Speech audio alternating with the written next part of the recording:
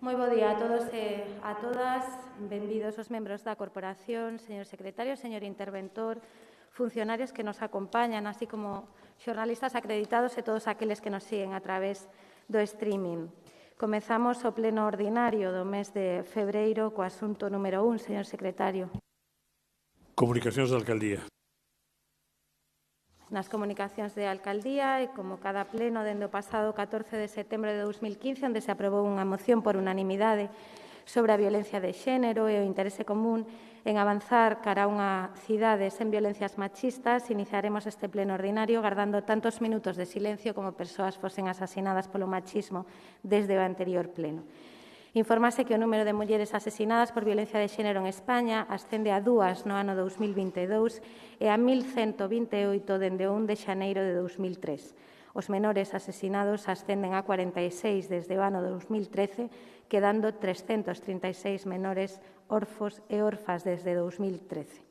Desde o pleno do 13 de xaneiro de 2022 ata o pleno do día de hoxe confirmáronse 2 mulleres asasinadas por violencia machista e unha víctima do ano 2021, polo que deberán gardarse 3 minutos de silencio polas seguintes víctimas.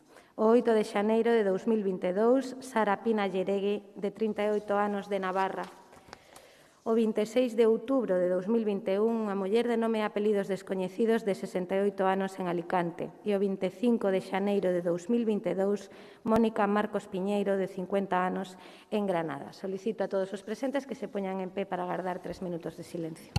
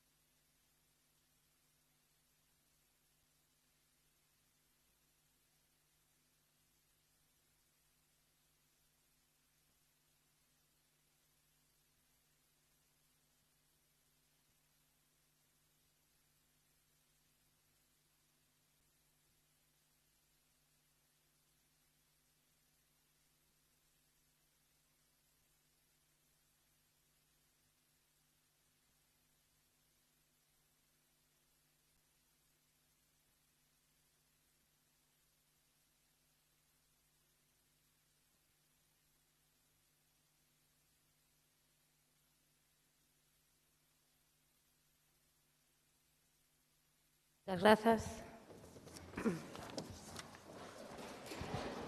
Traes en este punto a aprobación dos borradores das actas das sesións plenarias ordinaria de 2 de decembro, extraordinaria de 3 de decembro e extraordinaria de 30 de decembro, que entendemos aprobadas toda vez que non constan alegacións ás mesmas. Pasamos xa ao asunto número 2, señor secretario. Sí, de conformidade co disposto na Comisión de Portavoces, os asuntos números 2, 3, 5 e 6 serán tratados de forma conxunta. Asunto número 2, aprobar o informe elaborado polo Servizo de Planeamento e Xestión do Solo, desestimar as alegacións presentadas e ratificar o texto do convenio marco entre o Ministerio de Transportes, Mobilidade e Axenda Urbana, a Xunta de Galicia, o Concello da Coruña e a Entidade Pública Empresarial Administrador de Infraestructuras Ferroviarias, ADIF, para o desenvolvemento dunha área de intermodalidade de transporte de viaxeiros na Coruña de San Cristóbal e a súa contorna urbana, asinado 25 de 5 de 2021 e publicado no BOE número 162 de 8 de 7 de 2021. Asunto número 3, aprobar o convenio entre a Xunta de Galicia, o Concello da Coruña e a Entidade Pública de Empresarial Administrador de Infraestructuras Ferroviarias, ADIF, para a execución da terminal de autobuses, o aparcadoiro de turismo e os elementos comuns da remodelación da estación ferroviaria na súa integración nun área de intermodalidade de transporte de viaxeiros na Coruña de San Cristóbal. Asunto número 5, aprobación definitiva da modificación puntual do Plan Xeral de Ordenación Municipal da Coruña no ámbito do polígono A Sardiñeira. E asunto número 6, aprobación inicial da modificación puntual do Plan Xeral de Ordenación Municipal no ámbito do polígono 030.2, Avenida Joaquín Planels Riera, execución de sentenza do Pexón, número 151/2016. Antes da votación de cada asunto xa se indicará a maioría que require, sexa legal ou simple. Moitas grazas, señor secretario. Pois iniciamos o debate conxunto dos asuntos 2, 3, 5 e 6. Terá a palabra, en primeiro lugar, o concelleiro de Urbanismo, señor Díaz Villoslada, para expoñelos e a continuación, e tal e como se acordou na comisión de voceiros, haberá 2 turnos, o primeiro de 8 minutos e o segundo de 4 minutos. Despois do debate, se realizará a votación por separado de cada un dos puntos. Señor Díaz Villoslada, ten a palabra. Sí, grazas, señora alcaldesa, e bo día a toda a corporación. Eu creo que hoxe estamos diante dun xoves en termos de grandes acordos políticos interesante. Incluso podíamos trazar algún paralelismo porque hoxe vaise convalidar no Congreso a reforma da reforma laboral. Eu creo que se están quedando fora dese gran acordo social aos extremos, e o digo con todas as palabras, pero eu creo que ese gran acordo social, fraguado polo Goberno conxuntamente cos empresarios e cos sindicatos, é un síntoma de que este país está en condicións de saír das recesións e das pandemias con máis fortaleza e con máis cohesión social. E decía de trazar algún paralelismo porque hoxe, pois, no pleno da cidade, as reservas, lóxicamente, dos acordos que finalmente se acaden en función dos votos necesarios, pois tamén estaríamos en condicións de poñer en marcha un gran equipamento da intermodalidade non só para a cidade da Coruña, sino para toda a zona de influencia da Coruña e eu diría que para o conxunto de Galicia e as súas conexións. Por iso que creo que estamos diante de un xoves en termos parlamentarios, en termos políticos, de ser capaces, non entre as distintas forzas políticas, de chegar a grandes acordos sociais e económicos que son os que precisa o país, os que precisa a cidade e os que precisa, polo tanto, a cidadanía. Como decíamos onte, no pasado pleno deste pasado mes de xaneiro, eu dicía que a cidade funciona. E eu creo que a cidade funciona, está funcionando como un reloxo, non sei se é simbólico, non, dese símil, que as campanas do reloxo de María Pita funcionan correctamente, que o reloxo do Obelisco funciona e está iluminado.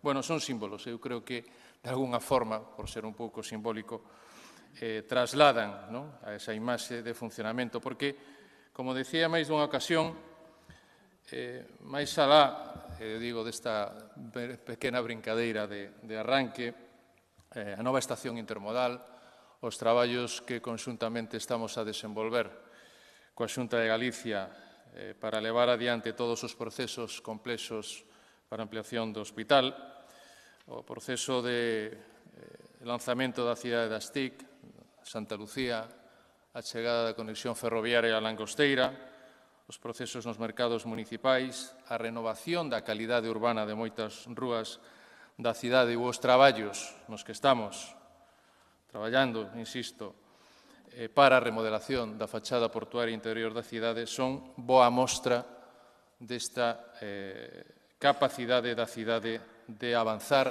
e de crecer.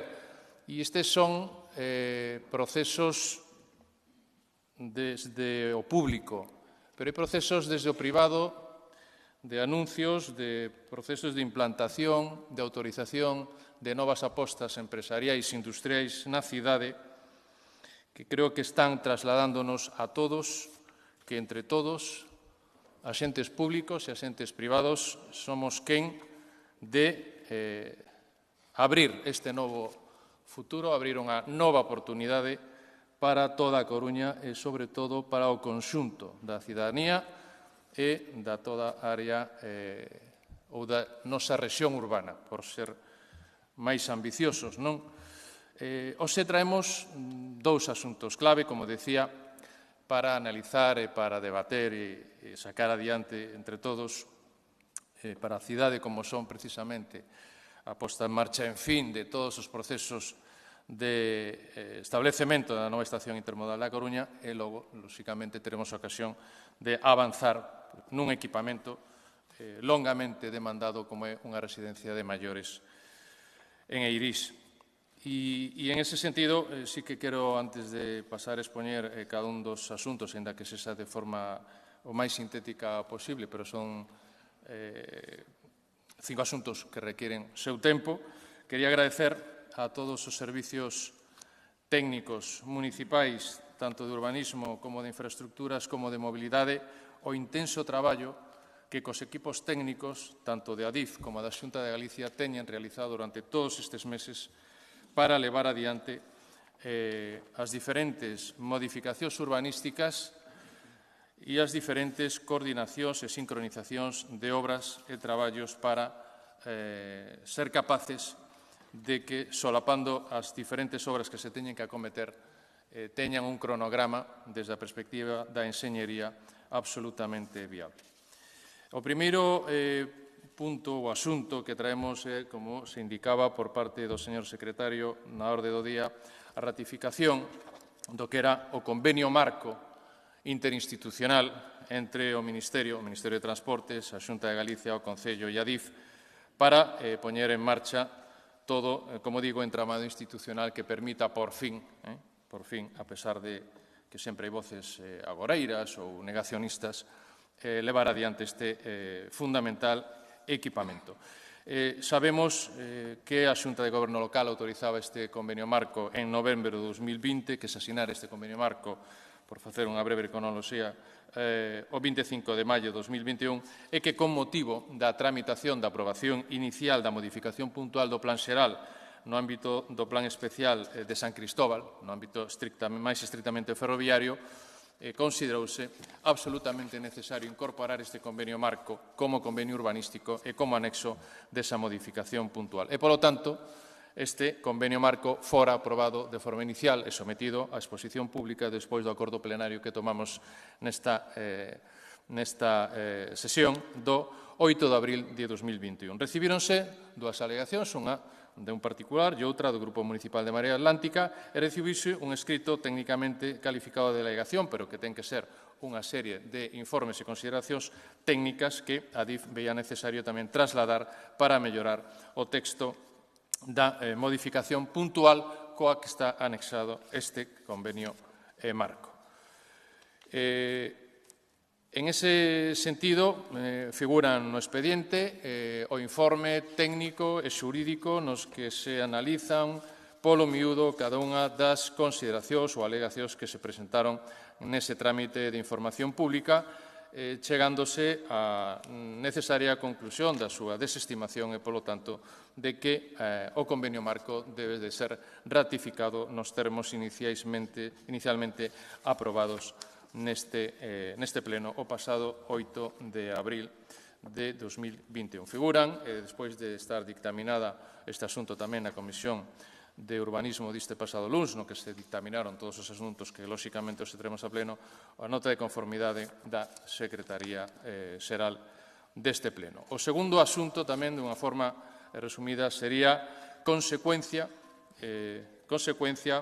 deste convenio marco. E, en ese sentido, se trata de aprobación dun primeiro convenio de desenvolvemento dese convenio marco para delimitar as obras necesarias, por unha parte, para a implantación da terminal de autobuses no ámbito de San Cristóbal xunto co aparcadoiro que ten que ter asociado e, por outra parte, para levar adiante o proxecto chamado de elementos comuns que facilita o interfaz de conexión de obras entre a remodelación ferroviaria e a implantación da terminal de autobuses e do aparcadoiro.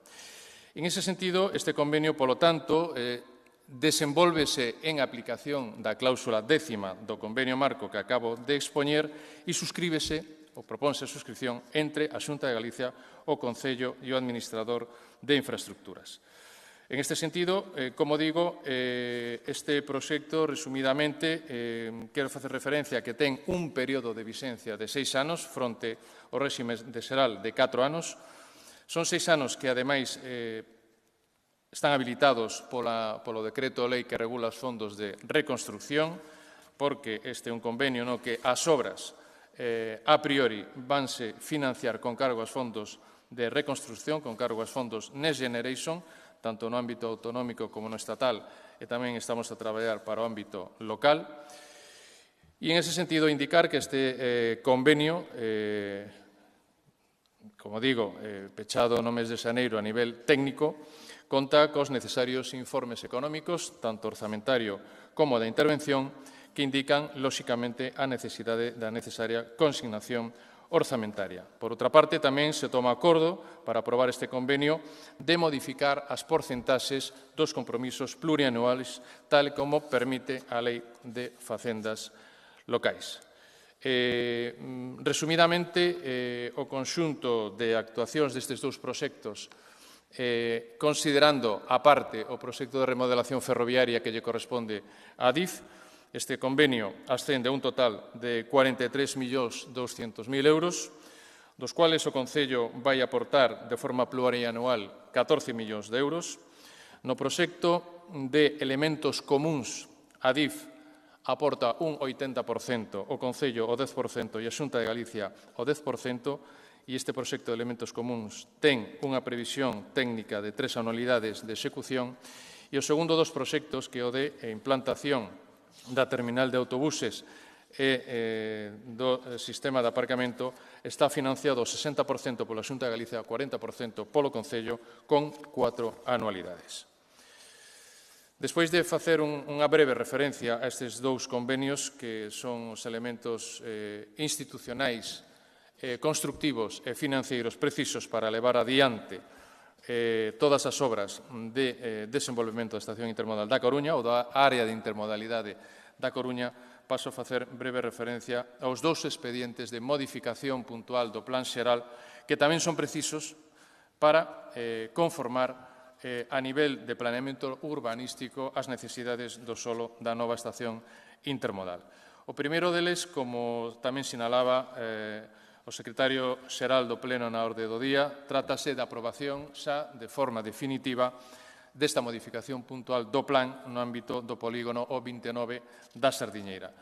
Sabemos que fora aprobado inicialmente por unanimidade o 4 de xuño de 2020, foi aprobado provisionalmente o 4 de marzo de 2021 tamén de forma unánime e, tendo en conta as consideracións que nos traslada a Consellería de Medio Ambiente e de Territorio, requiríronse os necesarios informes sectoriais adicionais de telecomunicacións, os necesarios informes das compañías suministradoras e, sobre todo, recibiuse o necesario informe da Dirección Xeral de Ordenación do Territorio e Urbanismo que apunta unha serie de cuestións que, lóxicamente, se teñen en conta para levar adiante esta aprobación xa definitiva.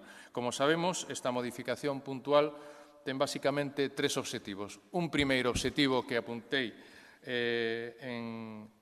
na introdución, como é, efectivamente, establecer todo o sistema de accesos á estación de intermodal desde o ámbito da Avenida de Arteixo. En segundo lugar, ten un obxectivo lóxicamente, ecorrelativamente urbanístico, é dicir, se trata xa de levar adiante e de rematar esa praza da Sardiñeira que ten unha contorna de moi baixa calidade urbana.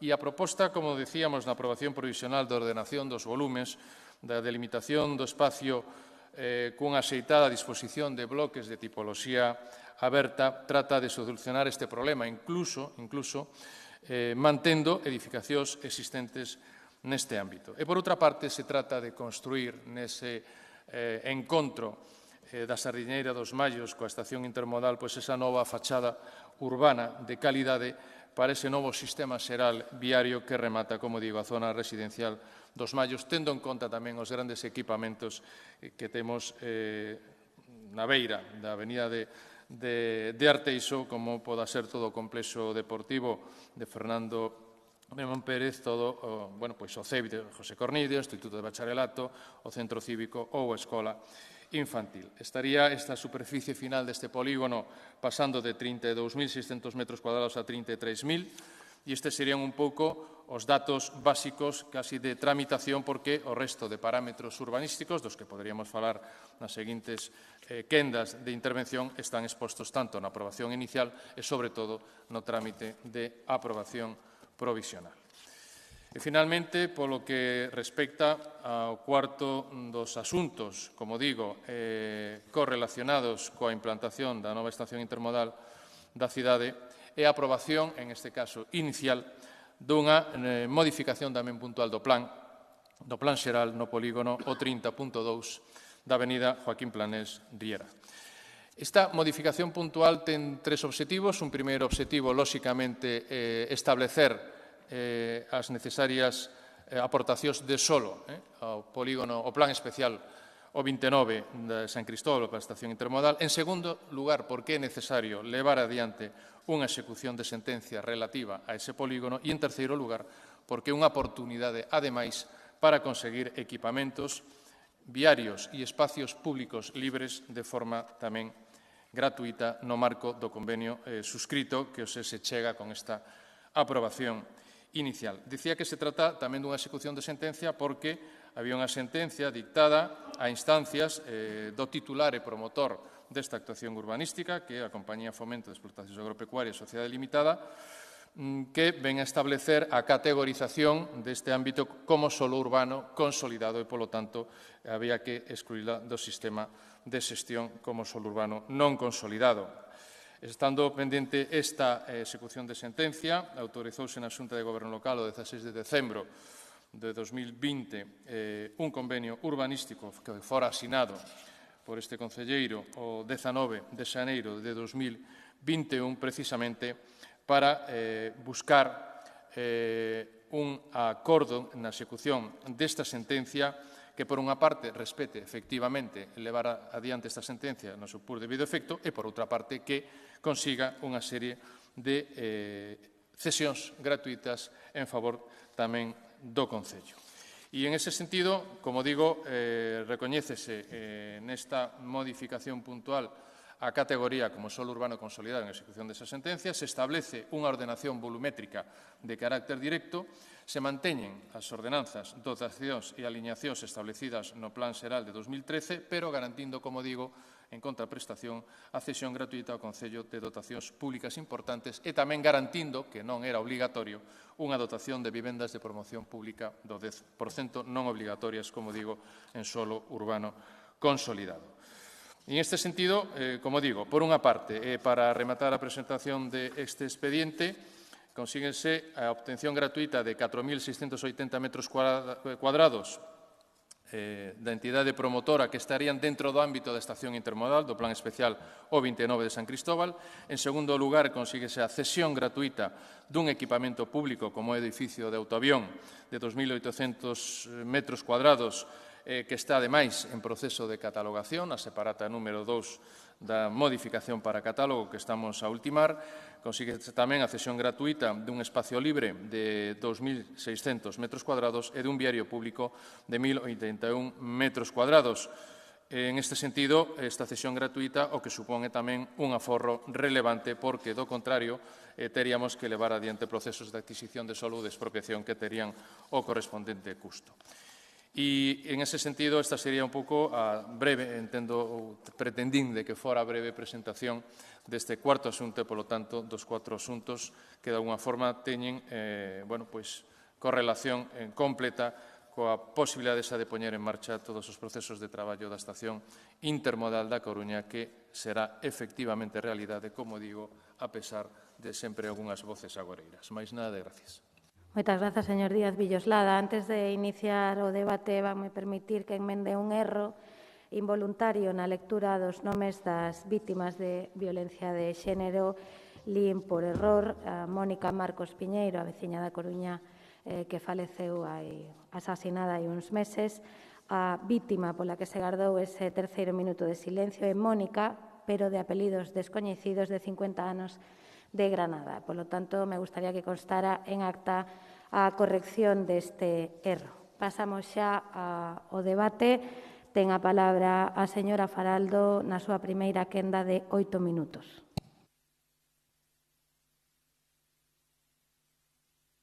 Grazas, alcaldesa. Comezo a miña intervención cos saúdos de rigor. Bos días, alcaldesa, concelleiros e concelleiras, persoal traballador do Concello, prensa, veciñanza presente e por streaming. Permítaseme mandar un saúdo hoxe especialmente emocionado a un histórico líder da loita da clase obreira e un dos fundadores de Comisións Obreras en Galicia que teño orgullo e a sorte de coñecer, como é Rafael Pillado, que, aínda que non é veciño desta cidade, é persoa coñecida, recoñecida e respetada. Acaba de anunciar públicamente que ten un cancro producido polo amianto. El mesmo o fixo público con estas valentes verbas: non quero que a miña enfermedade e a de tantos afectados polo amianto sexa clandestina. O amianto se colou no noso país pola porta grande da dictadura fascista, importado sen límites a través da empresa Uralita, empresa que contaminou augas, terras, aire, con un material que colocou en todo tipo de edificacións, que mata e sigue matando, convertíndose no corpo humano en mesotelianomas. Ese cancro que hoxe padece Rafael Pillado. Vaia desde aquí a nosa solidaridade, o noso recoñecemento e o noso apoio para continuar coa digna labor de xente que xente como a él comenzou. Comeza outra batalla para Rafael e lle desexamos toda a fortaleza da que sempre fixo gala para gañarlle o pulso a esta enfermidade. En cuestións medioambientais, a nosa cidade volve a ser portada estes días pola sanción á empresa Albada, concesionaria da planta de residuos de Nostián, por unha multa de 40.000 euros polo incumprimento nos informes ambientais. Empresa que xa foi multada por apilar residuos non tratables e pola falta de sellados dos vasos onde se gardan os residuos desechados pola planta. Albada, que se ten que pagar o Concello. O Concello, que se ten que pagar a Albada. Pero aquí quen están pagando son o persoal traballador en situación de interinidade sin que se vexa o horizonte de solución e a veciñanza. Este último toque de atención exixe máis esforzos e máis pulo da Concellería de Medio Ambiente que o amosado ata o día de hoxe. Deixo para os grupos con máis veteranía que a min unha queixa que seguro que se escoitará hoxe neste pleno. Seguimos sin ter noticias dos novos orzamentos. A pesar dos xestos de bonomía entre os grupos políticos que teñen a sartén polo mango, PSOE e Marea Atlántica, a pesar das declaracións da alcaldesa de que en unhas semanas teríamos noticias deles, a pesar das declaracións últimas da voceira de Marea Atlántica no mesmo sentido, seguimos sin eles. Pero, insisto, estou segura que outros grupos que me siguen na intervención mergullarán máis neste asunto. Hoxe, efectivamente, é un día de acordos, no que, como ben resalto o concelleiro, señor Villoslada, tamén no Congreso se debatirá a reforma laboral que tantos esforzos de búsquedas de consenso supuso, especialmente a ministra de Traballo, Yolanda Díaz. Xusto é recoñecelo. Entrando nos asuntos do día, en concreto nos asuntos 2, 3, 4 e 5 relativos a intermodal, pois non teñen para nós discusión o asunto 5 e 6 para aprobación de modificacións puntuais no Pexón, tanto no ámbito do polígono O29 como no O32.2 da avenida Joaquín Planels. Esta última, ademais por ser de obrigado cumprimento por vir dunha sentencia, pero a maiores porque incorpora gratuitamente, como ben recalcou o concelleiro, equipamentos públicos, espazos libres e viarios públicos. No que se refire ao polígono O29, se trata dunha mellora do sistema circulatorio que estaba inicialmente prevista no Pexón, pasando a entrada dos buses desde o Angosto Salgado Torres a AC14 a través da avenida de Arteixo. Gáñanse espacios peonís, libera a avenida da Sardiñeira de tráfico e permite crear un bulevar arborado de casi 400 metros nun barrio demais necesitado de espazo libre. O equipamento colócase na base do edificio Alico para rebaixar a súa escala e liberar espazo público máis soleado. Suliñar que a ordenación recoñece a implantación das edificacións habitadas preexistentes. Importante este dato para non repetir os erros do ofimático e o sufrimento da veciñanza no lugar da Pereiroa de San Vicente del Viña, que, por certo, seguen a esperar que se cumplan os acordos e se lles dean solucións. Chegados a este punto, adiantar que nestos dous asuntos do orden de día, 5 e 6, votarei a favor. E deixo para a miña segunda intervención a miña posición, que non é outra que a de Podemos Coruña, con respecto aos asuntos 2 e 3 relativos aos convenios. Grazas. Grazas, señora Faraldo. Señor Jorquera, o seu turno.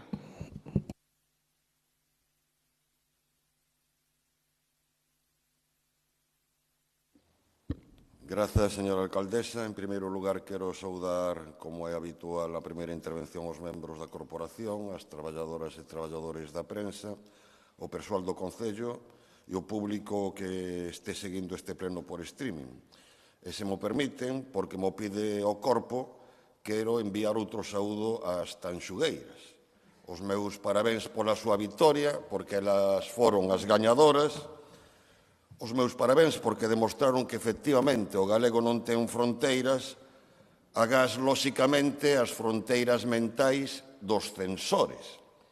Aínda que nestes tempos nos que todo é simulación e falseamento da realidade, sei que, en vez de utilizar a palabra censores, agora úsase a palabra expertos.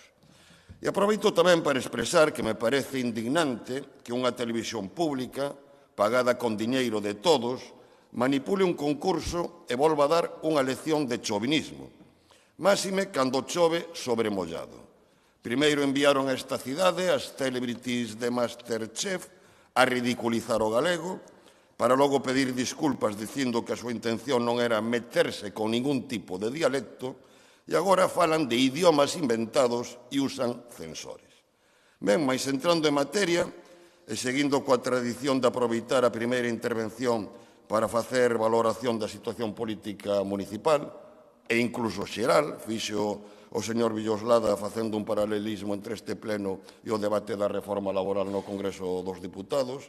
Segundo o señor Villoslada, a reforma laboral nada máis que rexeitada polos extremos. Simplemente quero lembrarlle que entre quen se opón está a primeira forza sindical de Galiza, está a primeira forza política da oposición en Galiza, e entre quen a aplaude está a señora Botín e está a Fundación FAIS, por poñer simplemente un exemplo. Mais, entrando en materia, e aproveitando a primeira intervención como é tradición para facer valoración da situación política municipal, non vou decir que os asuntos que se traen a este pleno por iniciativa do Goberno son irrelevantes.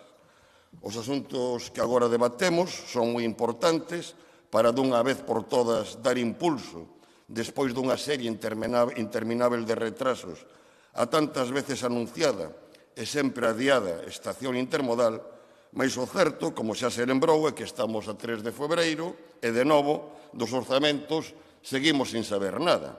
E, mentres tanto, seguimos funcionando con orzamentos prorrogados de 2020. Non vou discutir que en política a escenificación é tamén importante, Mas o problema é cando a escenificación oculta a inacción. Primeiro se escenifica un acordo para impulsar a área metropolitana, que, como podemos constatar, quedou en nada. Despois se escenifica un acordo para impulsar un operador enerxético que empezará a funcionar, se que o fai algún día, nas calendas gregas. Agora a escenificación consiste nunha mesa social sobre o dereito á vivenda, convocada nun formato moi innovador polo Goberno Municipal e o Grupo Municipal da Marea Atlántica baixo o rótulo reservado ao dereito de admisión, e, mentres tanto, as entidades sociais seguen sen convenio, a marxe de investimento do Concello está seriamente limitada porque aínda non temos orzamentos, e todo isto afecta tamén os asuntos que agora se debaten, porque o propio interventor advirte de que coas contas de 2020 prorrogadas non existe crédito orzamentario axeitado e suficiente para Intermodal. Pese a todo, anticipo que o BNG, por moito que o noso voto non sexa decisivo, como sempre, vai actuar con responsabilidade. E non vai poñer a trancos o impulso de Intermodal naquelo que depende do Concello. Pero mantemos as nosas reservas respecto dos contidos do convenio marco. Congratulámonos de que ficase guardado para sempre no baúl das lembranzas o proxecto de Intermodal de 2009, un proxecto xigantista, hiperdimensionado, que tiña máis que ver co apetito especulativo que coa aposta pola intermodalidade, pero, como xa expresamos no seu momento, seguimos discrepando da habilitación no espazo ferroviario de 5.100 metros cadrados de superficie e uso complementario de carácter lucrativo e enaxenável, aos que hai que sumar un máximo de ata o 50% da superficie de edificabilidade para usos industriais, comerciais e de servicios asociados ao uso ferroviario, o que, segundo a DIF, representa 7.400 metros cadrados de superficie. Trátase dunha modificación non contemplada nas bases do acordo inicial e introducida atendendo a unha petición do ADIF, e que non ten outra razón de ser que o desexo de ADIF de sufragar parte do investimento na Intermodal con eses usos lucrativos. Discrepamos porque nesta cidade xa estamos acostumados a que o Estado sexa un rañas a hora de facer fronte aos seus investimentos e, en cambio, pretenda lucrarse co patrimonio público. No Porto temos un exemplo, como tamén o temos no campo da estrada. Pero, ademais, aténdese a petición do ADIF sen avaliar o seu impacto no barrio. Non estamos a falar dunha concesión menor que se lle fai o ADIF. O señor Villoslada, en debates anteriores nos que se abordou esta cuestión, dixo algo co que teño que recoñecer que estou de acordo. Dixo, se non lembro mal, que unha estación intermodal necesita dunha serie de servizos complementarios. Coincido. Dixo algo así como que se unha persoa chega intermodal en autobús e logo ten que coller un tren, non ten sentido que teña que saír forzosamente de estación para tomar un café ou mercar a prensa. Coincido, señor Villoslada, pero é que a definición técnica de hipermercado é a seguinte: establecemento de venda ao por menor en réxime de autoservizo que ten unha superficie de venda de máis de 2.500 metros cadrados e a superficie da que estamos a falar dá para instalar máis dun hipermercado. Creo que nesta cidade xa tivemos exemplos dabondo do efecto que tivo a inflación de centros comerciais. E, ademais, estamos a falar dunha estación que estará inserida nun espazo particularmente sensível, como é o barrio dos Mallos, un barrio con importantes carencias de dotacións e servizos e que, entre outros moitos problemas, padeceu nas últimas décadas a destrucción de boa parte do seu tecido comercial. E a Intermodal, dado que a mesma chegarán trens, debe de ser unha locomotora que axude a rexeneración do barrio, e non un corpo parasitario adherido ao barrio que chucha o comercio dos Mallos, acelerando aínda máis a súa destrucción. Con todo, pese estas reservas, congratulámonos de que se dean pasos para que Intermodal sexa unha realidade e non o conto de nunca acabar. O certo é que noutras cidades galegas as intermodais xa están moi avanzadas, en algún caso operativas, mentres na Coruña o proxecto acumula un sinfín de retrasos. Agardamos que o Ministerio de Transportes e o ADIF se poñan as pilas, porque até agora son os principais culpáveis do retraso acumulado. Simplemente, antes de concluir esta primeira intervención, quixera facer dous apuntamentos. A intermodalidade no transporte de viaxeiros na área da Coruña non depende só da futura estación intermodal. Non haberá intermodalidade real até que non haxa servizos ferroviarios de proximidade na área metropolitana da Coruña.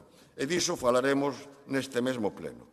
E a futura estación intermodal é unha oportunidade para rexenerar e revitalizar un barrio populoso da nosa cidade que acumula importantes déficits e problemas como é o barrio dos Mallos. Rexenerar e revitalizar.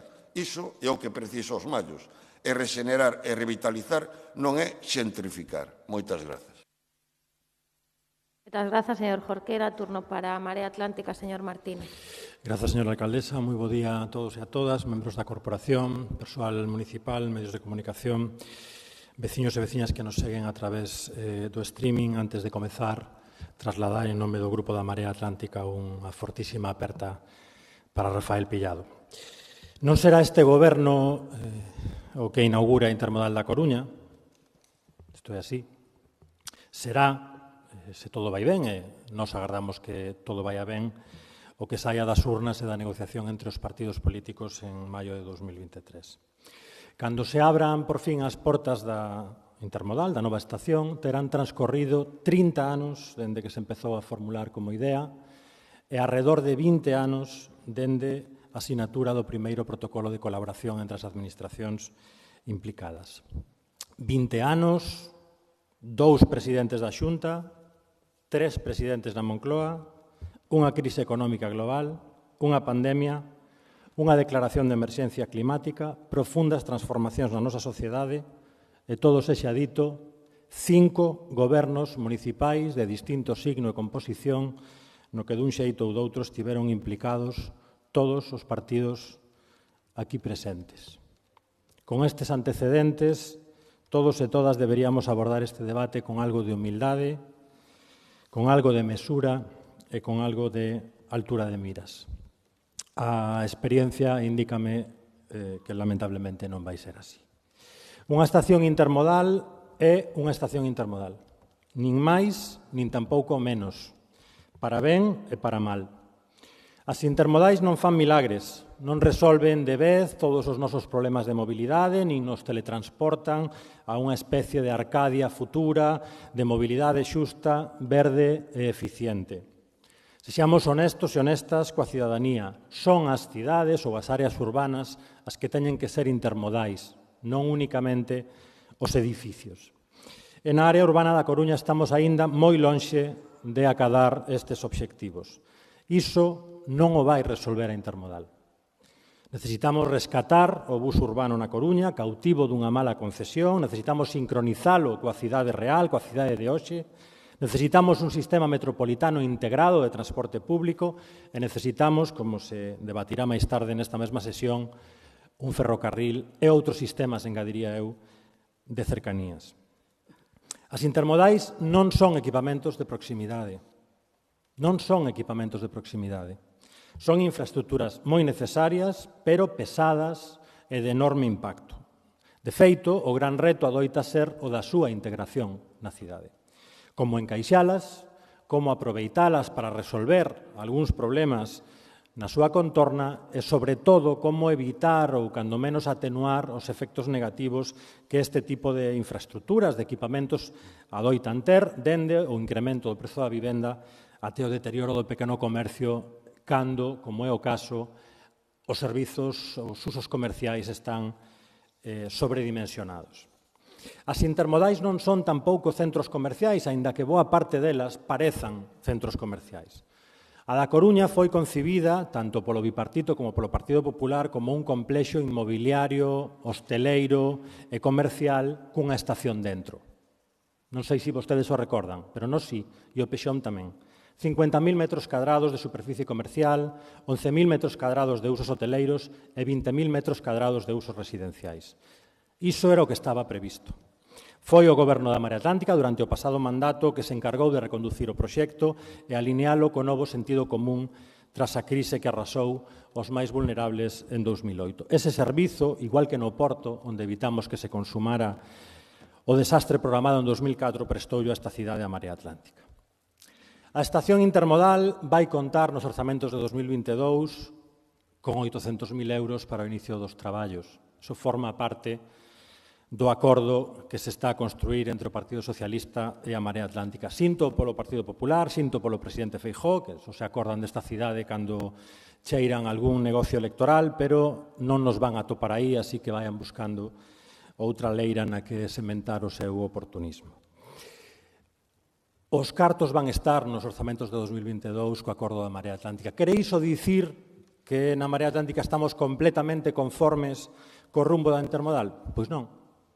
En política, dicirlle a todo que sí e dicirlle a todo que non adoitan ser a mesma cousa ou moi parecida. Que en día todo que sí ou a todo que non revela que está de paso, que non toma en serio o seu papel, que non ten conciencia das consecuencias a futuro das súas decisións, que non ten vocación de goberno ou todo iso ao mesmo tempo, e non é o caso da Marea Atlántica. A intermodal que se vai empezar a construir en San Cristobo é infinitamente mellor que a que imaginaron tanto o Bipartito como o Partido Popular, pero, ao noso entender, será algo peor que a que sería en caso de que a Marea Atlántica estivese hoxe no goberno.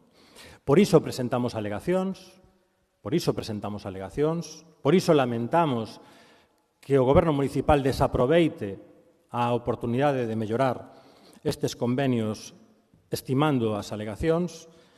E por iso, malia o que acabo de dicir e malia o acordo orzamentario para que a intermodal dispoña dos recursos necesarios, hoxe imos volver a defender a nosa posición crítica, imos facilitar que todo isto saia adiante, pero non podemos apoiar, evidentemente, que as nosas alegacións se desestimen. Detallarei isto na segunda quenda. Para rematar esta primeira, creo que a intermodal merecía un debate en mellores condicións. Se o concelleiro de urbanismo lle levou entre 20 minutos e media hora simplemente presentar os asuntos que hoxe imos debater e votar, imaginen o que nos custa aos grupos municipais defender a nosa posición con todos os matices necesarios en 8 minutos. Digo isto non como reproche, sino creo que sería desexable que a intermodal viñese ao pleno en mellores condicións. O convenio marco veu dentro dun expediente dunha modificación puntual do planeamento, hoxe ven a ratificación pola vía da desestimación de alegacións, xunto con outras dúas modificacións do planeamento e con un novo convenio de desenvolvemento. Creo que isto dificulta aos grupos municipais que defendamos aquí a nosa posición. No noso caso, ímonos opoñer, evidentemente, a que se desestimen as nosas alegacións. Imos votar a favor da modificación puntual da Sardiñeira e a apertura dun novo vial. Como saben, é unha iniciativa que comezou o goberno anterior e imos facilitar coa nosa abstención que os outros dous asuntos saian adiante. Nada máis, moitas grazas. Grazas, señor Martínez. Grazas a Marea Atlántica. Turno para o Partido Popular, señor Deus. Moitas grazas, señora Cabeza. Bos días a todos, aos compañeiros, concelleiros, a toda a xente que nos sigue e aos funcionarios e a prensa. Vamos a centrarnos nos asuntos que estamos a debatir. Debatimos de forma agrupada 4 asuntos relacionados con la estación intermodal y me referiré a ellos por orden. En primer lugar está la desestimación de alegaciones y ratificación del convenio marco entre el Ministerio de Transportes, la Xunta de Galicia, la DIF y el Ayuntamiento. Un asunto que está intrínsecamente relacionado con el siguiente, aunque ante las posiciones de los demás grupos políticos de esta corporación va a ser interesante ver los posicionamientos de unos y de otros. Sobre todo, lo sorprendente para los coruñeses deja siempre en entredicho la actitud de Marea Atlántica, socio elegido por usted, por cierto, señora Rey, para mantener su condición de alcaldesa. En estos momentos, usted y su gobierno no son más que una marioneta que la marea mueve a su antojo, y a quienes en este asunto les han dejado tirados, porque sus socios se han posicionado en contra de la tramitación de este convenio marco. Como todos sabemos, es un asunto que necesita la leal colaboración también de todas las administraciones. La Xunta de Galicia, ya en el mandato anterior de Marea, adquirió tal grado de compromiso que tuvo que tirar a la basura un proyecto redactado para la estación de autobuses que a última hora contó con la oposición del Concello y con una oposición del Gobierno de la Marea que se empeñó en modificar un proyecto para empeorarlo, no para pedir más, sino para pedir menos, algo inaudito. De ahí que nos encontremos en el año 2022 con esta infraestructura fundamental sin empezar, a la cola de las ciudades de Galicia, cuando antes de la Marea era la más avanzada. Este convenio marco se aprobó por la Junta de Gobierno local el 4 del 11 de 2020 y fue firmado por las administraciones el 25 de mayo de 2021. Nos encontramos casi 9 meses después tratando de aprobarlo en este Pleno. Como ya le hemos trasladado en la Comisión de Urbanismo, apoyaremos siempre la colaboración entre las administraciones, algo que nunca se debería haber perdido. La política de enfrentamiento puesta en marcha por sus socios de Marea paralizó cualquier acuerdo para la ciudad, tanto en inversiones públicas como privadas. En este convenio marco se van a ratificar las siguientes actuaciones: la nueva estación de autobuses, la remodelación de la estación ferroviaria, el viario de conexión de la avenida de la Sardiñeira y la avenida de Arteixo, la remodelación de la avenida del Ferrocarril y la de la Sardiñeira, las modificaciones puntuales del plan general necesarias y la transformación de los terrenos ocupados por la actual estación de autobuses previstas en el actual plan general. También con este acuerdo se desestiman las alegaciones presentadas en el periodo de exposición pública. Por cierto, una presentada por la Marea, sus socios, señora Rey, tratando de torpedear de nuevo la colaboración entre las administraciones. En resumen, a la vista de la posición de los grupos de este Pleno, de nuevo la responsabilidad y el compromiso de nuestro grupo con la ciudad va a volver a sacarle las castañas del fuego, señora Rey. Este asunto ha de aprobarse con el voto favorable de la mayoría absoluta de este Pleno. Como usted sabe, solo puede alcanzar esta mayoría con sus socios de la Marea o con el Partido Popular. Vamos a ser de nuevo los concejales del Grupo del Partido Popular los que vamos a proporcionarle esa mayoría, porque sus socios vuelven a dejarla en evidencia. Sigue usted haciendo gala de una debilidad pasmosa. Tiene usted que elegir entre un pacto a la coruñesa con Marea, que se ha demostrado que nos mantiene en el furgón de cola de todo, o un pacto por La Coruña con el Partido Popular, para que la ciudad vuelva a ser la locomotora de Galicia. Y ha elegido la peor de las dos opciones para los coruñeses. Votaremos a favor de este asunto relacionado con el convenio marco. Ahora vamos a tratar el tema de la aprobación del convenio entre la Xunta, el Concello y el Adif para la construcción de la estación de autobuses. En este segundo asunto dan ganas de decir aquello non vai sin tempo. Hoy puede ser uno de esos días que marquen la historia de la ciudad, sí, señor Villoslada, por el esfuerzo que ha llevado llegar hasta aquí. Pero de poco van a servir estos esfuerzos si no existe una coordinación entre las administraciones implicadas, la Xunta, el Concello y el Adif. De ellas, la Xunta es la única que tiene su trabajo terminado, pendiente de licitación para que el Ayuntamiento haga su parte. Todavía queda la reforma de la estación ferroviaria, que corresponde al Gobierno de España y que aún no está ni licitada, y toda la tramitación de redacción de proyectos y licitación de los accesos que corresponden al Gobierno municipal tampoco están listos. Y esta situación se ve agravada porque, señora Rey, continuamos con unos presupuestos prorrogados de 2020 y usted y sus socios de Marea aún no se han puesto de acuerdo para dar a la ciudad unos nuevos, en los que esperemos que se consignen las partidas presupuestarias para los trabajos que ha de asumir este Concello. Queda lejos aquel año 2009, cuando se firmó un protocolo entre el Concello y el Adif, por cierto, sin contar con la Xunta de Galicia, cuya participación era imprescindible, y su inclusión en el nuevo Plan General de 2013, respetando el Partido Popular con gran lealtad aquellos acuerdos firmados en el 2009. Comenzó entonces la redacción de un proyecto que nos situaba a la cabeza de las ciudades gallegas en afrontar los restos de la intermodalidad. La Xunta, encargada de la parte que albergará la futura estación de autobuses, redacta un proyecto al cual el Gobierno de Marea hace una enmienda a la totalidad, que obliga a rehacerlo por completo, ya que renuncia al edificio de servicios, a la reurbanización de la Sardiñeira y a la nueva plaza pública de esa calle, además de a una planta entera de aparcamientos para el barrio. La Marea, en vez de pedir mejoras, pidió peoras. Como dijo la consellera en su momento, es la primera vez que un gobierno municipal me pide cambios en un proyecto para reducir la inversión y hacer menos de lo proyectado. Una consellera, por cierto, a quien hay mucho que agradecer para que este intermodal sea una realidad. Ante esta actitud, en otoño de 2017, la Xunta se ve obligada a exigir la firma de un acuerdo de bases con el Concello y la Adif para garantizar que no volvería a ocurrir lo mismo. Hay que recordar que se perdieron así 417.000 euros de todos los gallegos que se habían invertido en el proyecto. Y lo que es más grave, 8 millones de euros de fondos europeos que pretendían financiar ese proyecto en la ciudad se fueron a otros lugares por los retrasos de la intermodal en Coruña. Quizás lo más dramático era ir viendo cómo las estaciones de Santiago, Vigo, Ourense y Pontevedra iban avanzando mucho más rápido y nos relegaban al vagón de cola. Y aquí no vale poner como excusa el maltrato de la Xunta al Concello, pues todas esas ciudades tenían gobiernos municipales diversos, de colores muy distintos. Nos encontramos en un momento crucial para poner en marcha estos proyectos. Han pasado ya casi 3 años de este mandato que, unidos a los 4 años de Marea, nos dan una idea del tiempo perdido para la ciudad. ¿Se acuerda usted, señora Rey, de aquel 26 de junio de 2019, en el que anunció junto al delegado del Gobierno, señor Losada, la licitación inmediata de las obras de la intermodal? La alta velocidad ha llegado al fin, a Ourense, pero solo a Ourense. Aquí no pasamos de velocidad alta y el Gobierno de España anunció que este verano llegaría a nuestra ciudad. Fíjense en la situación que nos encontramos para recibirla, sin intermodal y sin accesos. Señora alcaldesa, siga reclamando la implicación en este tema del Gobierno de Sánchez. No se pueden permitir más retrasos en la redacción del proyecto y la licitación de las obras de reforma de la estación ferroviaria. Y de paso exija también las infraestructuras que tenía pendiente con esta ciudad. Alfonso Molina, el Vial 18, la cuarta ronda, la deuda del puerto y esperemos que mantengan los compromisos del tren a Langosteira, logrados gracias a la implicación del presidente de la Xunta y del presidente de la Autoridad Portuaria. En cuanto a las modificaciones puntuales del Plan General en la Sardiñeira y en Joaquín Planells, tan importantes son para el área de la intermodalidad los edificios como las obras que hay que realizar para el acondicionamiento de los accesos. Poco podemos decir de este expediente de modificación puntual del Plan General en el ámbito del polígono O29 de la Sardiñeira.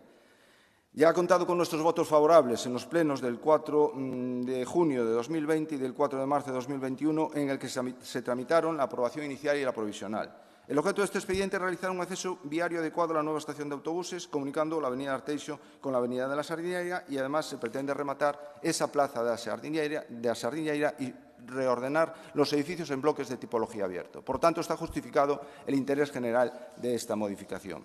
En cuanto al documento para aprobación inicial de la modificación puntual en el ámbito del polígono O32, Joaquín Planells, bien motivado para dar cumplimiento a una sentencia del Tribunal Superior de Justicia de Galicia. Dicha sentencia obliga a considerar el ámbito...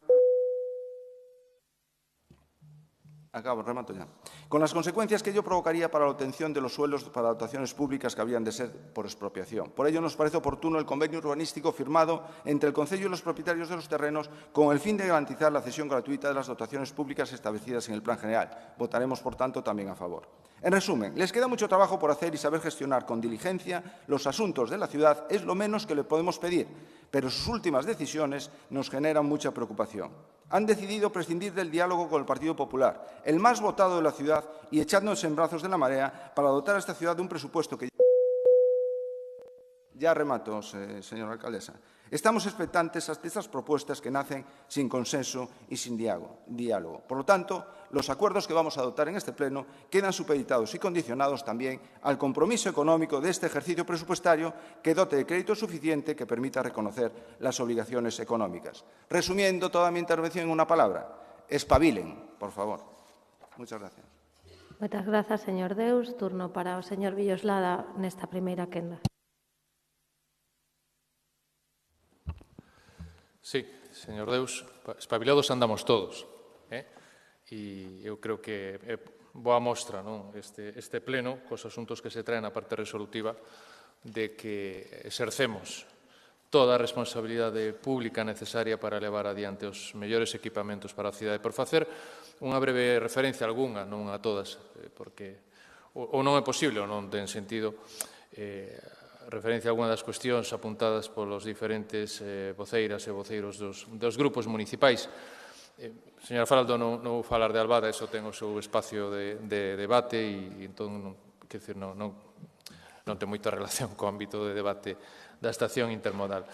Pero, lóxicamente, si traemos estes acordos, si traemos estes convenios, é porque hai os traballos, uns compromisos de negociación que van facer viables as dotacións orzamentarias necesarias. Isto o quero dicir con carácter xeral porque, lóxicamente, é unha das cuestións que se teñen apuntado polos diferentes grupos. É dicir, por absoluta coherencia lóxica e incluso lealdade institucional traemos os convenios porque os resultados orzamentarios van reflectir os compromisos anuais e plurianuais que están nos convenios, que non quepa ningunha dúbida.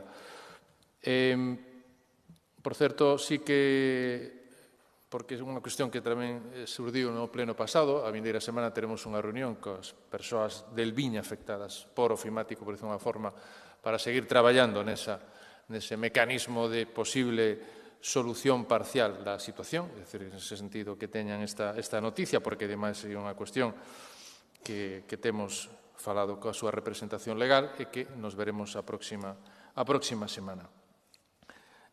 Señor Jorquera, efectivamente, forza Tansugueiras. Aí creo que estamos todos, non? Pero a mí me gustaría que cando temos estes debates, claro, lóxicamente é un interés igual desde a perspectiva dun goberno que lle toca levar adiante a xestión municipal, pero nos gustaría que a veces, chegando a estes grandes acordos, non é que teñamos que ter amnesia ou esquecer o pasado, pero miremos cara adiante, non o digo por vostede, o digo por conxunto a veces das intervencións, porque a veces temos sempre, bueno, pois a tendencia a ver pois a botella medio baleira en vez de medio chea, non? Porque cando falamos de que vai supoñer para a contorna urbana de San Cristóbal, é dicir, non só os Mallos, Sardiñeira, Avenida Ferrocarril, Elviña, Lonzas, estamos introducindo unha peza que, como ben decía o señor Martínez, se incrusta nun ámbito urbano complexo, pero que vai levar adiante ou vai favorecer procesos, como digo, de rexeneración urbana. Claro, si a isto que un elemento de integración, de desenvolvemento económico, social, creo que é relevante, o único que lle trasladamos á cidadanía é que 5.100 metros cuadrados de uso lucrativo da estación intermodal son o gran problema, porque, como vostede decía, eu facía referencia de que calquer usuario da estación intermodal, veña ou vaya, turista, traballador, estudiante, necesita ter un mínimo de servicios. E daba os datos ao señor Martínez, é dicir, a estación intermodal dibuixada no ano 2009, que, por certo, neste convenio anúlase, deixase sin efecto aquel convenio de 2009, relataba o señor Martínez, había 81.000 metros cuadrados de edificabilidade, 50.000 de terciario, 10.000 de hoteleiro e 20.000 de residencial. E agora nos quedamos con 5.100 metros cuadrados, que son aqueles parámetros, creemos que máis que razonables, que entende a DIF que poden ser necesarios para ter unha estación intermodal cos mínimos, non diría que mínimos, cos servicios de calidade que necesita a nova área de intermodalidade da Coruña. Claro, señor Martínez, valorando os acordos, valorando os desacordos, porque eu entendo que neste convenio marco vostedes presentaron, lóxicamente, alegacións, os servicios técnicos e xurídicos consideran que non son obxecto de estimación, lóxicamente non poden apoiar ese documento. Me parece coherente. E iso non lle quita coherencia apoiar os outros aspectos do proceso de posta en marcha da estación intermodal e incluso esa coherencia ben reforzada polos compromisos orzamentarios cos que estamos a traballar. Pero falaba de ser humildes, de ter altura de miras, pero claro, eso tamén non se compadece ben con decir a programada estación intermodal no bipartito, no Partido Popular, era un desastre, a reprogramada estación intermodal que a Marea Atlántica quería sería pois idónea. Eu creo que en ese sentido a veces todos efectivamente pecamos de falta de humildade, vayamos polo camiño do acordo, que eu creo que é no que estamos avanzando en este aspecto e en outros aspectos importantes para a cidade, señor Deus, e en ese sentido creo que o que sí, señor Deus, pasando algunha das súas consideracións, non se nos pode decir que somos marionetas de ninguén, que decir, o goberno municipal está traballando con todos os axentes públicos, privados e buscando os acordos políticos necesarios para levar adiante os principais proxectos da cidade. A veces conseguimos acordos con uns, traballamos en aspectos de uso do galego na administración local, tamén co BNG ou do Consello Económico e Social.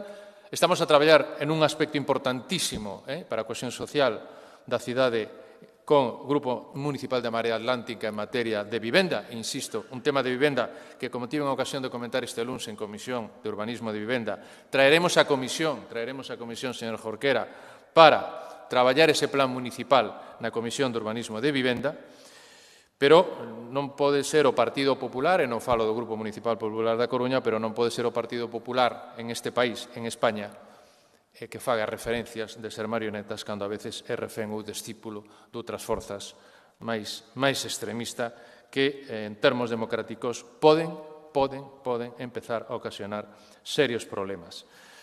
Ser socios non quere dicir chegar permanentemente a acordos, pero ser socios significa chegar a acordos importantes.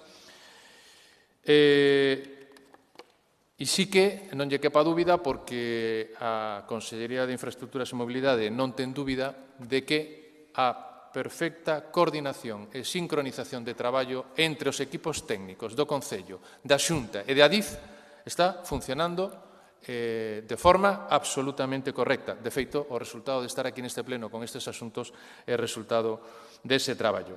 Teremos ocasión, con motivo da moción presentada polo BNG, efectivamente, de analizar como os problemas da mobilidade non os soluciona a estación intermodal. Efectivamente, necesitamos procesos de xestión metropolitana de transporte, necesitamos avanzar, de alguna forma, empezar a avanzar en tren de proximidade e un conxunto de elementos que configuran unha nova mobilidade para toda a rexión urbana entre o que sería o ámbito ártabro, non? Pero, bueno, é unha cuestión que trataremos na correspondente moción e, en ese sentido, sí que quero agradecer aos diferentes grupos municipais os apoios necesarios que este novo equipamento para a cidade por fin necesita para empezar a marchar. Gracias. Moitas grazas. Última quenda de 4 minutos por grupo. Señora Faraldo, ten a palabra. Grazas, señora alcaldesa. Con respecto aos convenios marco do asunto 2 e 3, o convenio entre o Ministerio de Transportes, a Xunta, o Concello e a DIF e o convenio entre estas tres administracións para a xenda financiera, eu, en nome de Podemos Coruña, voume abster.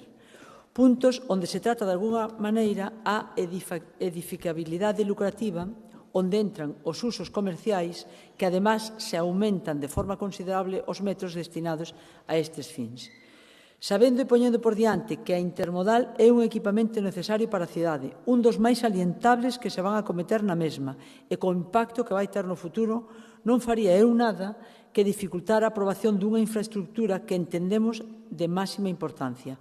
Pero non podemos deixar de evidenciar o noso desacordo con un modelo de proliferación de grandes, incluso diría enormes, superficies comerciais que, ademais, golpean a un sector suficientemente maltratado como é o pequeno comercio, neste caso, focalizado nos barrios da Sardiñeira e dos Mallos, que o que reclaman é precisamente maior atención e medidas para os pequenos e medianos negocios, é dicir, impulsar o tecido comercial da zona e non afogalo cun monstro desmedido máis alá de cubrir as necesidades habituais das persoas viaxeiras. Porque, insisto, para nós non está en cuestión o equipamento que supón a intermodal, senón a introdución de usos lucrativos e comerciais sin ningún tipo de contrapartida para o Concello, pero, sobre todo, para a veciñanza. Parécenos que os acordos aos que chegou o Concello con Adif non son suficientemente equilibrados nin suficientemente positivos para a cidade nos puntos expostos. E insisto, sin que isto teña que ver nada coa necesidade máis que justificada e o noso apoio á infraestructura de intermodal.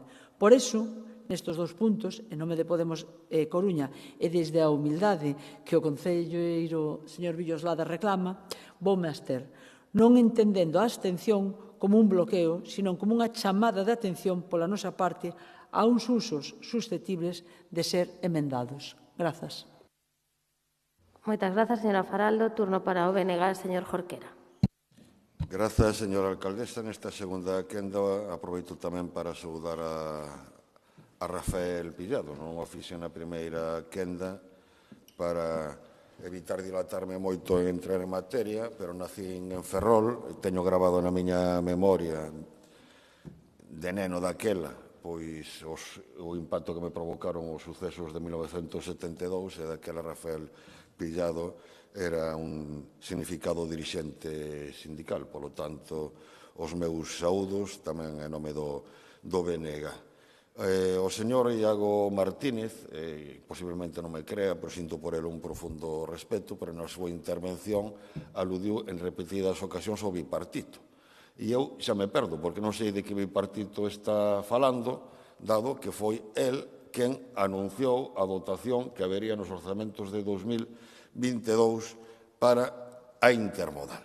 Entón, neste sentido, quero aproveitar para facer unha aclaración, porque se nos ten dito neste mesmo pleno en repetidas ocasións que a posición do BNG denunciando que ainda non temos orzamentos obedece a un problema de ciúmes ou de protagonismos. Bueno, afortunadamente, esta non é a razón, porque a sociedade galega xa se está encargando de darnos cada vez máis protagonismo. A posición do BNG o que ven determinado é por unha cuestión de coherencia. Vostedes dous, PSDG, PSOE e Marea Atlántica, decidiron excluir o BNG da negociación dos orzamentos. Por tanto, formulamos a seguinte pregunta. A que aspiran? A que vayamos co abanador mentras negocian, non vai a ser que estean moi abafados de tanto que están durando as negociacións? Como que aprenderán, esa non é a nosa vocación nesta vida. O que imos facer é constatar o que nos está levando o xeito de facer as cousas do Grupo Municipal do PSDG-PSOE e da Marea Atlántica. A parálise. Coa que está caíndo, até ben entrado 2022, esta cidade seguirá funcionando con orzamentos anteriores á pandemia. Dito isto, imos votar a favor da aprobación do convenio para execución da terminal de autobuses e aparcadoiro de turismos e os elementos comuns de intermodal. Tamén votaremos a favor da aprobación definitiva da modificación puntual do PSON no ámbito do polígono 029 da Sardiñeira. Farémolo porque se manteñen as edificacións persistentes na Gra dos Mallos, a diferenza do que acontecía co PSON de 2013, porque o espazo se vai converter nun espazo moito máis armonioso, ordenado e aberto aos servizos públicos que ali hai situados e a zona verde do barrio, gañando unha zona cunha calidade urbanística moi superior á actual. E farémolo tamén porque nas edificacións que se recollen na modificación puntual se contempla un 40% de vivenda protegida, algo que valoramos como moi importante. E esa razón pola cal, en cambio, nos imos abster coa aprobación inicial da modificación puntual do PSON no ámbito do polígono 030.2 do que agora se chama Avenida do Ferrocarril, afortunadamente, este cambio de denominación. É certo que se trata dunha modificación necesaria para cumplir unha sentenza xudicial. É certo que en solo urbano consolidado non é obrigatorio que haxa vivenda de protección pública e esta modificación fai que a vivenda de protección pública respecto do que inicialmente se contemplaba se reduce ao 10%, pero lamentamos que non se consideraran outras alternativas para evitar esta reducción de vivenda de protección pública, tendo en conta a importante que é atender o problema da vivenda. E ímonos abster tamén na ratificación do convenio marco polas razóns expresadas na primeira intervención.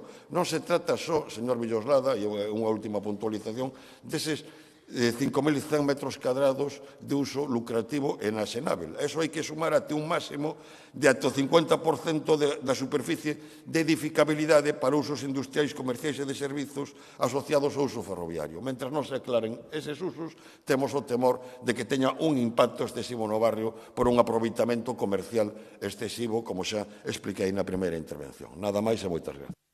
Moitas grazas, señor Jorquera. Turno para a Marea Atlántica, señor Martínez. Grazas, señora Rei. Desconcértame, señor Jorquera. Teño a sensación de que estaba respondendo vostede a algo que eu non dixen. En todo caso, aproveito as alusións para agradecerlle a súa defensa das nosas alegacións ao convenio marco da intermodal. Señor Deus, aparte de non escoitar, eu creo que o dixen claramente na miña intervención, o señor Villoslada tamén o dixo na súa, os orzamentos municipais para 2022 van contar coa dotación orzamentaria suficiente para a intermodal, pero que ademais é alucinante que veñan a dar leccións. Primeiro, porque son vostedes os campións do boicot e a deslealdade institucional, pero que ademais, como tratei de decir ao principio, que nos 20 anos de historia da Intermodal, digo 20 anos pensando en que se cumpran os prazos e se inaugure en 2025, o seu protagonismo é extraordinario. É que vostedes prácticamente gobernaron a exclusiva administración autonómica, que é a que ten competencias en transporte interurbano. É que tamén gobernaron a Administración Xeral do Estado, que é a competente en transporte ferroviario. Pero que tamén gobernaron este Concello durante 4 anos. Pero que, ademais, vostedes tiveron unha posición que non tivo ningún outro partido, e que gobernaron as 3 administracións ao mesmo tempo con maioría absoluta. E que fixeron pola Intermodal? De que veñen a fardar, exactamente?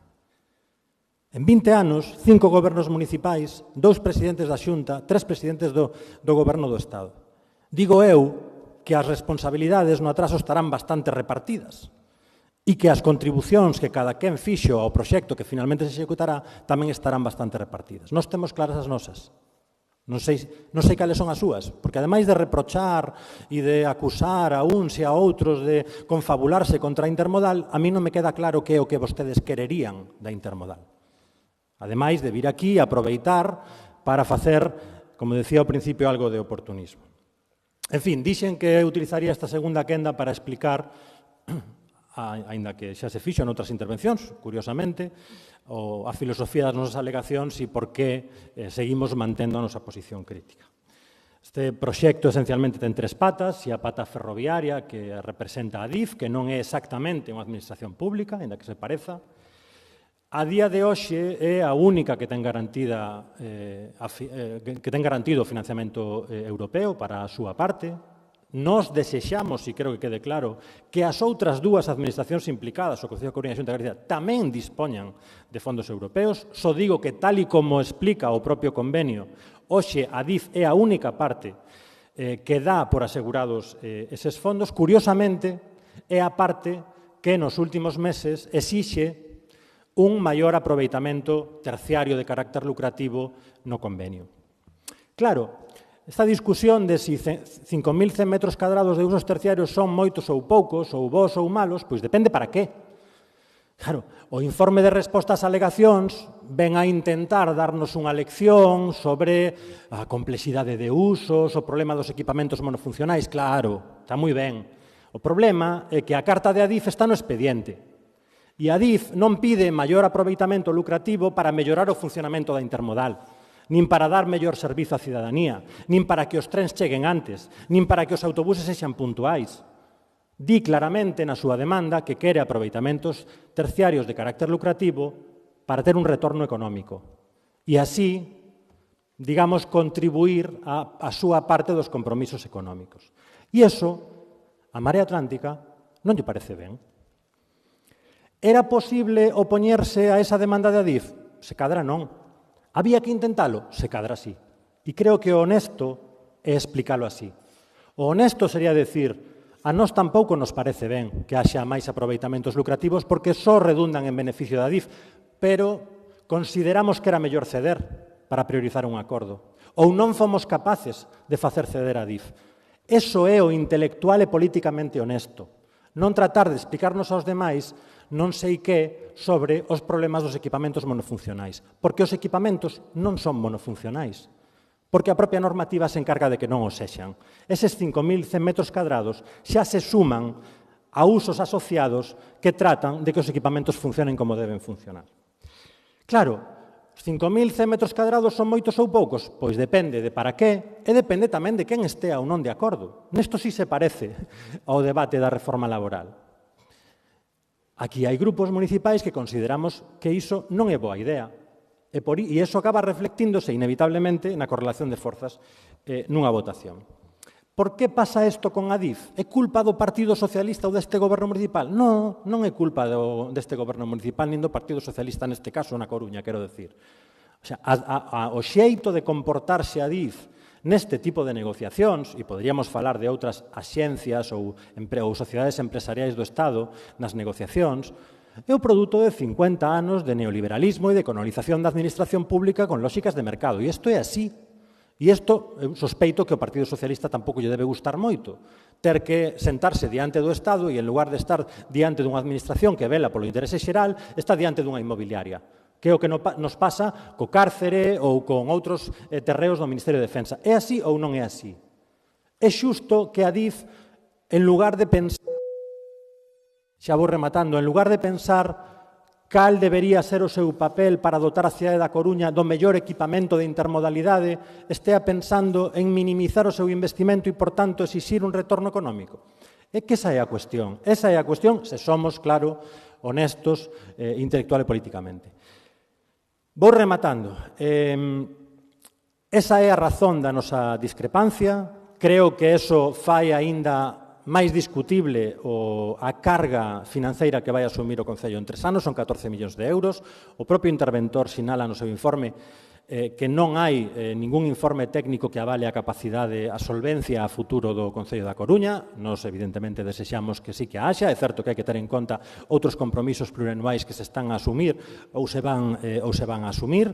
Non temos absolutamente ningún problema coa dotación de recursos para o ano que ven, porque nós queremos que haxa estación intermodal da Coruña canto antes. Remato. Podemos facer dúas cousas, podemos poñer o foco no retraso, en fin, fora de toda a proporción deste proxecto, entre 20 e 30 anos, segundo votemos unhas contas ou outras. Aí creo, o dixen xa antes, que as responsabilidades están moi repartidas, ou podemos poñer o foco en que estamos máis preto de contar cunha estación intermodal e que cada quen avalíe cal foi a súa aportación en termos de deseño, de axilidade na súa tramitación ou de negociación entre administracións. Na Marea Atlántica, dende logo, temos meridianamente clara a nosa aportación e estamos satisfeitos e satisfeitas de ter contribuído a que a barbaridade que se imaginou en 2009 non se levase nunca a termo. Nada máis. Moitas grazas. Moitas grazas, señor Martínez. Turno para o Partido Popular, señor Deus. Gracias, señora alcaldesa. Ve, señor Villoslada, como le decía, que era muy interesante este debate para ver qué posición toman unos y otros con respecto a estos asuntos tan importantes de la ciudad. Le leo un párrafo del informe del interventor municipal sobre el convenio. Por iso, supeditar a firma do convenio e condicionar o compromiso económico a modificación de crédito que habilite crédito para afrontar a chega do exercicio 2022 permite, a pesar de que este condicionante non está previsto na Lei Reguladora de Facendas Locais, superar a consecuencia de nulidade de pleno dereito que supoñería aprobalo sen condicionalo. Tamén lo dice en un párrafo su informe propuesta, relacionado tamén con este convenio, supeditando a súa firma e condicionando o compromiso económico deste exercicio presupuestario que da mesma se derivaría a previa tramitación e aprobación da modificación presupuestaria que dote do crédito adecuado e suficiente que permita recoñecer as achegas económicas que poderan derivarse dos ditos compromisos. En el plan de financiación se detalla que el Ayuntamiento tendrá que aportar casi 800.000 euros en el presente año 2022, pero no hay ninguna partida que recoja esta cantidad al estar prorrogado el presupuesto y por segundo año consecutivo, y así se lo advierte el interventor municipal en su informe. Por lo tanto, mientras no se firme este convenio, pero sobre todo hasta que puedan certificar la disponibilidad de este dinero en el presupuesto, bien con un modificativo, bien con un nuevo presupuesto, la Xunta no podrá licitar estas obras. Así estamos de nuevo, retrasando a un gobierno autonómico, como ya han hecho en otras ocasiones con otros motivos de otras actuaciones. Por eso, el Grupo Popular insta a Inés Rey a que trabaje para desbloquear las inversiones más importantes para el futuro de esta ciudad. Inés Rey se deja en evidencia a sí misma. Está bloqueando el desarrollo de los terrenos del puerto por intereses electoralistas sin aclarar qué quiere hacer allí y por qué quiere un 75% y no un 55% o un 63%, o si ha renunciado a la condonación de la deuda, retrasando, al igual que hizo en su momento durante 8 meses, el convenio del nuevo CHAC, o lo que ha pasado con la adjudicación de la parcela para nuevos realojos de los afectados. A ver si vamos a pensar que no quiere que cualquier administración relacionada con el Partido Popular pueda avanzar en ninguna inversión para evitar que queden en evidencia tanto su falta de gestión en el Ayuntamiento como el abandono de Sánchez a nuestra ciudad. Al haber prorrogado el presupuesto de 2020 por segundo año, no hay ninguna partida para inversiones nuevas, por lo que o se incluyen en el presupuesto que Inés Rey y Marea, que ya han dicho que sí, dicen estar negociando, o en un modificativo del prorrogado. Pero la alcaldesa es rehén tanto de la Marea como del Bloque Nacionalista Galego, y ambos ya han dicho públicamente que no apoyarán destinar dinero municipal para el puerto como para el nuevo hospital. Esos son los del Pacto Progresista en La Coruña. A pesar de que sabe que necesita los votos del Partido Popular para estas inversiones, sigue excluyéndonos del diálogo en todos los asuntos que afectan al futuro de la ciudad. El bipartito PSOE-Marea va sobre ruedas, pero la ciudad cae en picado. Seguimos sin noticias del nuevo presupuesto para este año 2022, adaptando a las nuevas circunstancias, que ayuda a la recuperación económica y que recojan las principales inversiones de futuro de la ciudad. Lo único que sabemos es lo que está pasando a escondidas con la Marea, su socio de gobierno, y dice que en unas semanas habrá un presupuesto progresista. Ya sabemos lo progresista que fue la Marea. En 4 años la ciudad retrocedió al siglo pasado. Sí, señor Martínez, mal que le pese. Ustedes en su gobierno destrozaron la ciudad durante 4 años, porque el PSOE se lo permitió al votar a favor en el pleno de investidura. 4 años en los que el único coruñés contento fue su amigo, al que le compraron los pisitos ilegales y que, por cierto, aún no ha devuelto el dinero. Son ustedes especialistas en negar los hechos y en construir realidades paralelas. Los coruñeses ya les dieron un aviso y los gallegos les han puesto en el lugar que les corresponde. Y ahora el PSOE tiene paralizada la ciudad porque la Marea se lo permitió en el pleno de investidura, reeditando un nuevo pacto de perdedores. 3 años en los que los únicos contentos, al parecer, van a ser los ocupas ilegales y los delincuentes que campan a sus anchas.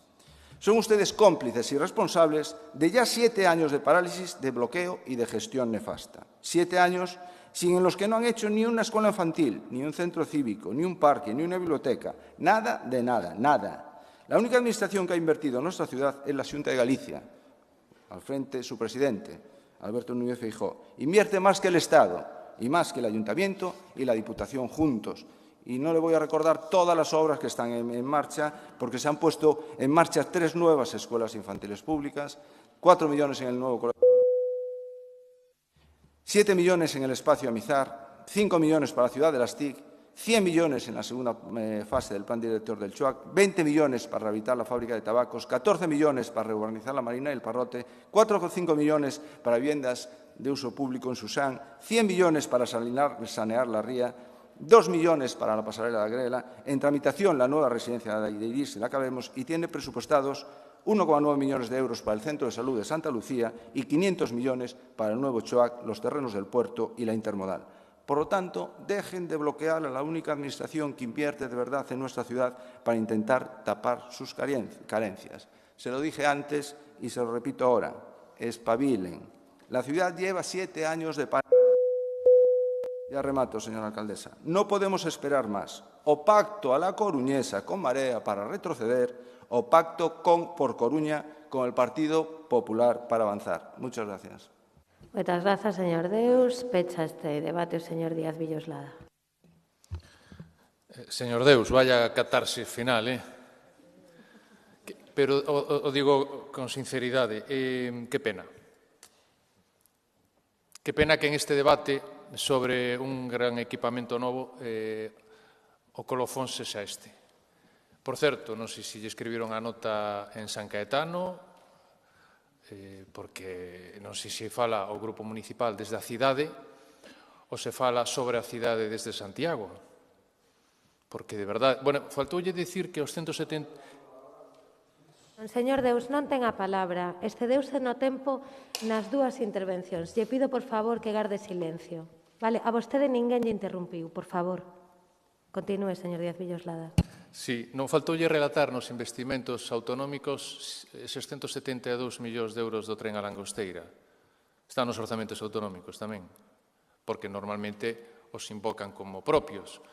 Quer dizer, faltáballe na lista eses orzamentos que, bueno, que non son autonómicos, que son dos fondos Next do Estado. Pero quero dicir que me parece un pouco, vou non dicir así con todo o respeto, me parece un pouco cutre este final catártico, non? Porque cando falan do Porto, teño perspectiva de que non falan do Porto como parte da integración Porto-Cidade, sino que falan do Porto como a toma do Porto desde San Caetano. Digo isto e non me apetecía. Digo isto e non me apetecía porque foi vostede o que trae este discurso. Porque quen ten os intereses electoralistas no Porto? A cidade ten o interese en facer a mellor planificación urbana daqueles espacios portuarios que se vayan desafectar. Do que non se vaya a desafectar, que siga sendo dominio público portuario, se ten que preocupar o Porto. Do resto, se ten que preocupar a cidade. A goberne quen a goberne. Que quede claro, porque parece que o Porto pois, é unha oportunidade de entrar desde fora en paracaídas ou en helicóptero. Eu creo que aí deberían dimensionar quen ten que dibuixar a xenda urbana da cidade. Pero, bueno, despois non me apetecía facer esta entrada, pero, bueno, a veces a un se lle obriga si ten que escoitar algunhas intervencións que eu creo que son desafortunadas. Porque hoxe, e remato, estamos, eu creo que, sin prexuicio desta intervención do señor Deus, nun gran acordo institucional, nun gran acordo político. Houbo posicionamentos máis ou menos distintos dos grupos municipais en algún dos temas, pero eu creo que no conxunto do debate, no conxunto da votación, hoxe este pleno municipal vai sacar adiante os compromisos necesarios para por fin levar adiante a implantación da nova estación intermodal. Un investimento próximo en total a 100 millóns de euros na cidade, un investimento que se inserta nunha trama urbana altamente complexa, que entendemos que vai contribuir, vai ser unha palanca de rexeneración urbana importante, de incremento de reservas de vivenda de protección pública, como remarcaba tamén o señor Jorquera, e ademais donde sí que vai haber un uso lucrativo, pero que non ten nada que ver coas cifras que se manaxaban no proxecto de 2020. E en ese sentido, para nós, eu creo que se somos un pouco serios, a DIF non é un sector inmobiliario, é dicir, a DIF tamén ten que financiar e autofinanciar as súas actuacións. E en ese sentido, todos temos que non perder a perspectiva. Pero, bueno, en definitiva, rematar que estamos de un gran investimento económico, social e urbano ante un gran equipamento e, sobre todo, resultado dun gran acordo institucional. Seguiremos a traballar cos orzamentos necesarios, non lles quepan dúbida, para levar adiante todos os nosos compromisos, que son os compromisos que ten a cidade. Máis nada e gracias. Moitas grazas. Remata aquí o turno de debate. Imos proceder á votación. Como se anunciou ao principio, será por separado e o señor secretario indicará as maiorías necesarias para cada un dos puntos. Comezamos polo asunto número 2, señor secretario. Require maioría absoluta legal. Procedemos á votación. Votos a favor do asunto número 2. Grazas. Votos en contra. Grazas. Abstencións. Moitas grazas. Queda aprobado. Asunto número 3, señor secretario. Maioría simple. Votos a favor do asunto número 3. Grazas. Votos en contra. Señor Jorquera, que facía? A favor? Perdón. Votos en contra. Abstencións. Moitas grazas. Queda aprobado. Asunto número 5. Maioría absoluta legal. Votos a favor. Ben, moitas grazas. Queda aprobado por unanimidade do Pleno. Asunto número 6. Maioría absoluta legal tamén. Votos a favor. Grazas. Votos en contra. Abstencións. Ben, pois queda o asunto número 6 tamén aprobado. Remata aquí o debate conxunto e pasamos ao asunto número 4, señor secretario. Aprobación definitiva do estudio de detalle para a ordenación de volumes dun equipamento de benestar social e asistencia público na Rúa Casaño de Irís, 1D, que require maioría simple. Ben, iniciará o debate o concelleiro de Urbanismo, señor Díaz Villoslada, para expoñer brevemente este asunto. A continuación, haberá unha quenda de 3 minutos. Quenda única por grupo de 3 minutos. Concelleiros e concelleiras que desexen abandonar o salón de plenos neste momento, por favor, fágano. Eu tamén solicito primeiro, tenente, que me sustitúa na presidencia.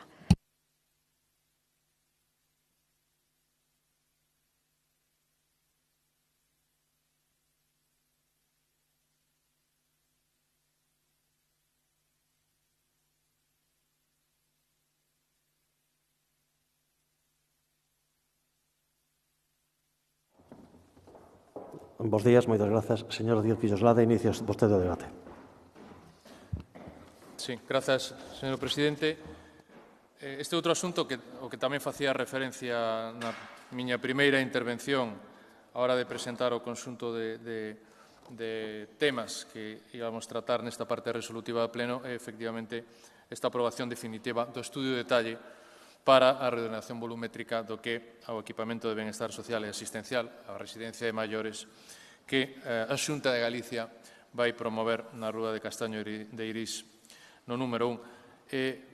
Visto algún das intervencións antecedentes, vou facer relato breve, pero da cronoloxía de tramitación deste equipamento, porque convén clarificar a cronoloxía para que non quede en ningún momento ningunha dúbida do absoluto e firme compromiso do Concello con este importante equipamento social de maiores que, sempre o temos dito, unha das eivas principais das políticas tamén autonómicas. En este caso, pois a ver se por fin a Xunta de Galicia leva adiante unha residencia maiores nunha das cidades, porque leva 7 anos prometendo 7 residencias nas 7 cidades galegas, aínda que, en este caso, teña que contar co financiamento adicional.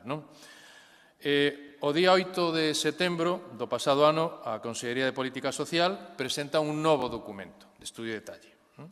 Este novo documento sustitúe e desisten, polo tanto, do documento anterior sobre esta mesma parcela para levar adiante esta aprobación definitiva. Este novo estudio de detalle, como anterior, pero require un novo volume proxectado e, polo tanto, por eso desiste onde anterior. O día 7 de outubro, a Consellería de Política Social presenta o documento complementado e o mismo día 7 de outubro os servicios técnicos de planeamento emiten os necesarios informes. E os 5 días, a Xunta de Goberno local aproba inicialmente este estudio de detalle, o somete a información pública, non recibe alegacións e sí que se reciben durante o mes de decembro de 2021 os necesarios informes, por unha parte, de Aviación Civil, por outra parte, da demarcación de costas, que non recibe, e teño que dicilo, non recibe o informe final da Xunta de Galicia hasta o día 18 de xaneiro pasado. Completa a información a Consellería o día 24 de xaneiro e hoxe xa estamos no pleno levando adiante a aprobación deste estudio de detalle. Estudio de detalle que, ademais, opera sobre unha parcela que tivo que ser recualificada nos seus usos, asistencial, actuación que se fixe tamén de unha forma exprés no pasado pleno ordinario de 14 de maio de 2020. Digo isto porque, ademais, este estudio de detalle se precisa por exigencias da norma Zonal 8, e, como temos dito máis dunha ocasión, esta norma Zonal 8, en canto a estes requerimentos, precisa unha importante modificación que temos preparada. Esta superficie que ocupa a parcela é unha superficie que ocupa de 3.800 metros sobre os 9.000 totais, é dicir, está levando adiante unha ocupación dun 40,17%, e se trata, neste estudio de detalle novo que presenta a Consellería, do incremento de altura para inserir esta edificación en 4 plantas máis baixo. En definitiva, hoxe propoñemos a aprobación definitiva deste estudio de detalle. Nos gustaría que non se xugara máis por parte da Xunta de Galicia con elementos que distorsionan o firme compromiso do Concello con este equipamento, como ademais tamén sabe perfectamente a entidade que está a colaborar ou a financiar íntegramente este equipamento. Máis nada, gracias. Gracias, señor Díaz Villoslada. Comezamos as intervencións. Señora Faraldo, 3 minutos. Pode pasar, señora. Grazas, señor Borrego. Avanzo o voto favorable. Favorable por varias cuestións. Se trata dun equipamento de benestar social, residencia de maiores, nun solar libre e para a construción dun edificio de baixo 3 alturas que non agrede a zona, nin visual nin estéticamente, encaixando coa contorna e ofrecendo no futuro un servicio tan requerido actualmente pola cidadanía. Un edificio que convivirá perfectamente cos edificios colindantes, que non require de expropiacións ni de agresións á veciñanza do entorno.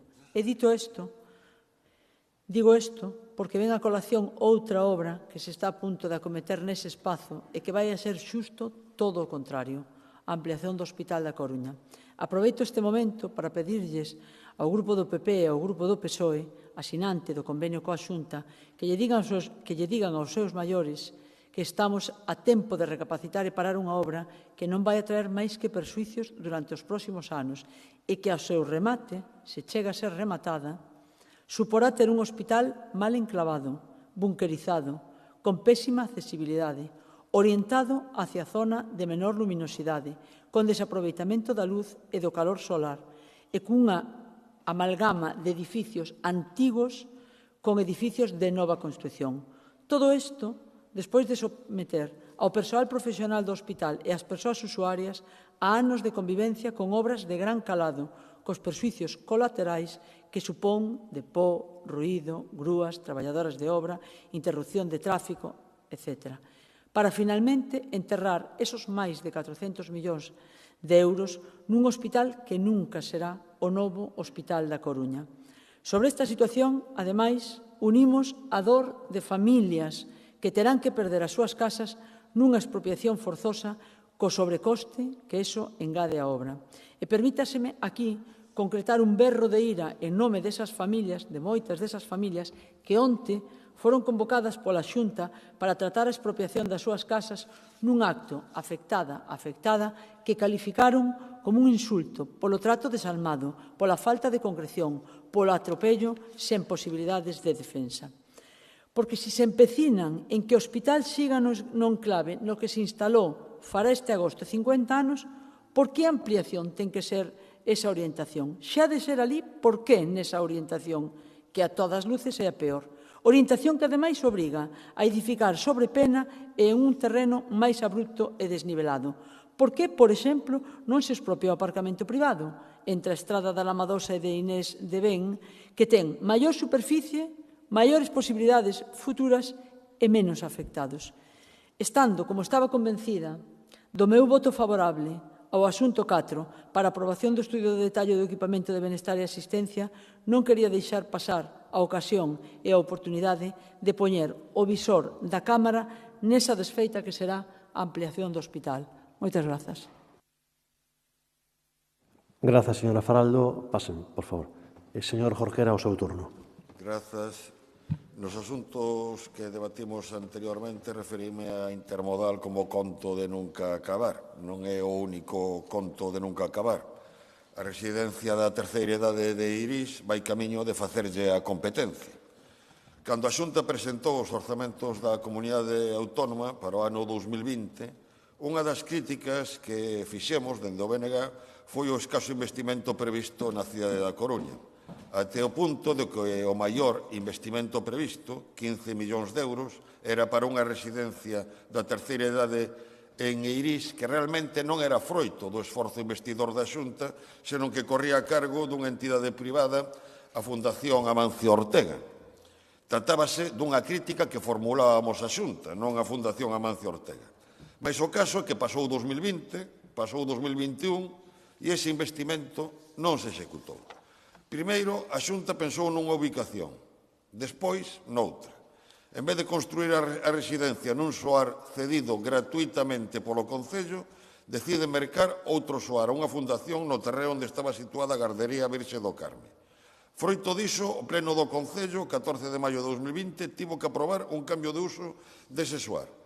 Logo a Xunta presentou un proxecto, despois outro, o que provocou que houbese que volver ao punto cero na tramitación. E, aínda por riba, a Xunta de Galiza tardou 5 meses dende que rexistrou o novo documento en completar toda a documentación necesaria. Todo un exemplo de eficacia e boa xestión. Lamentamos este xeito de funcionar, lamentamos que a Xunta teña optado por privatizar a xestión de case todas as residencias de maiores. Durante a fase máis dura da pandemia, todos pudemos constatar as consecuencias dese modelo, e a falta de compromiso da Xunta é tal que para unha residencia pública que se fai ten que ser financiada por unha fundación privada. Por tanto, somos moi críticos coa xestión da Xunta. En calquer caso, o estudo de detalle dende o punto de vista urbanístico non nos merece ningunha obxección e por iso a nosa posición vai ser a de abstención. Moitas grazas. Moitas grazas, señor Jorquera. Turno para a Marea Atlántica, señora García. Sí, moitas gracias. Bo día a todas as persoas que van seguindo este pleno. A Marea Atlántica vai votar a favor da aprobación deste estudo de detalle dun equipamento que consideramos absolutamente necesario para a cidade, como son os equipamentos e os recursos e os servizos destinados a abordar un dos maiores retos sociais que ten que afrontar Galicia, que é o envellecemento da poboación. Neste sentido, a insuficiencia de recursos, e sigue habendo unha insuficiencia de recursos, supón un drama en moitísimos fogares, tanto para as persoas maiores e dependentes usuarias destes servizos como para as persoas cuidadoras que teñen que abordar este reto, na súa meirande parte, como sabemos, mulleres.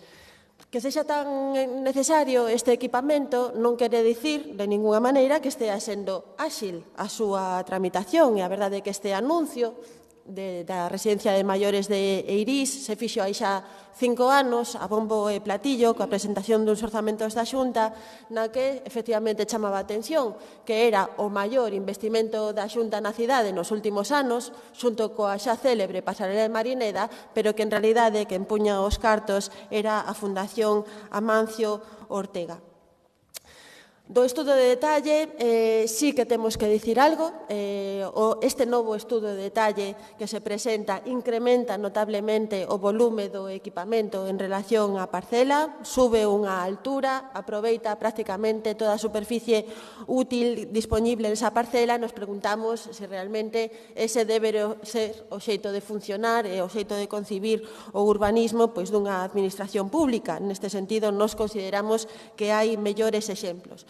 Con todo, o máis interesante, o máis importante, a de vir despois da construción deste equipamento, cando coñezamos cal vai ser o xeito de xestionar esta residencia de maiores. E a pregunta que se lle fai á Xunta de Galicia está moi clara. Cal vai ser o xeito de xestionar este equipamento? Vai ser de xestión pública ou vai ser un novo agasallo a Domus Vi? Vai ter xestión pública, xestión privada dunha entidade social, se cara, dunha entidade benéfica, ou vai ser privada dun fondo buitre, como é a última tendencia que se está dando no sector, e é que as diferencias logo no funcionamento das residencias se notanse moitísimo, e a diferencia de concebir un servizo esencial precisamente como un servizo á comunidade e ás persoas, ou de concebir un servizo esencial como unha fonte de beneficios. Está cheo de exemplos todos os días. Se o sector da dependencia e dos servizos sociosanitarios son un sector á alza na bolsa, non é por nada que non sexa evidente, e que é unha fonte de beneficios. E nos parece realmente preocupante que o 90% das prazas en Galicia sexan de xestión privada e que se escatime ata o último recurso os servizos que se poñen a disposición da poboación. Se escatiman xa nas licitacións para conseguir prezos competitivos que fagan gañar as empresas licitadoras, e se escatima despois no funcionamento para incrementar os beneficios dos inversores e dos fondos buitre. Creemos, xa vou acabando, que o investimento de 15 millóns de euros nunha residencia de anciáns na Coruña é tamén unha oportunidade para un cambio de rumbo e un cambio de modelo, para decidirse por unha xestión pública e directa, para xestionar unha rede de residencias que faciliten ás persoas maiores, usuarias e usuarios das residencias, seguir vivindo na contorna na que vivían, que se experimenten tamén outros modelos como poden ser as comunidades de cuidados e os vivendas compartidas. E a verdade é que, nos parecería moi positivo que a Xunta tomase en consideración as demandas que lle están saindo, sobre todo dende as persoas usuarias e as familias cuidadoras. Nada máis, moitas gracias. A Marea Atlántica votará a favor deste estudo de detalle. Moitas grazas, señora García. Turno para o Partido Popular, señor Deus. Grazas, señora alcaldesa. En primer lugar, desde este Grupo Municipal del Partido Popular, nos gustaría decir que nos encontramos ante la tramitación de un expediente en el que se pone de manifiesto la importancia de la colaboración institucional entre dos administraciones, en este caso la local y la autonómica, a través de la Consellería de Política Social. Debemos de felicitarnos todos por formalizar este acuerdo, aprobar definitivamente el estudio de detalle para la ordenación de volúmenes de un equipamiento de bienestar social y asistencial público en la Rúa Castaño de Eirís. En el pleno de 14 de mayo de 2020 ya se realizó la aprobación de la modificación del Plan General de 2013 para adaptar la clasificación urbanística de la parcela como suelo urbano consolidado, que es a la de equipamiento local asistencial de titularidad pública. Esta modificación ya se realizó bajo los principios de cooperación y colaboración leal entre administraciones, actuando con transparencia y con criterios de eficiencia y servicio a los ciudadanos. La necesidad de la tramitación de este estudio de detalle se establece en la norma zonal 8 de equipamientos del actual Plan General, con el fin de justificar la ordenación volumétrica en la citada parcela para los equipamientos públicos y justificar el cumplimiento de unas mínimas condiciones estéticas. No quiero extenderme en las justificaciones legales y técnicas que avalan esta tramitación.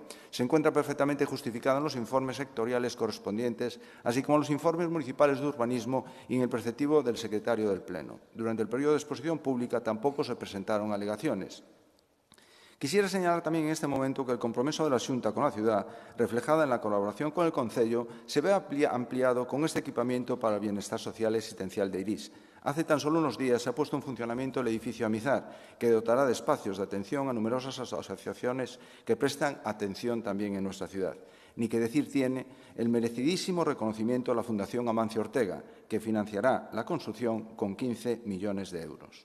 Se pondrán a disposición de los ciudadanos más de 150 nuevas plazas públicas para mayores y se crearán más de 140 nuevos empleos. Con estos datos, la Xunta, desde 2009, habrá ampliado las plazas públicas para nuestros mayores en un 138% en la ciudad, de 271 plazas a 646, y en 2 años se abrirán 455 nuevas plazas en el área. La Xunta hace lo necesario para extender este servicio, señor Jorquera. Desde 2009 duplicó el número de plazas financiadas con fondos públicos hasta llegar a las 13.000. En el documento técnico redactado del estudio de detalle se justifica, como decíamos antes, el cumplimiento de cada uno de sus parámetros de la Ordenanza 8 de equipamientos y además se justifica el cumplimiento de las normativas sectoriales pertinentes. Nos encontramos, pues, ante una aprobación necesaria para facilitar la implantación de un servicio público, como es en este caso una residencia para prestar asistencia a nuestros mayores. Es este fin público el que legitima y justifica el interés general y, por lo tanto, lo que hace de este acuerdo para la aprobación definitiva de este estudio de detalle un acto que, sin duda, valorarán todos los coruñeses, puesto que cualquier actuación que mejore la atención a nuestros mayores tiene que ser considerada de primera necesidad. Señora Faraldo, si non entendín moi ben nesa primeira intervención que fixo vostede a relación entre a ditadura, a Uralita e o amianto, moito menos entendín a que fixo fai un momento do Chuac, calificando de amalgama de edificios vellos e novos. Pero non son vostedes os que sempre están defendendo a rehabilitación? Ou o que sirve para unhas cousas resulta que non sirve para o Chuac? Eu creo que hai que ser un pouco comedida neste sentido. Cando se rehabilita, pois tamén se rehabilita, se pon en uso, en valor, parte do que xa está construído. Anunciamos, por lo tanto, el voto a favor de nuestro Grupo Municipal del Partido Popular. Muchas gracias. Moitas grazas, señor Deus. Pecha este debate o señor Díaz Villoslada.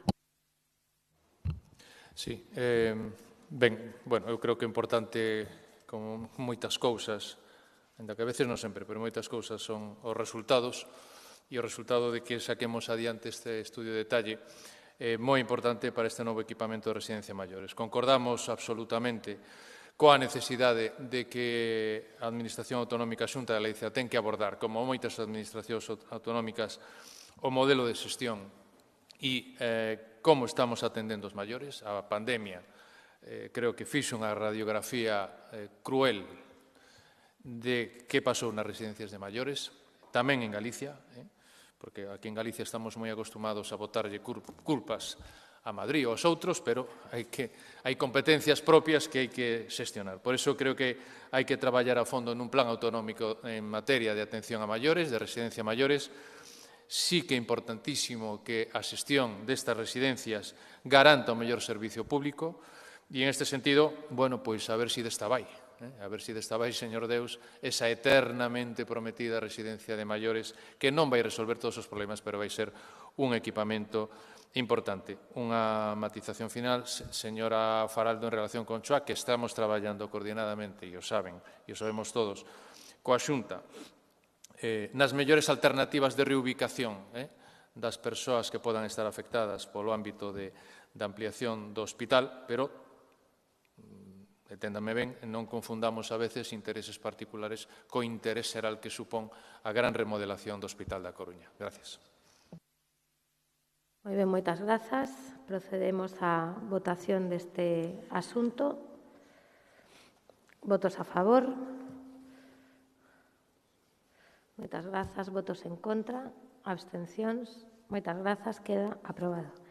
Señor secretario, pasamos xa á segunda parte non resolutiva, unha vez rematada a parte resolutiva. Tomada de coñecemento das resolucións da Xunta de Goberno Local desde o número 437 do 10 de xaneiro de 2022 ao número 2344 do 31 de xaneiro de 2022 e dos decretos da Alcaldía desde o número 80 do 10 de xaneiro de 2022 ao número 574 do 31 de xaneiro de 2022. A continuación, mocións, rogos e preguntas. Ben, neste punto, se lles parece, facemos unha pausa de 15 minutos para a ventilación do salón e descanso e continuamos e iniciamos, despois do descanso, o debate das mocións. Grazas.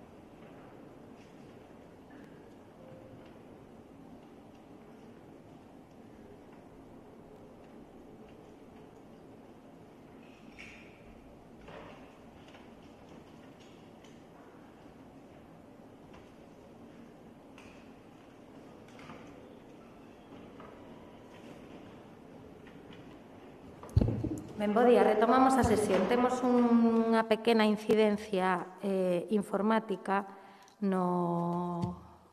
nas pantallas do salón de plenos.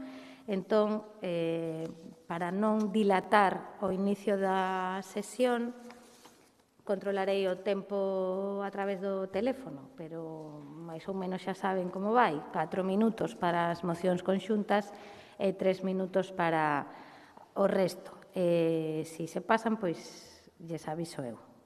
Empezamos. Primeira das mocións presentada conxuntamente por a concelleira non adscrita dona Isabel Faraldo, o Bloque Nacionalista Galego e a Marea Atlántica, sobre a divulgación e sensibilización do informe elaborado polo Instituto José Cornide de Estudos Coruñeses e sobre a marcha cívica para acabar cos restos do franquismo, consta unha enmenda de sustitución do Grupo Municipal do Partido Popular. Comeza o debate xa por orden. Son 4 minutos, dado que se trata dunha... Non, 3 minutos. Pero, non, un momento. 4, sí, conxunta, sí, vale, perdón, 4 minutos. Señora Faraldo, ten a palabra. Grazas, señora alcaldesa. Permítame comenzar cunha pequena alusión ao señor Villoslada pola interpelación que me fixo antes. Decía Maruxa Mallo que sería obxectiva se fose un obxeto, pero que como era un suxeto, era subxetiva. Identificada con esa resposta da escritora, créame que os meus intereses non son para nada particulares, senón subxetivos. Intereses en defensa do Hospital da Coruña. Como cidadana, como usuaria e como traballadora, no mesmo non deixaré de denunciar unha obra pésima a criterio non só meu, sino de moita máis xente. Dito isto, comezo con respecto á moción. Bueno, primeiro, agradecer unha vez máis a Comisión pola Recuperación da Memoria Histórica da Coruña a súa infatigable labor en favor da democracia de verdade, onde non caben silencios cómplices, nin medias tintas, nin maquillajes ca época do franquismo, ca oscura época do franquismo. Por outra parte, con respecto á exposición de motivos no que se lembra ao Grupo de Traballo da Memoria Democrática, vou a utilizar as mesmas palabras que usei no pleno de decembre onde se tratou este tema. Como non vou estar de acordo en poñer a disposición da cidadanía un informe que se me negou a mí mesma? Como non vou estar de acordo en aplicar as recomendacións recollidas no informe se parte dos nomes propostos en colaboración con outras organizacións da memoria histórica os trouxemos a este pleno nunha moción en xaneiro do ano 21? Como non vamos a estar de acordo con esa moción se aínda máis alá a proposta do BNG de cambio de nome da Rúa de Peñamaría de Llano solicitada polo Concello do Barco de Valdeorras votamos que sí e volveríamos a votala que sí cando se traia? Como non vamos a estar de acordo si, parafraseando a tristemente recén falecida Almudena Grandes, somos conscientes de que sen memoria non hai democracia? E iso é o que pretende este roteiro da vergoña, informar e sensibilizar sobre a actuación de cada quen durante a ditadura franquista que tantas vidas destruiu, que tanto dolor provocou, que tanto terror impuxo. E iso o fixo arropada por certos persoeiros como os que van a destacarse na marcha cívica. Por exemplo, Barrié de la Maza. Nunca podo pronunciar este nome sin que veña a miña memoria o pobre Pepe Miñones, ao que lle roubaron a súa empresa que acabou en Mas do Conde e o seu ben máis preciado, a vida. Alfonso Molina, outro riquiño, modelo emérito, ao que trataron de blanquear a través dunha pretendida afabilidade. Sanjurjo de Carricarte, vogal relator na represión física do franquismo, nin máis nin menos. Álvarez de Sotomayor, convencido franquista. Feijóo Pardiñas, presidiu consellos de guerra, toda unha honra para un fascista. Homenaxear con rúas, bustos, prazas a estes persoaxes non só é unha aberración democrática, sino a día de hoxe unha ilegalidade coa lei da memoria histórica na man para aquelas persoas que queremos, además, no seu fiel cumplimento. Por iso, esta moción, por iso nos adherimos, por iso asistiremos ao roteiro e por iso pedimos a este pleno apoiar a marcha cívica. Non vou entrar na emenda do PP porque é unha provocación. Non hai ánimo constructivo, só incendiario. Con rexeitala, pola miña parte, me dou por cumplida. Grazas. Grazas, señora Faraldo. Señor Jorquera, o seu turno. Grazas, señora alcaldesa. Como se ven de explicar, esta moción é froito dunha iniciativa da Comisión para a Recuperación da Memoria Histórica que a trasladou a todos os grupos da corporación e foi asumida para que se poida debatir neste pleno polos grupos municipais da Marea Atlántica e do BNG e a concelleira non adscrita, a señora... Perdón. E alén do que se propón na parte resolutiva, isto é, aprobar a marcha cívica sexto roteiro da vergoña de información e sensibilización sobre a retirada dos restos do franquismo, que se celebrará o sábado 12 de marzo, o sustancial desta iniciativa é sacar do ostracismo o informe elaborado polo Instituto José Cornide de Estudos Coruñeses.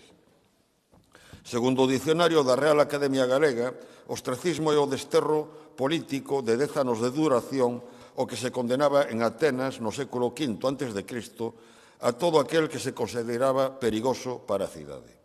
Non sei se o Goberno municipal considera perigoso para a cidade o informe do Instituto José Cornide, non sei se a condena de desterro vai durar 10 anos, pero que sí parece evidente é que intentou desterrar o informe.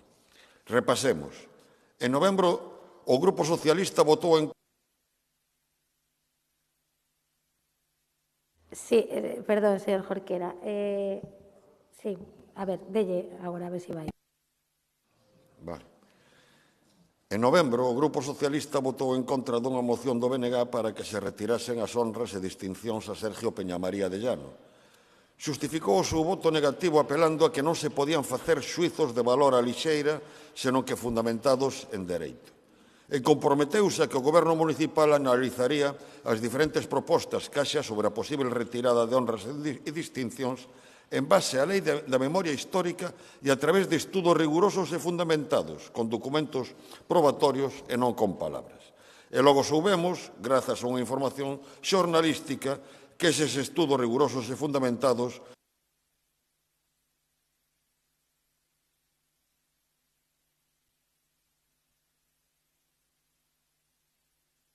A ver ahora, si funciona.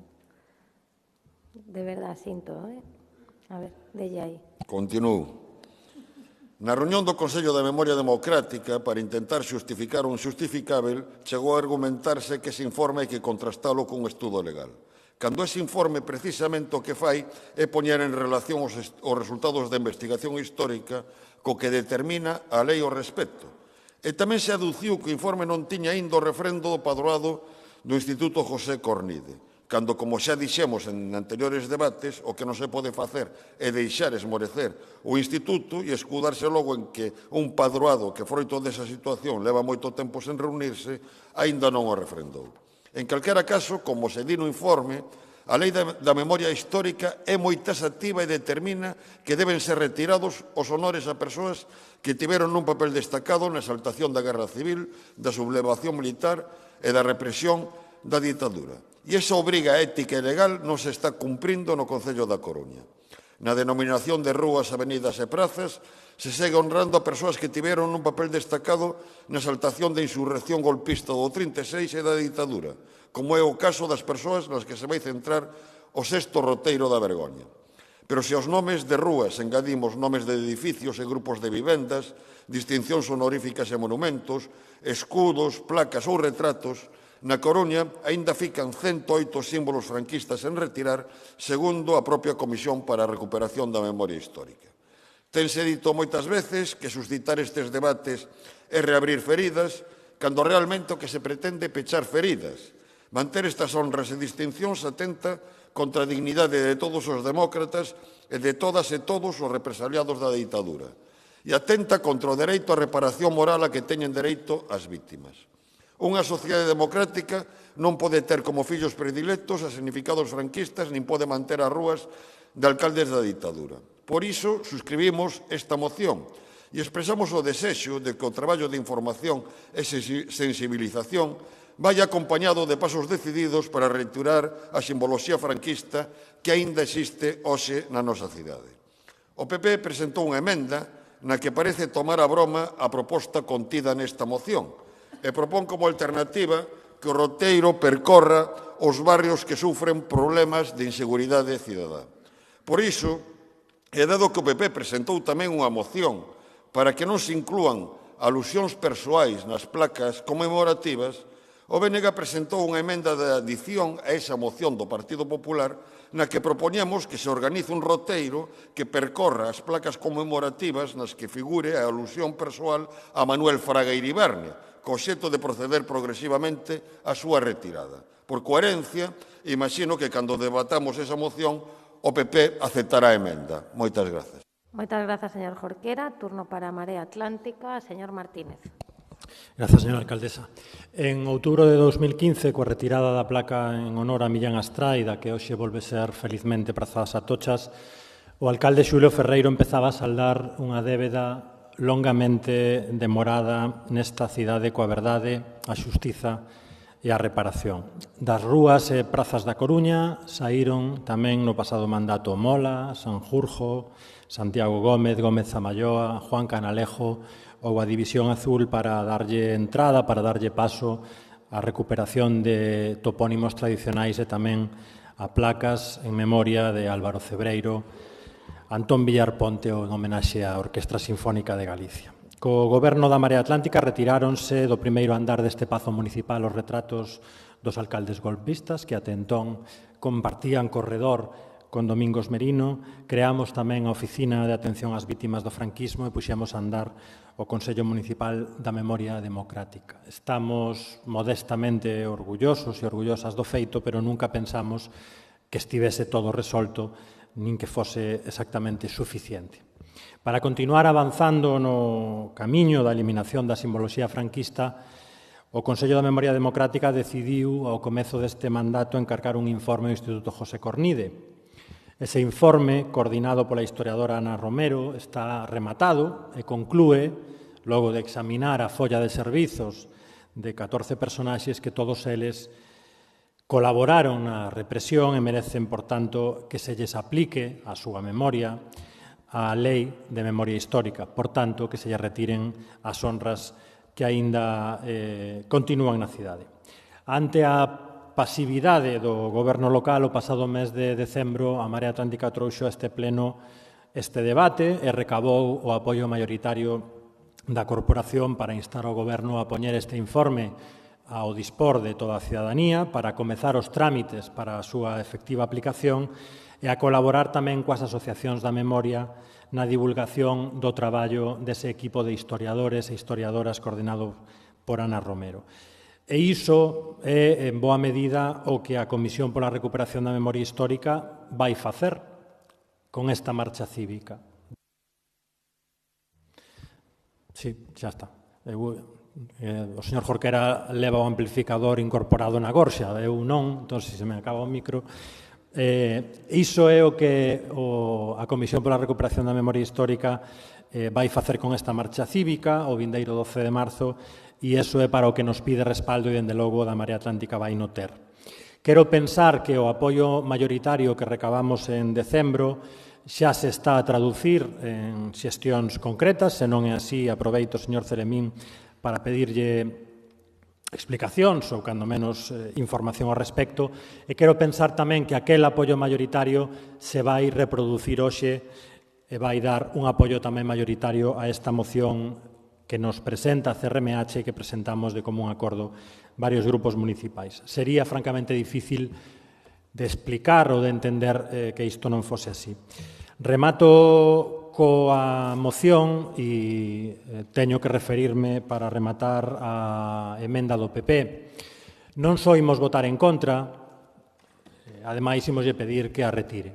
Señora Gallego, retire esta basura, porque onde a CRMH nos pide que debatamos sobre unha marcha cívica, vostedes propoñen que debatamos sobre unha especie de marcha macabra, de sinalamento de pobres, de para intoxicar o clima social, para encirrar os barrios sobre o que está pasando.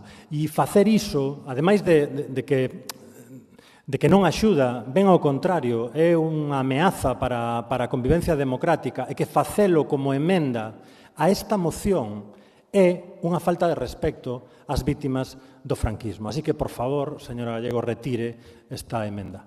Nada máis, moitas grazas. Moitas grazas, señor Martínez. Turno para o Partido Popular, señora Gallego. Sí, muchas gracias. Muy buenos días. Bueno, lo que es una provocación. Me corta al principio, claro. De respeto a los coruñeses es no apoyar la intermodal, que ha salido gracias a los votos del Partido Popular, y no hablar de sus verdaderos problemas y seguir todos los plenos dando vueltas a la misma noria. Ya en el pleno de noviembre solicitaron retirar los honores al alcalde Peñamaría de Llano. El Partido Socialista se vio forzado a votar en contra, presentaron así una enmienda para disfrazar el voto, pero tuvieron que votar en contra porque estaba aquí la familia y no fueron capaces. Creo que nuestro grupo fue muy claro entonces y lo vamos a volver a ser. En 2009, el Comité de Expertos designado para la aplicación de la Ley de la Memoria Histórica en la ciudad emitió un informe en el que incluía el cambio de nombre de 22 calles. Manuel Monge, que está en la Comisión de Recuperación de la Memoria Histórica y es el artífice de todo esto, formaba parte de esa comisión y además fue concejal del BNG entre 2003 y 2007. Inclúyanlo en la lista en las próximas elecciones. Y ya hizo esta propuesta entonces y ni el Comité de Expertos ni este pleno de la época lo tuvieron en cuenta.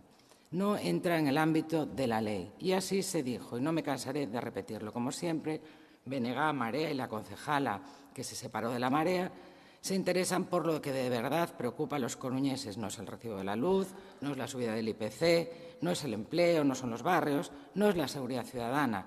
Lo que les preocupa es retirar honores y calles, en esta ocasión apoyar lo que llaman marcha cívica, Sexto Roteiro, da vergoña de información y sensibilización sobre retiradas de restos del franquismo, a los que siempre van los mismos, por cierto, y que siguen enrocados en el pasado. Información basada en un documento que dice documentación recogida en el informe presentado al Consello da Memoria Democrática. No es el informe. Y del libro Manuel Monge, Os restos do franquismo en Galiza. ¿Cómo no? Las grandes preocupaciones del resto de partidos están muy alejadas de lo que realmente interesa a los coruñeses. Mientras hay robos, ocupaciones, trapicheo y agresiones por toda la ciudad, la prioridad para Faraldo, BNG y Marea es seguir anclados en el pasado para desviar la atención sobre los grandes problemas de la ciudad. En el Partido Popular miramos al presente para resolver los problemas reales de los ciudadanos que en estos momentos pasan, entre otros, por la inseguridad ciudadana. Lo que está sucediendo en la ciudad sí que es una vergoña y por eso presentamos esta enmienda de sustitución. En lugar de este roteiro para retirar calles, perder el tiempo y gastar el dinero inútilmente, proponemos convocar la marcha cívica, primeiro roteiro da vergoña, de información, sensibilización y apoyo a los vecinos que están sufriendo los graves problemas de inseguridad ciudadana, que se celebrará cuanto antes y recorrerá los barrios de Adormidera, Sagra del Orzán, Barrio de las Flores, Bens, Birloque, Castrillón, Os Castros, Ciudad Vieja, Cuatro Caminos, Eirís, Elviña, Sánchez, Falperra, Agaiteira, Labañou, Os Mallos, Martinete, Mato Grande, Mesoiro Bello, Monte Alto, Monelos, Novo Mesoiro, Oza, Palavea, Pedralonga, Peruleiro, Pescadería Orzán, Arrañas, Riazor, Los Rosales, Sagrada Familia, San Cristóbal das Viñas, San José, San Pedro de Visma, Santa Margarita, Ventorrillo, Axubias, Xusán, a Zapateira, realizando paradas delante de los edificios ocupados y locales que han sufrido robos. Estos señalamientos, si están todos, no señalamos a nadie. Estoy segura de que a los vecinos de cualquiera de estos barrios les importa muy poco el nombre de su calle, si pueden vivir tranquilos, sin ocupas, sin robos, sin peleas, sin trapicheos. Incluso algunos, como los del Orzán, se conformarían incluso con poder dormir, pero no pueden. Ustedes prefieren negar la realidad, tacharnos de alarmistas y seguir anclados en el pasado. De los méritos de cada uno no voy a hablar, ni de los trabajadores del Banco Pastor o de Fenosa, ni de la avenida de Alfonso Molina, que, por cierto, sigue siendo un tapón, ni del crecimiento de la ciudad. Repito una vez más, esto ya ha sido valorado por un comité de expertos, votado en este salón de plenos. No es normal que cada corporación esté dando vueltas a lo mismo. Todos estos nombres están fuera del ámbito de la memoria histórica y así se decidió en 2009 en aplicación de la ley. Partido Socialista y BNG también lo votaron. Señora Rey, señores del PSOE, no se pongan de perfil. No nos cuente otra vez el señor Celemín la misma historia que convocará el Consello da Memoria Democrática, de que seguirán estudiando, etcétera. No se escondan en la abstención para seguir retrasando y levanten la mano para votar. Es una pena que no haya familiares de nadie, porque hoy seguro que se atreven a votar a favor de la moción, porque no tienen que mirarles a la cara. Por supuesto, nuestro grupo va a votar en contra de esta moción. Muchas gracias, señora Gallego. Pecho a debate o señor Celemín. Muchas gracias, señora alcaldesa. Les anuncio nuestra abstención en esta moción y en contra de la enmienda del Partido Popular, que es una burla de mal gusto. Señora Gallego, usted están queriendo vender el discurso de inseguridad en esta ciudad y los barrios no le están comprando ese discurso. Cámbienlo porque no es cierto.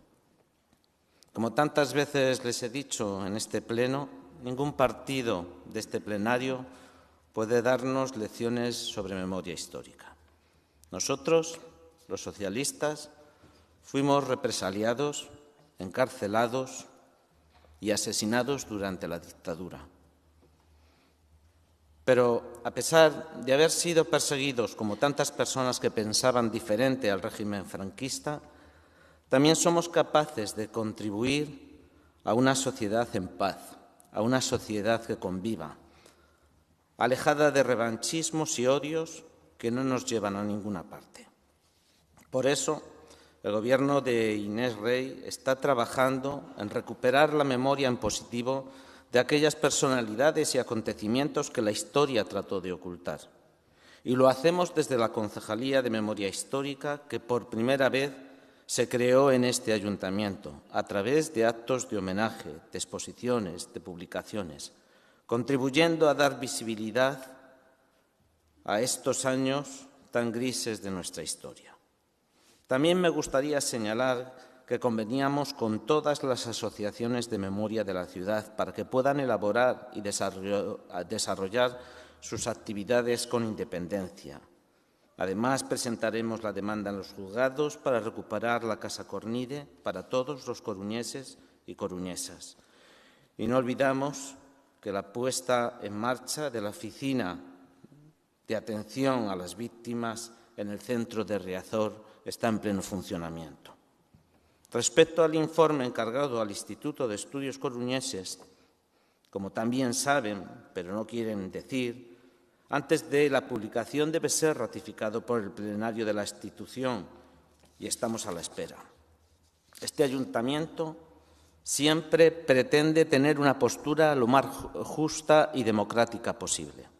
Desde luego que los colectivos con diferentes sensibilidades están en su derecho de llevar a cabo cuantas marchas consideren oportunas, pero este Gobierno tiene otra manera de tratar los temas de memoria histórica, siempre desde el rigor, el respeto, la reconciliación y la convivencia en paz. Muchas gracias.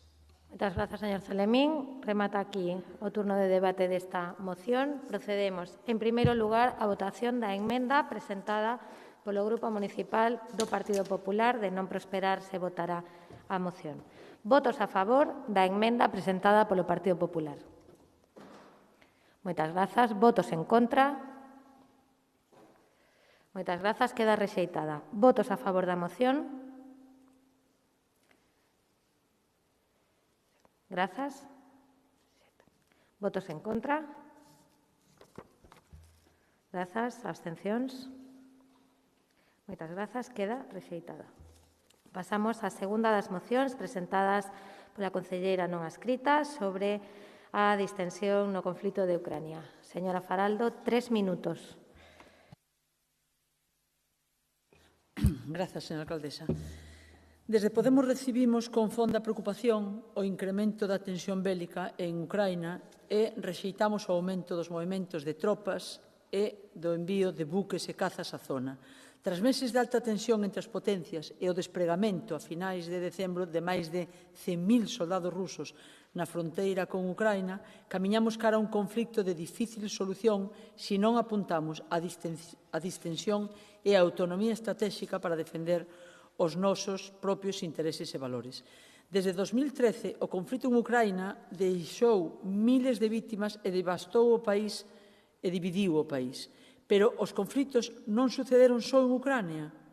Nos últimos 25 anos, as guerras, os enfrentamentos armados, a violencia sexual e a expulsión de persoas non deixaron de aumentar na veciñanza oriental e sur europea.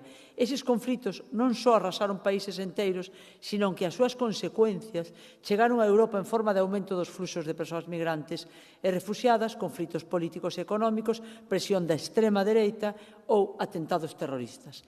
Desde Podemos sempre defendemos unha aproximación cooperativa e non competitiva na veciñanza oriental entre a Unión Europea e Rusia para compartir horizontes de desenvolvemento económico xusto, relacións comerciais e promoción dos dereitos humanos. De feito, xa compartimos fronteiras, suministracións enerxéticas, relacións comerciais, historia e as poboacións da zona contan cunha longa historia de relacións políticas, económicas e culturais. Falar da OTAN é falar da Guerra Fría. Esa etapa xa se superou. Non podemos volver a recreala porque perderíamos todos e todas. Desde neste 2022, en que o mundo sigue afrontando a pandemia e a emerxencia climática, apostamos pola cooperación entre países, povos e persoas. As tensións entre Estados Unidos e Rusia non poden trasladarse dentro da Unión Europea porque sairíamos perdendo, insisto, todos e todas. A Unión Europea debe apostar por seguir construindo unha postura coordinada e común entre as diferentes sensibilidades dos países bálticos e do leste de Europa e Alemanha, Francia, Italia e España. O non a guerra, que percorreu o mundo inteiro en 2003, aínda resoa nas rúas do noso país. Por esa razón, agora, máis que nunca, é o momento de actuar en favor da paz, o diálogo e a distensión. E, polo exposto, elevamos a esta corporación do Concello da Coruña o seguinte acordo. 1. Instar o Goberno Central a traballar na dirección da distensión do conflito, abogando por maiores esforzos no entendemento pola vía diplomática que impliquen tanto a Unión Europea como a ONU a fin de reconducir o conflito e evitar calquera tipo de enfrontamento. Declarar ao Concello da Coruña un Concello en favor da paz que rexeita calquera tipo de acción militar ou de guerra. Grazas. Moitas grazas, señora Faraldo. Turno para o BNG, señor Jorquera. Grazas, señora alcaldesa.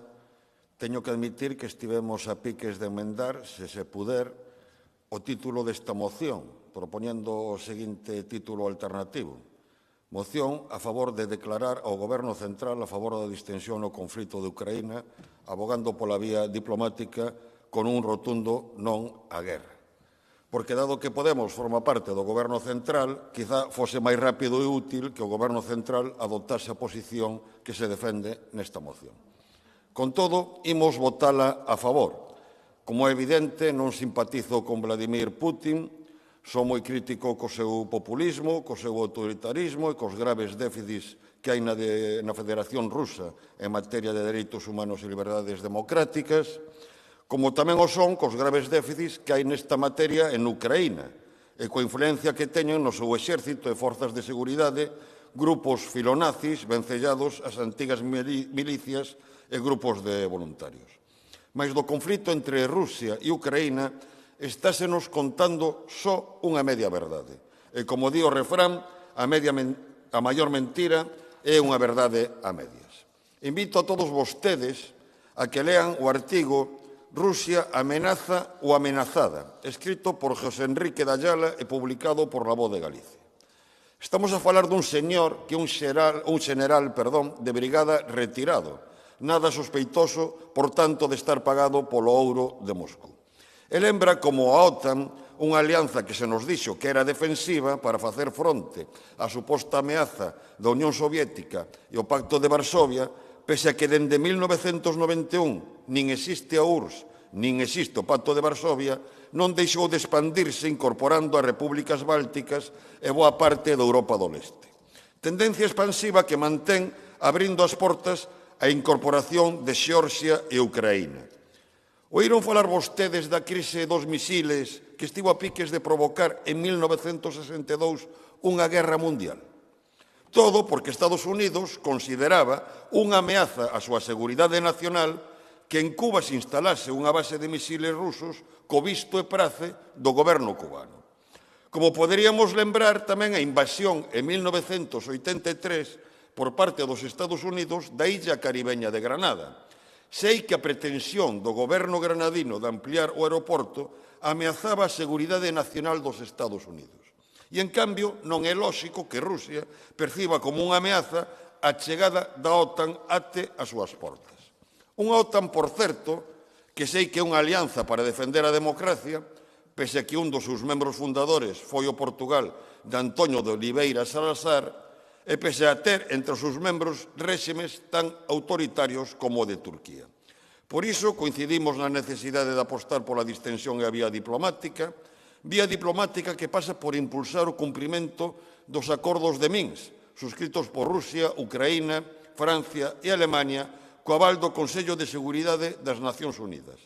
Acordos que non se están cumprindo, comenzando por Ucraína, que tiña que levar a cabo unha reforma constitucional para recoñecer a autonomía do Donbass e renunciar á instalación de armas ofensivas na zona. Por iso, o BNG di, hoxe como onte, non a guerra, e decimos tamén, hoxe como onte, OTAN non. Polas razóns devanditas, votaremos a favor desta moción.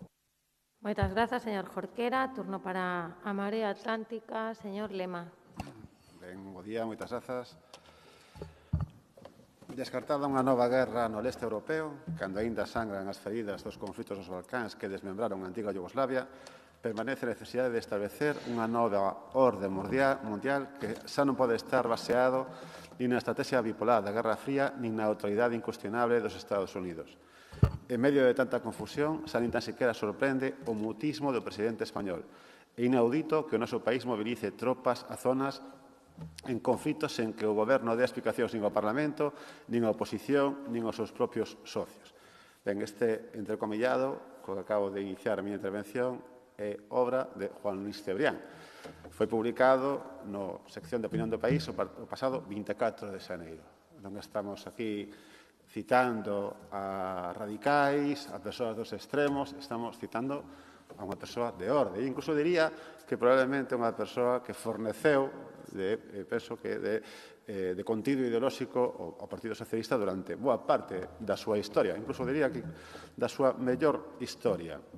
Que si está a favor, xa que estamos utilizando, apelando a criterios de autoridade para ubicarnos ante este tema, que si está a favor de maneira entusiasta é Vox de entrar neste conflicto.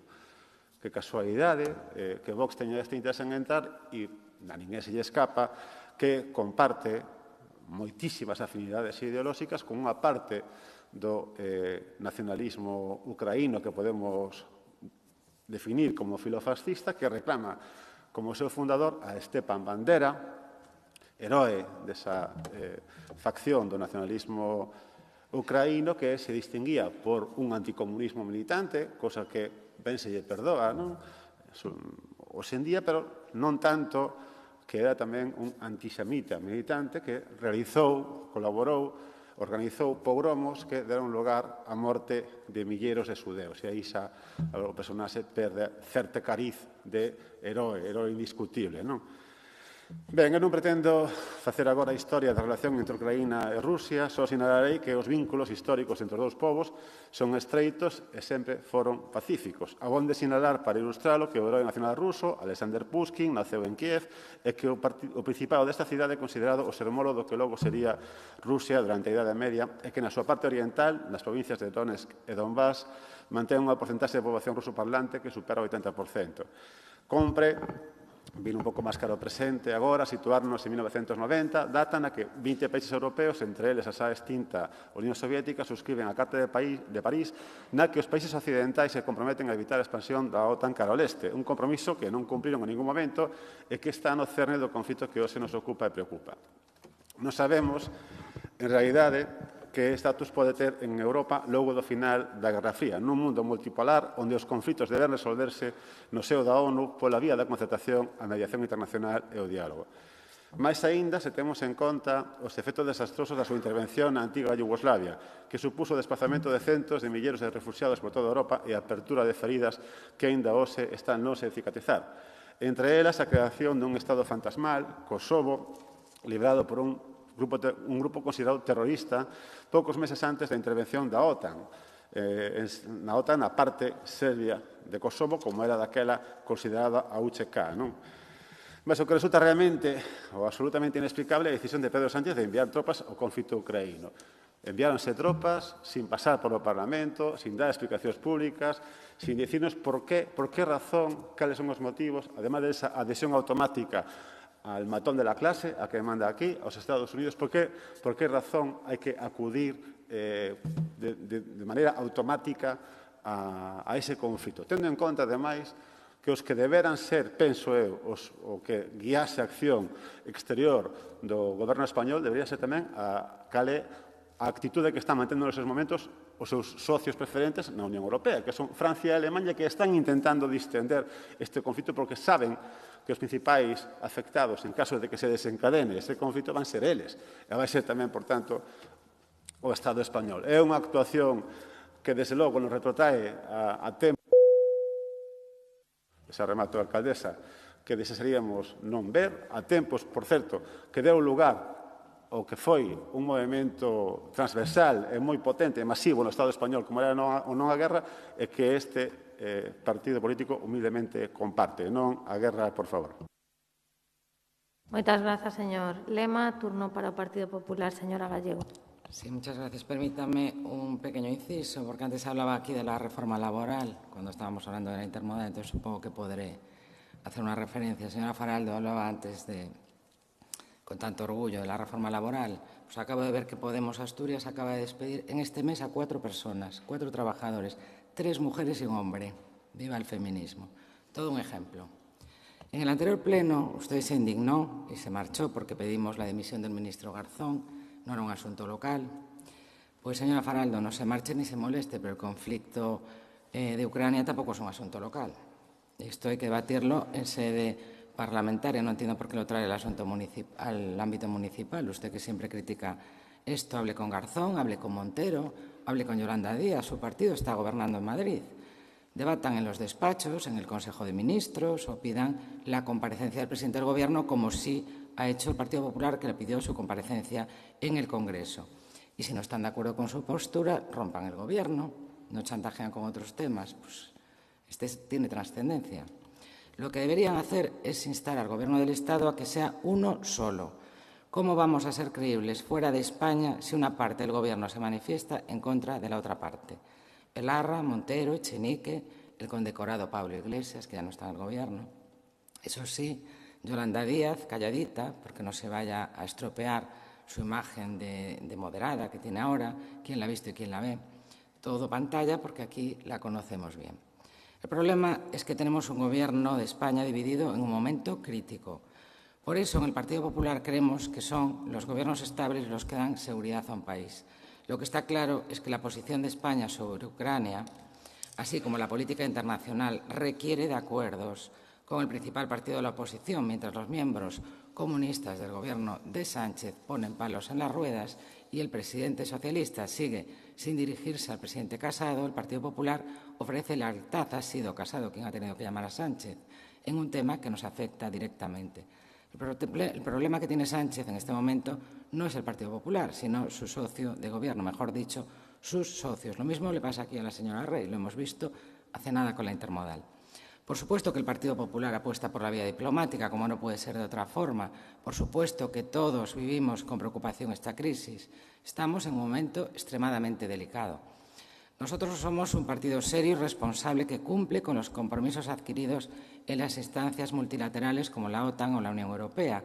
Ya hemos mostrado el apoyo para que el Gobierno cumpla con dichos compromisos en el marco de la Alianza Atlántica, pero lo que pedimos es que el Gobierno hable con una sola voz y no con este cacareo en uno de los momentos de mayor tensión internacional, porque esto debilita a España.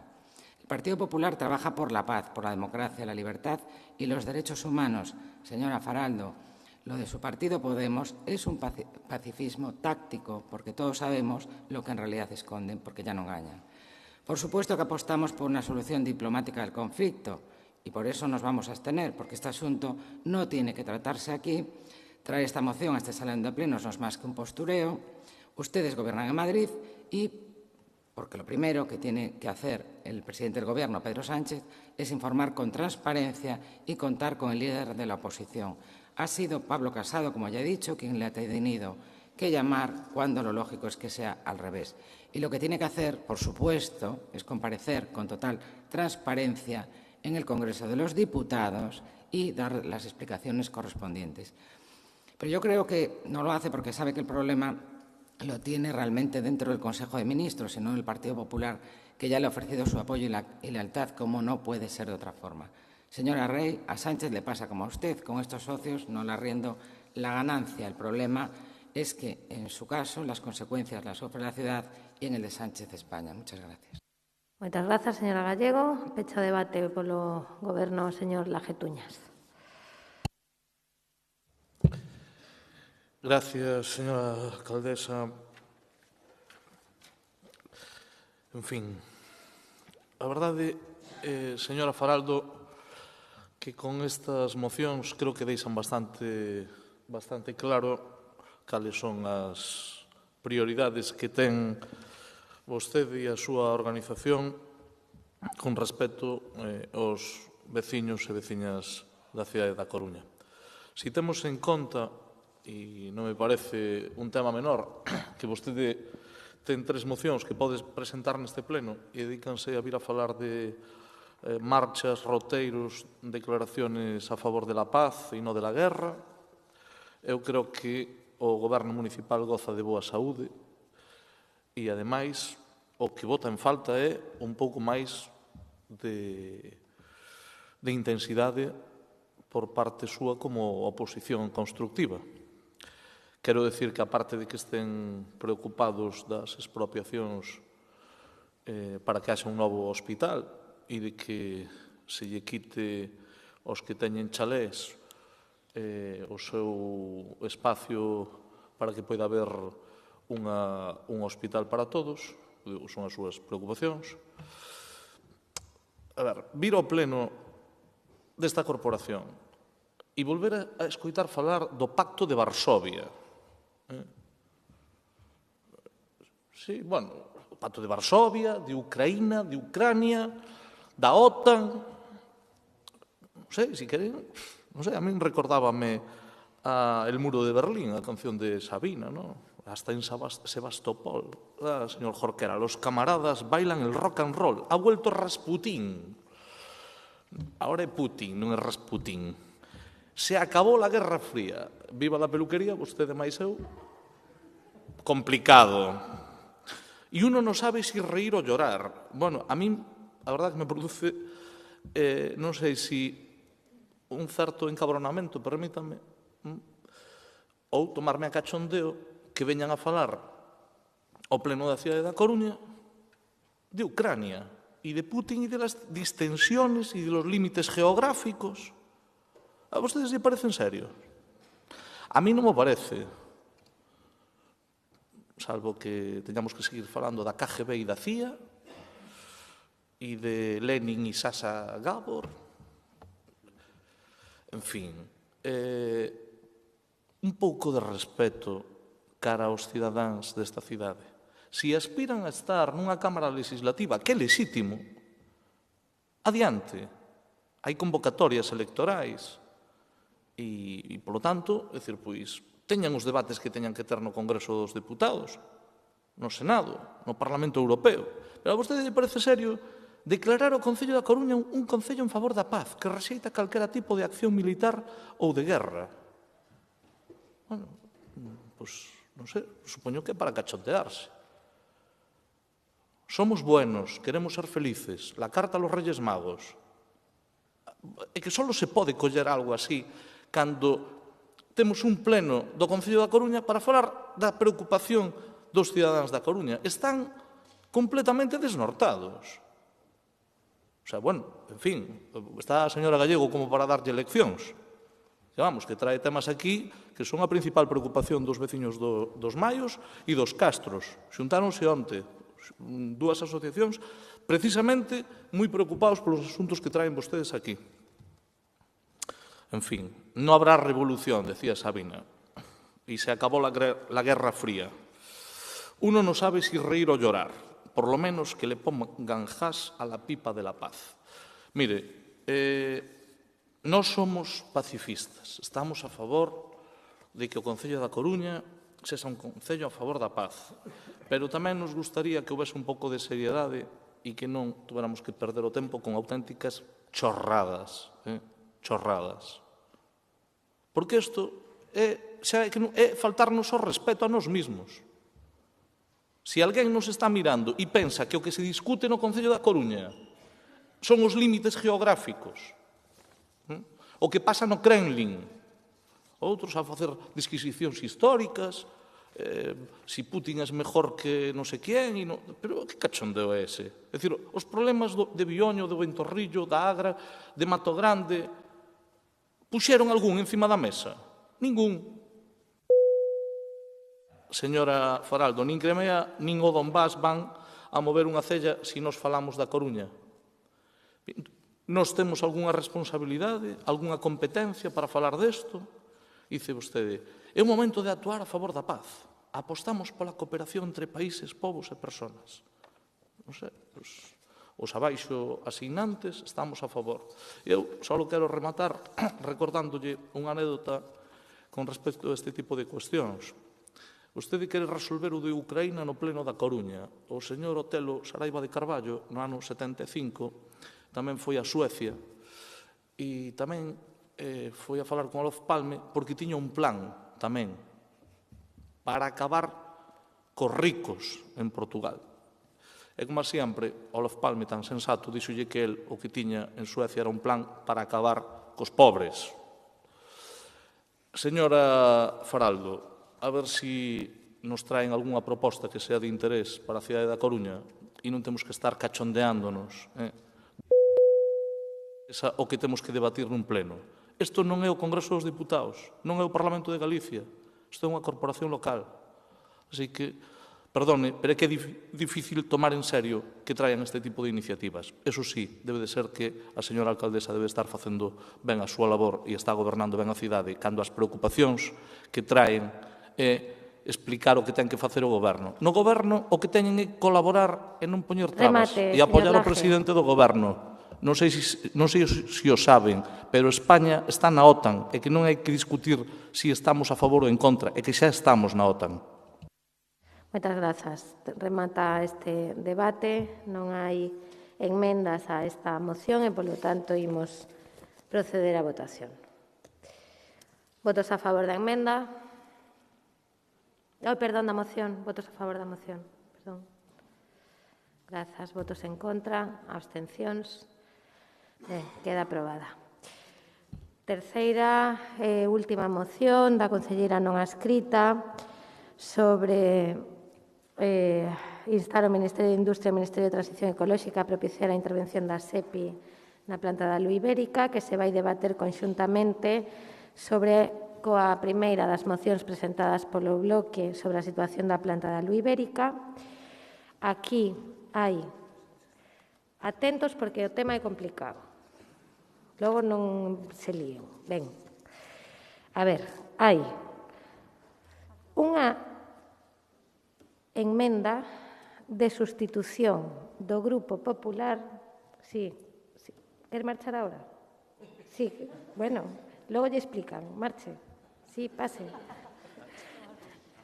Vou. Hai unha enmenda. Xa me perdín, señor Martínez. A ver, un momento. Xa está. Hai unha emenda de sustitución do Grupo Municipal do Partido Popular á moción presentada por Isabel Faraldo, que vai ser aceptada por Isabel Faraldo. Non se vota. Aceptada. E despois hai unha emenda transaccionada entre o Grupo do BNG e Isabel Faraldo e outra transaccionada entre Isabel Faraldo e o Grupo do BNG, que casualmente son a mesma. Sí? Vale. Daquela, xa que transaccionaron o un coa outra e a outra co un, só hai unha, que como son os propoñentes e aceptan, pois xa tampouco se vota. Así que votaremos unha vez. Todo isto era para decirles que ímos votar unha vez. Vale? Ben, pois creo que dixen ben. Se me trabuquei en algún dos puntos, me corrixen. Ten a palabra, en primeiro lugar, a señora Faraldo, 4 minutos. Bueno, comeza a parte contratante da parte contratada, porque vemos que esta moción tiña un certo lío, pero vai quedar aclarado. Bueno, o Comité de Empresa de Alu Ibérica, en representación do conxunto da plantilla, fai chegar a Unidas Podemos unha vez máis a insostible situación que están a vivir na planta despois de xa demasiados anos de loita pola defensa dos seus postos de traballo ante as vergoñentas condicións de venda e a actitude dos seus xestores que teñen como obxectivo o desmantelamento total da fábrica. Dende este comité levan anos denunciando que estáse a dibuixar un escenario de caída dunha fábrica non pola inviabilidade, insostenibilidade ni obsolescencia da mesma, sino por un entramado de intereses que foron, pouco a pouco, minando unha empresa co fin único e estratégico de pechala. Unidas Podemos da Coruña presenta esta moción na insistencia, unha vez máis, de incidir en que non podemos permitirnos o luxo de perder a fábrica que desenrola a súa actividade nun sector estratégico e esencial para a industria de Galicia e do Estado. As traballadoras e traballadores desta planta realizaron un esforzo sin precedentes para salvar a súa industria e postos de traballo, e considerando que foi o Ministerio de Industria quen abanderou a súa saída industrial, entendemos que ten que ser esa Administración, xunto coa Xunta de Galicia, a que se encargue de dar todos os pasos necesarios para a resolución do conflito. Para comprender a magnitude desta posible perda, aportamos varios datos, breves e precisos, do que podería supor o peche da fábrica da Coruña. A situación actual do mercado do aluminio amosa que é un mercado altamente en alza e con moi alta demanda de produción. Esta planta é absolutamente competitiva e necesaria para a produción de aluminio primario, sendo este, insisto, un sector estratégico e potencialmente transformador contra a desindustrialización. O escenario dunha posible liquidación da planta de Alu Ibérica na Coruña deixaría o Estado nunha total situación de dependencia do exterior para a importación do aluminio, importación que xa supón actualmente 2/3 do material consumido en España. O peche da fábrica nos sumiría na dependencia total das exportacións. A última tasación da planta valora esta en 210 millóns de euros, pero, en cambio, a venda está valorada polo valor da débeda actual en 20 millóns de euros, dos cuales xa aproximadamente a mitade corresponden á Administración. A inversión precisa para poñer a fábrica a funcionar a día de hoxe sería de aproximadamente 1 millón de euros, unha inversión que serviría, ademais, para a captación de posibles inversores que xa hai interesados na mesma á espera de que esta estea en funcionamento. É necesario que se fagan a todos os niveis das administracións todos os esforzos legais e procedimentais precisos para salvar a fábrica, asegurar o funcionamento da mesma, garantir o futuro industrial da Coruña e a súa comarca e salvar 300 postos de traballo directo e outros tantos indirectos. Estes esforzos pasarían, entre outros, por defender que a Sociedade Estatal de Participacións Industriais, a SEPI, interveña a fábrica para garantir o futuro dun sector estratégico e a non dependencia das importacións de aluminio no Estado. Esta intervención tería que durar todo o tempo que fose preciso, garantindo a futuro manter como mínimo sempre unha parte do accionado dende a parte pública que impida que non se cumpra o acordado. Por iso, estes 4 puntos acordados entre BNG e eu mesma é aceptada a emenda que, como ben dixo a alcaldesa. Instamos a alcaldesa que desenvolva cantas xestións seas necesarias ante a Xunta e ante o Goberno para demandar unha solución urxente que asegure a continuidade da actividade industrial e o mantemento do emprego na planta de Alu Ibérica da Coruña. Con tal fin, instamos a alcaldesa da Coruña a elevar ao Goberno Central, a través dos Ministerios de Industria e Transición Ecolóxica, a necesidade de intervención da SEPI para garantir o futuro da fábrica da Ibérica, demandar do Goberno central que axilice a adopción de medidas que favorezan que a factoría estea nas mellores condicións para manter a súa capacidade productiva e evitar a destrucción de emprego e, en particular, articular unha solución que asegure a suministración eléctrica necesaria para reactivar a electrolise a un prezo competitivo e, por último, instar a Xunta de Galicia a tomar parte na resolución e tomar todas as medidas necesarias para garantir o futuro da fábrica Alú Ibérica, así como solicitar novamente ao Ministerio de Industria que convoque a Mesa Industrial de Seguimento para a viabilidade da planta. Grazas. Moitas grazas, señora Faraldo. Turno para o BNG, señor Jorquera. Señora alcaldesa, ¿puede apagarnos el micro? Porque es que no se puede hacer ningún comentario. ¿Perdón? Es que que lo tiene encendido, sí. Pero se enciende solo. Vale, perdón. Pero mire, señor Celemín, iso se arregla non falando coas compañeiras que están aí de cuchi todo o rato. Ben, así non lles escoita ninguén. Señor Jorquera, seu turno. Señor Celemín, poñome tamén a súa disposición para presentar un novo rogo de cara ao próximo pleno. Ben, señora alcaldesa, volvemos presentar en pleno unha moción relativa á situación da planta da Alú Ibérica. E facémolo porque o futuro da antiga planta de Alcoa na Coruña, da que dependen 300 empregos directos, está vivindo momentos decisivos. Tras a intervención xudicial da factoría, ante os indicios de descapitalización nas sucesivas operacións de compra-venda, e a entrada en concurso de acreedores o pasado mes de decembro, o administrador concursal estableceu o 10 de maio como data límite para evitar un ERE extintivo. De feito, os administradores concursais da factoría de Avilés xa comunicaron a representación das traballadoras e traballadores que planean un despedimento masivo. Por tanto, utilizando un símil futbolístico, estamos nos minutos de desconto para intentar evitar o peche doutra industria na Coruña e a nosa comarca. Ante esta situación, o cadro de persoal da fábrica da Coruña exixe ao Goberno Central e a Xunta de Galiza a máxima implicación na procura de solucións que garantan o futuro industrial da fábrica e o mantemento dos postos de traballo.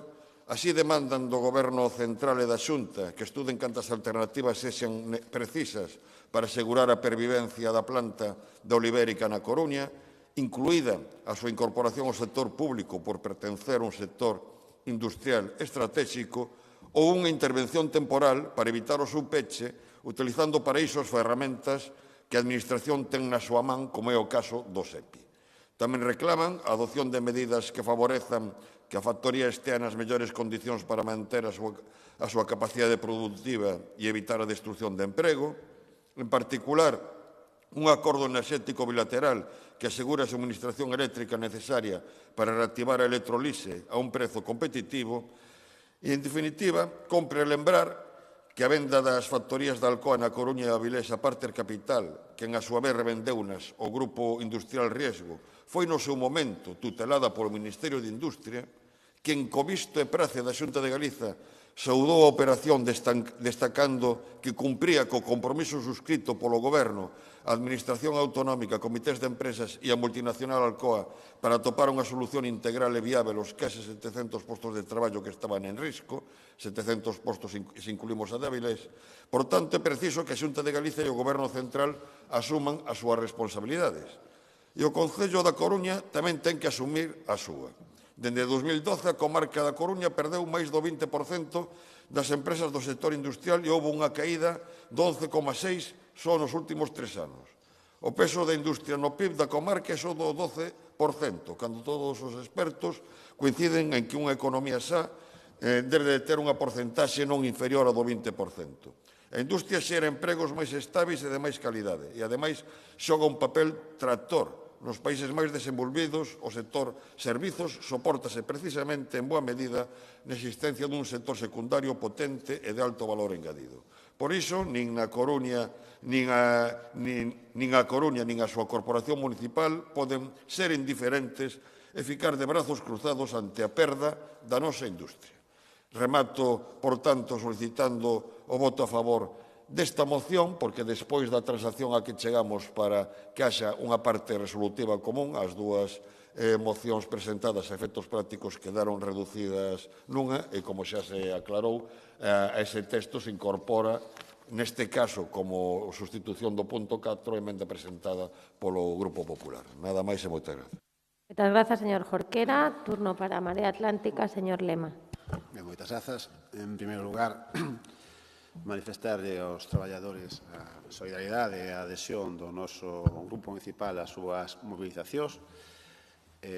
Alguns de nós estábamos ali hai 3 anos cando comezou este problema. Houbo, penso que, moitísimas mocións que se trouxeron a este pleno. Creo que foron todas elas aprobadas por maioría, por unanimidade no pleno, pero aínda así semella que non acaban de servir para nada, non acaban de suscitar os movementos, as accións políticas que garantan a continuidade do emprego desas 300 familias implicadas.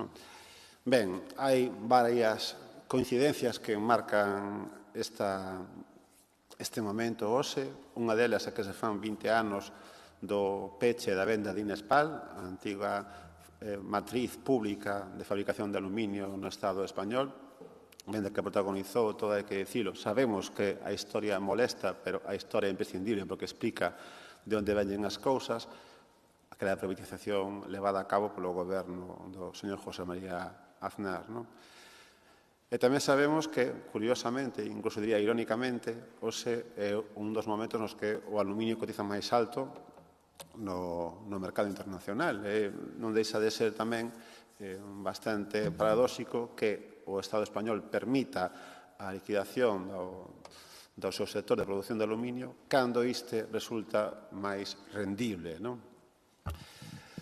Eu creo que hai unha enorme falta de credibilidade do estamento político cando é incapaz de darlle respostas a demandas tan básicas como esta, na que, ademais, neste plano, no plano local, suscita absolutas unanimidades, pero resulta que cando subimos de plano parece ser que deixa de funcionar. Entón, creo que estamos enfrontándonos tamén a un absoluto descrédito do estamento político. Creo que cando nos vemos cos traballadores da factoría é evidente que están desesperados e non teñen ninguna confianza en nós e, desde logo, as probas non inducen ao contrario. Ninguén acaba de dicirlles por que non se pode intervir a planta da Coruña.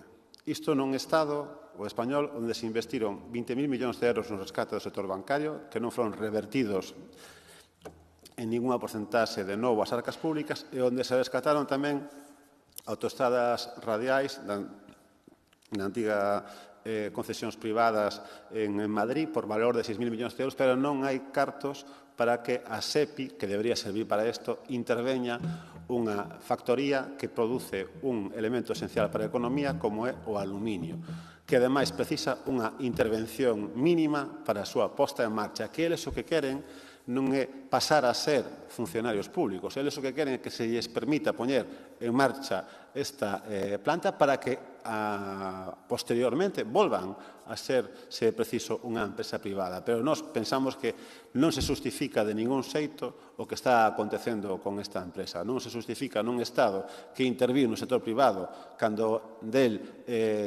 se trataba de peixes gordos da economía, como o sector enerxético, como o sector bancario, como o sector da construcción de autoestradas, aí si hai rescates, e cando se trata dun sector industrial, cando se trata dun sector productivo, non existe esa mesma vontade política. Eu creo que pon de manifesto, desde logo, que estamos ante unha absoluta falta de sensibilidade, falta de compromiso co mantemento do que sería un sector industrial vivo no noso país. Pensamos que as responsabilidades atinxen a todos os niveis administrativos. Atinxen a Xunta de Galicia, que, desde logo, non cumpriu o seu compromiso de fiscalización da venda de antiga Alcoa, ao que despois sería Parter. Tivo que ser, unha vez máis, o estamento judicial o que intervise para darlle razón aos traballadores de que estes supostos compradores eran, en realidade, uns piratas, están agora encausados nunha causa judicial por acoso, entre outras cousas, as persoas que levaban a representación dos traballadores, tampouco respondeu a Administración Central. Eu non sei que parte do Goberno é a que non respondeu. Eu tamén creo que aí hai que asumir responsabilidades completas da cuestión. Eu sei que a SEPI é titularidade que na leva é o Ministerio de Industria, pero a mí pareceme difícil estar ao mesmo tempo no Goberno e na oposición. Creo que aí hai tamén un problema de credibilidade. Falando desde o aprecio, señora Faraldo, creo que ás veces un non pode responsabilizarse da metade do que fai o Goberno e da outra metade non. Terá que ser o conxunto do Goberno que se faga responsable do que acontece, porque senón caemos, xa non digo no descrédito do político, caemos no absoluta confusión, non? E tamén eles nos transmiten que entenden que desde o nivel local, aínda que non teña competencias, desde o que atinxe a responsabilidade que lle toca a alcaldesa da Coruña e a esta corporación, que non se fixo, non houbo todo o compromiso necesario nesta loita. Unha loita complexa, unha loita difícil, unha loita que non promete victorias, pero unha loita esencial. Non se sabe cal é o destino daquela carta que se iba a mandar á industria. Non se lle devolveu aos traballadores ningunha resposta. Non se sabe que xestión se están facendo en definitiva para evitar o peche da planta. E insisto que esta é unha cuestión esencial para o futuro da Coruña. Outros moitos discursos que temos aquí en materia de seguridade, en materia de barrios e demais, case que son secundarios respecto do mantemento de 300 empregos de calidade do sector industrial na nosa cidade. Nada máis e moitas grazas. Muchas gracias, señor Lema. Turno para el Partido Popular, señora Peñalosa. Buenos días a todos los presentes y a los que nos siguen a través de streaming. En primer lugar, y como no puede ser de otra forma, desde el Grupo Municipal Popular queremos mostrar nuestra solidaridad con los 300 trabajadores de Alu Ibérica en A Coruña que en estos momentos tan complicados están teniendo. Una situación que este grupo y la Xunta de Galicia llevan advirtiendo desde hace mucho tiempo. Al igual que también llevamos mucho tiempo advirtiendo de la necesidad de sumar esfuerzos para llegar a la mejor solución posible. Evidentemente, respetamos las decisiones que se están tomando a nivel judicial, ya que entendemos que se está buscando la mejor alternativa posible para garantizar el futuro y el mantenimiento de la actividad industrial y de los puestos de trabajo. Hay que mantener un diálogo abierto con el único objetivo de garantizar definitivamente la viabilidad de la planta y, por supuesto, la continuidad de los empleos. Estamos ante una situación consecuencia directa de las malas decisiones del Gobierno de Pedro Sánchez. Fue el Gobierno socialista quien avaló la venta de las plantas de Alcoa en A Coruña y Avilés a Partner Capital Group. Tanto el Comité de Empresa como la Xunta y el Principado de Asturias advirtieron que esta situación era transitoria y tenía una vigencia máxima de 2 años. Una venta que el Gobierno socialista fomentó por el electoralismo sin pensar en su viabilidad. Un triunfalismo exacerbado por parte del delegado del Gobierno en aquel entonces, el señor Losada, que hablaba de un éxito colectivo gracias a un Gobierno socialista. O la ministra de Industria, la señora Reyes Maroto, que hablaba de un éxito de todos y que la operación de venta garantiza la continuidad de la actividad productiva y del empleo en las factorías de Avilés y A Coruña. El culmen de este triunfalismo vino por parte de Pedro Sánchez, que en un mitin de las elecciones generales en A Coruña dijo: «En 9 meses hemos garantizado un futuro para Alcoa», algo que decía mientras más de la mitad de la plantilla prácticamente no tenía ninguna carga de trabajo. Unos meses después se confirmaban las sospechas de todos, salvo para el Gobierno del Estado, que era una propuesta que no daba ninguna garantía. Los propios trabajadores de la planta decían en prensa sentirse engañados por el Gobierno central porque les hizo aceptar a Partner Capital cuando no tenían un proyecto. Entre la exposición de motivos de la moción de la señora Faraldo y el comunicado del señor Formoso del día 31 de enero, no sé cuál es más desafortunado. ¿Aún no se han enterado ustedes que el Gobierno de España es el único que desgraciadamente puede resolver esta situación? ¿Y que son ustedes mismos los que lo forman? Ojalá fuera la Xunta de Galicia la que pudiera convocar la mesa de industrial, establecer un precio energético competitivo para las industrias electrointensivas. Esto es lo que esperan los inversores, señora Faraldo, un precio competitivo. Garantizar una transición energética justa y acompasada con el resto de los países de nuestro entorno. Pero no. Es su Gobierno el único que puede cambiar esta situación, señora Faraldo. ¿A quién va a presionar el señor Gómez Reino? Eso sí, después de acabar con su campaña de Eurovisión. A la señora Yolanda Díaz, déjense de palabrerías y actúen, porque, como usted dice, si se deja caer esta planta, será que la lucha puede no ser el camino. La señora Rey tardó un mes en redactar una carta después de la reunión de todos los grupos municipales con el Comité de Empresa de Aluibérica.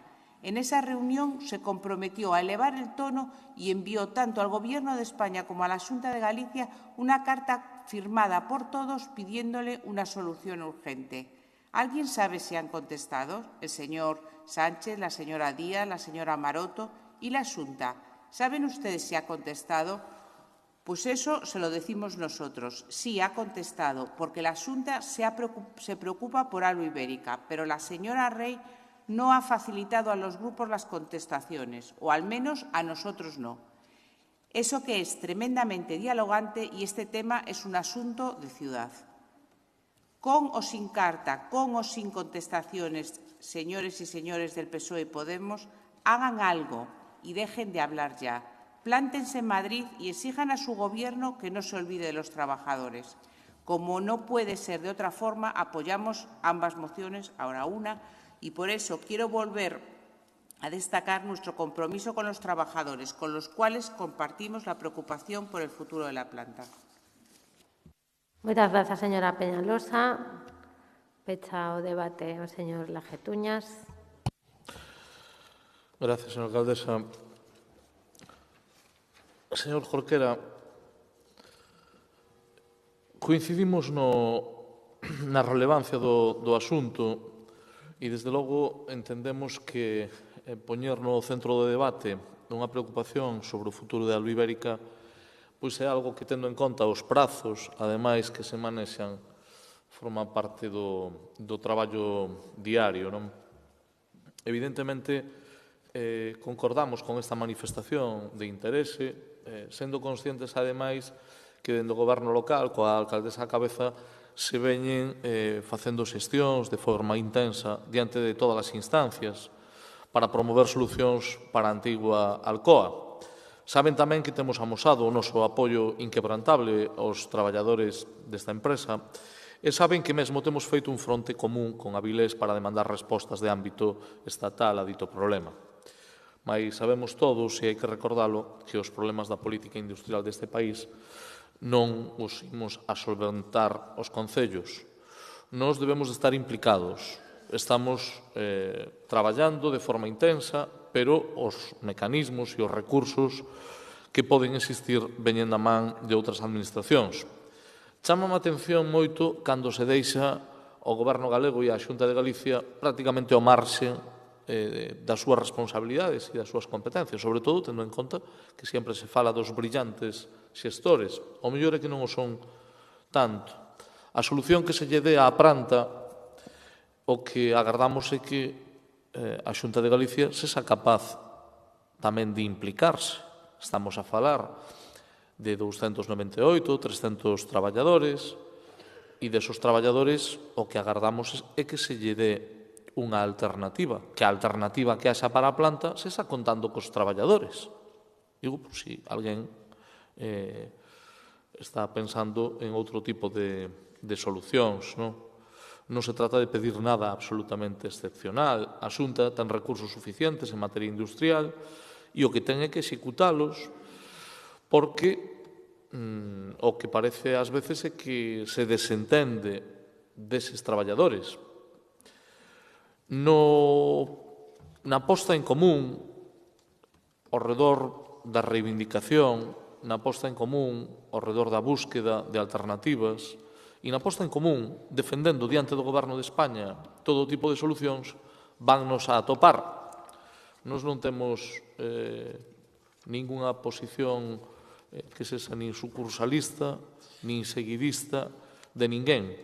O que temos é a defensa dos intereses desta cidade e somos conscientes, ademais, que é fundamental que o Goberno galego se implique e se implique para dar cunha solución que de algún xeito manteña a carga de traballo e viabilice un futuro industrial.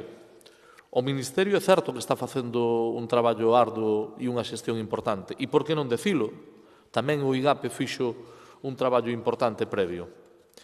Creo que estamos diante de semanas que son decisivas, pero o que é importante é que os que presumen de ser grandes xestores nos digan que solución teñen para 300 traballadores da factoría de Alba Ibérica na Coruña. Diso non escoitamos falar nada. Está moi ben todas as reivindicacións, está moi ben que teñamos todos o desexo dunha solución que parece que a pode haber, pero que hai que ver se se concreta e se se concreta contando cos traballadores.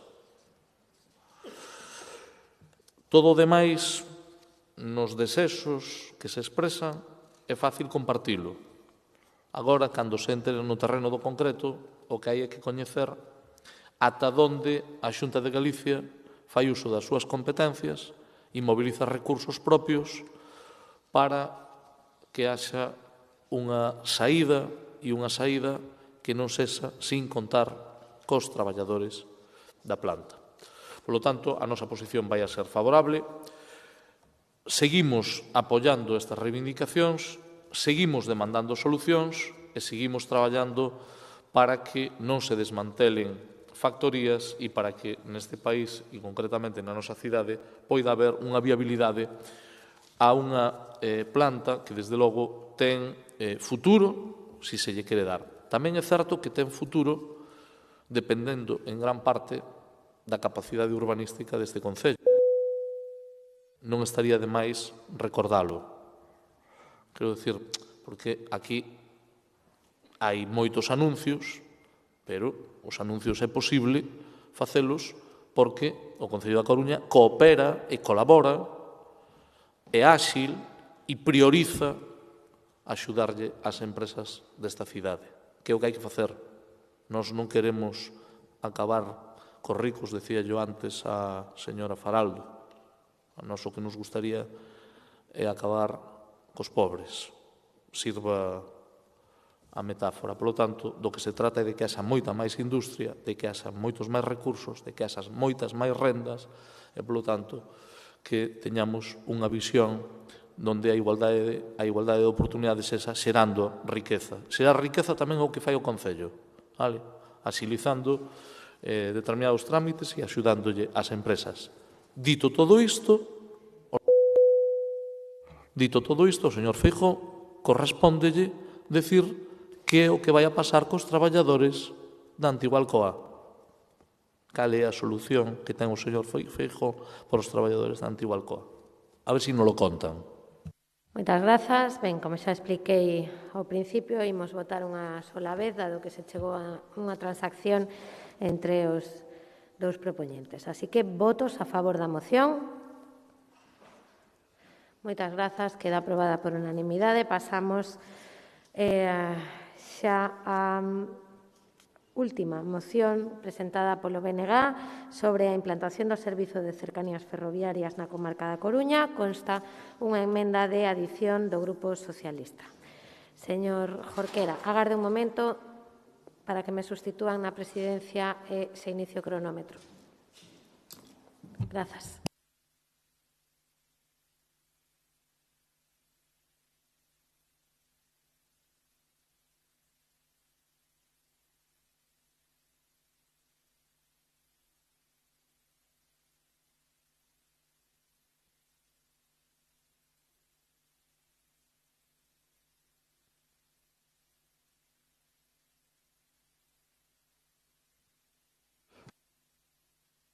Moi ben, pois pasamos entón á moción do BNG, da que consta unha emenda do PSDG-PSOE, que non sei se acepta o propoñente. En calquera caso, ten a palabra o señor Jorquera. 3 minutos. Grazas. Esperemos que, de todas maneiras, teña a flexibilidade que tivo o alcalde. Grazas. Nesta moción propomos basicamente que se inste o Goberno Central a modernización da rede ferroviaria convencional, a mellora dos servizos que nos conectan con Ferrol e Lugo e a implantación na área metropolitana da Coruña de servizos de proximidade aproveitando e mellorando as infraestructuras existentes. Nas últimas semanas, A chegada do AVE a Galiza acaparou titulares e planas enteiras. Non foi sen tempo, pois quero lembrar que a primeira liña de alta velocidade no Estado español está operativa dende o ano 1992 e o primeiro prazo anunciado para a chegada do AVE a Galiza foi o de 2009. Dende aquela houve outros 4 prazos oficiais incumpridos até o momento actual no que todos rifan por colgarse a medalla da chegada do AVE. Mas as necesidades de Galiza e da Coruña en materia ferroviaria non se reducen a unha conexión rápida con Madrid.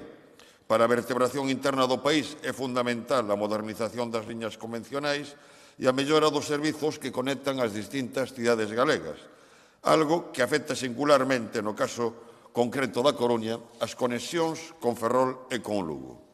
Mentre o Estado español presume de ser o campeón mundial da alta velocidade, estas conexións, en cambio, son máis propias do terceiro mundo. A Coruña e Ferrol, son o eixo dunha rexión urbana, o Golfo Ártabro, cunha poboación de 600.000 habitantes, mais padece unhas comunicacións ferroviarias máis propias de comezos do século XX que dos tempos de hoxe. Dende que en 1913 entrou en funcionamento a liña entre Betanzos, Infeste e Ferrol, apenas houbo investimentos para mellorar as súas prestacións. Non moi distinta é a situación da liña a Coruña-Betanzos-Lugo, operativa dende fins do século XIX como un tramo da liña Coruña-Palencia. De feito, a liña entre Betanzos-Infeste e Ferrol foi deseñada como unha variante da liña a Coruña-Palencia pensada para proporcionar tamén unha conexión a Ferrol coa Meseta, pero non para conectar a Coruña e Ferrol entre sí. Esta situación absurda, froito dun deseño centralista, é a que explica que aínda hoxe os trens da liña Coruña-Ferrol teñan que ter postos de condución en ambos extremos e parar 10 minutos en Infesta para cambiar o posto de condución e invertir o sentido da marcha. Os resultados son uns tempos de viaxe entre ambas cidades d'1 hora e 20 minutos, o que hai que sumar unhas frecuencias e uns horarios totalmente inaxeitados. Unha situación que se agrava, ademais, polas deficiencias dos servizos de autobuses que conectan ambas cidades, denunciadas estas semanas polos usuarios, e polo feito de que, tras a entrada en vigor das novas concesións de liñas de autobuses, ficasen prácticamente sen servizo moitos núcleos intermedios. E se é importante a mellora das conexións con Ferrol e Lugo, para a solución dos problemas de mobilidade na área metropolitana da Coruña, é fundamental tamén a implantación de servizos de proximidade por camiños de ferro. De feito, a área metropolitana da Coruña é unha das poucas existentes no Estado español que carece destes servizos. Baste decir que a liña entre Betanzos e a Coruña fai posible a conexión coa Coruña dende Betanzos, Guísamo, Cecebre, Cambre, Abarcala, O Burgo, a Cea de Ama e Fonteculler, para dende as Xubias conectar co centro da cidade a través do tendido ferroviario do Porto ou co campus del Viña e os polígonos industriais a través do ramal a San Cristóbal. Sería posible se se aproveitase a infraestructura existente. Remato xa. Todos parecemos estar de acordo na necesidade de acometer a transición ecolóxica e a loita contra o cambio climático. Todos parecemos estar de acordo con impulsar políticas que favorezan a cohesión social e territorial, pero hai que pasar das palabras aos feitos. E en política de transporte, os feitos contradín as palabras. Os camiños de ferro constitúen un elemento de xustiza, cohesión e progreso social. Un transporte sustentável que contribúe a diminuir as diferenzas sociais e económicas entre persoas e territorios. Polas razóns devanditas, pedimos o voto a favor desta moción ao tempo que anuncio que aceptamos a emenda de edición presentada polo Grupo Socialista. Gracias. Moitas grazas, señor Jorquera. Señora Faraldo, ten a palabra. Gracias, señor Borrego. A mobilidade sostible do futuro viaxa en tren. É dicir, o tren será o gran aliado do transporte de viaxeiros e mercancías para acadar os obxectivos fixados pola Axenda 2030, entre outros, o impacto medioambiental e o Pacto Verde Europeo, que inclúe o obxectivo de reducir as emisións de gases de efecto invernadoiro procedentes do transporte nun 90% daqui ao 2050. E é o tren o transporte que menos contamina, pois emite só 14 gramos de CO2 transportando, ademais, a máis persoas, en comparación co resto de emisións, o ferrocarril é responsable de apenas o 0,7% do total, según a propia Asociación Ferroviaria Española. Se isto non fora suficiente, é máis seguro que outros modos de transporte, tanto respecto de accidentes como a seguridade pública.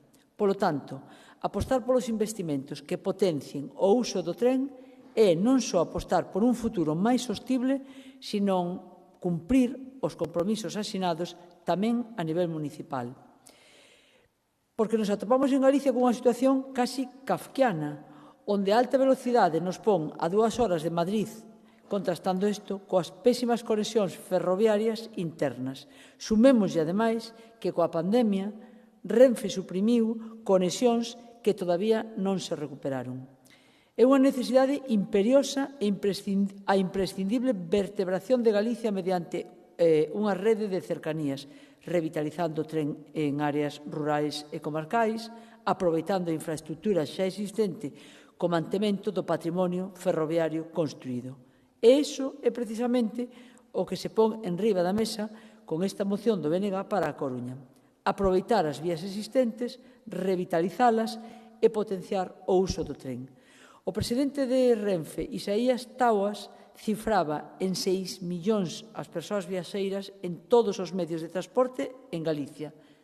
Desas, só o 10% corresponde ao tren. Para revertir esta cifra se precisan esforzos comprometidos.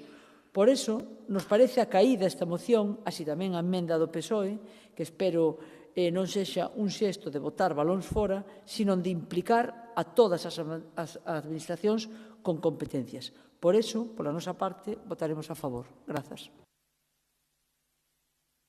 Moitas grazas, señora Faraldo. Pola Marea Atlántica ten a palabra a señora Delso cando queira. Moitas grazas. Bo día a todas e a todos, compañeiros, compañeiras de corporación, traballadoras e traballadores municipais, veciñanza que nos seguides a través do streaming. Vai por diante o noso voto favorable a esta moción, como xa fixemos no pleno de abril, cando debatemos unha moción similar. Daquela xa insistimos nos argumentos para a reclamación e defensa dun tren de proximidade para a cidade e a súa área metropolitana. Mención especial para a Plataforma en Defensa do Tren, a Coruña das Mariñas, que leva anos organizando accións e viaxes reivindicativas para poñer unha e outra vez o asunto na axenda política. Aproveito para agradecer dende aquí e dende o noso grupo o seu traballo constante nesta necesaria reivindicación. Coruña e a súa área metropolitana non poden quedar ao marxe da tendencia europea de impulsar o ferrocarril como medio de transporte de proximidade. máis alá da chegada tardía da alta velocidade, que mellora sustancialmente a conexión con Madrid, iso non pode facernos esquecer a necesidade dunha vertebración territorial real a través dun tren de cercanías como un elemento vital para a nosa cidade e para a vida na cidade e na comarca da Coruña. Urxe, como xa dixemos e como insiste esta moción, modernizar a liña Coruña-Ferrol, mellorar e recuperar as súas frecuencias para así xerar a confianza necesaria neste medio de transporte. Ademais, é imprescindible a construción do bypass en Betanzos, que reduciría os tempos e viaxe entre a Coruña e Ferrol. A paradoxa é esa, é que a Coruña dispón de elementos básicos para implantar un servizo de cercanías similar ao que xa funciona na práctica totalidade das áreas metropolitanas do Estado español, pois estamos falando dunha comarca, a comarca da Coruña, onde viven perto de 500.000 de persoas, as que de facto está selles restando un servizo que debería ser atendido. Fálase moito de fixar poboación no rural, é indiscutible que un elemento fundamental para que iso aconteza é garantizar que exista un transporte de proximidade, un transporte adecuado e que contribúa dun modo efectivo a fortalecer a cohesión social nos territorios.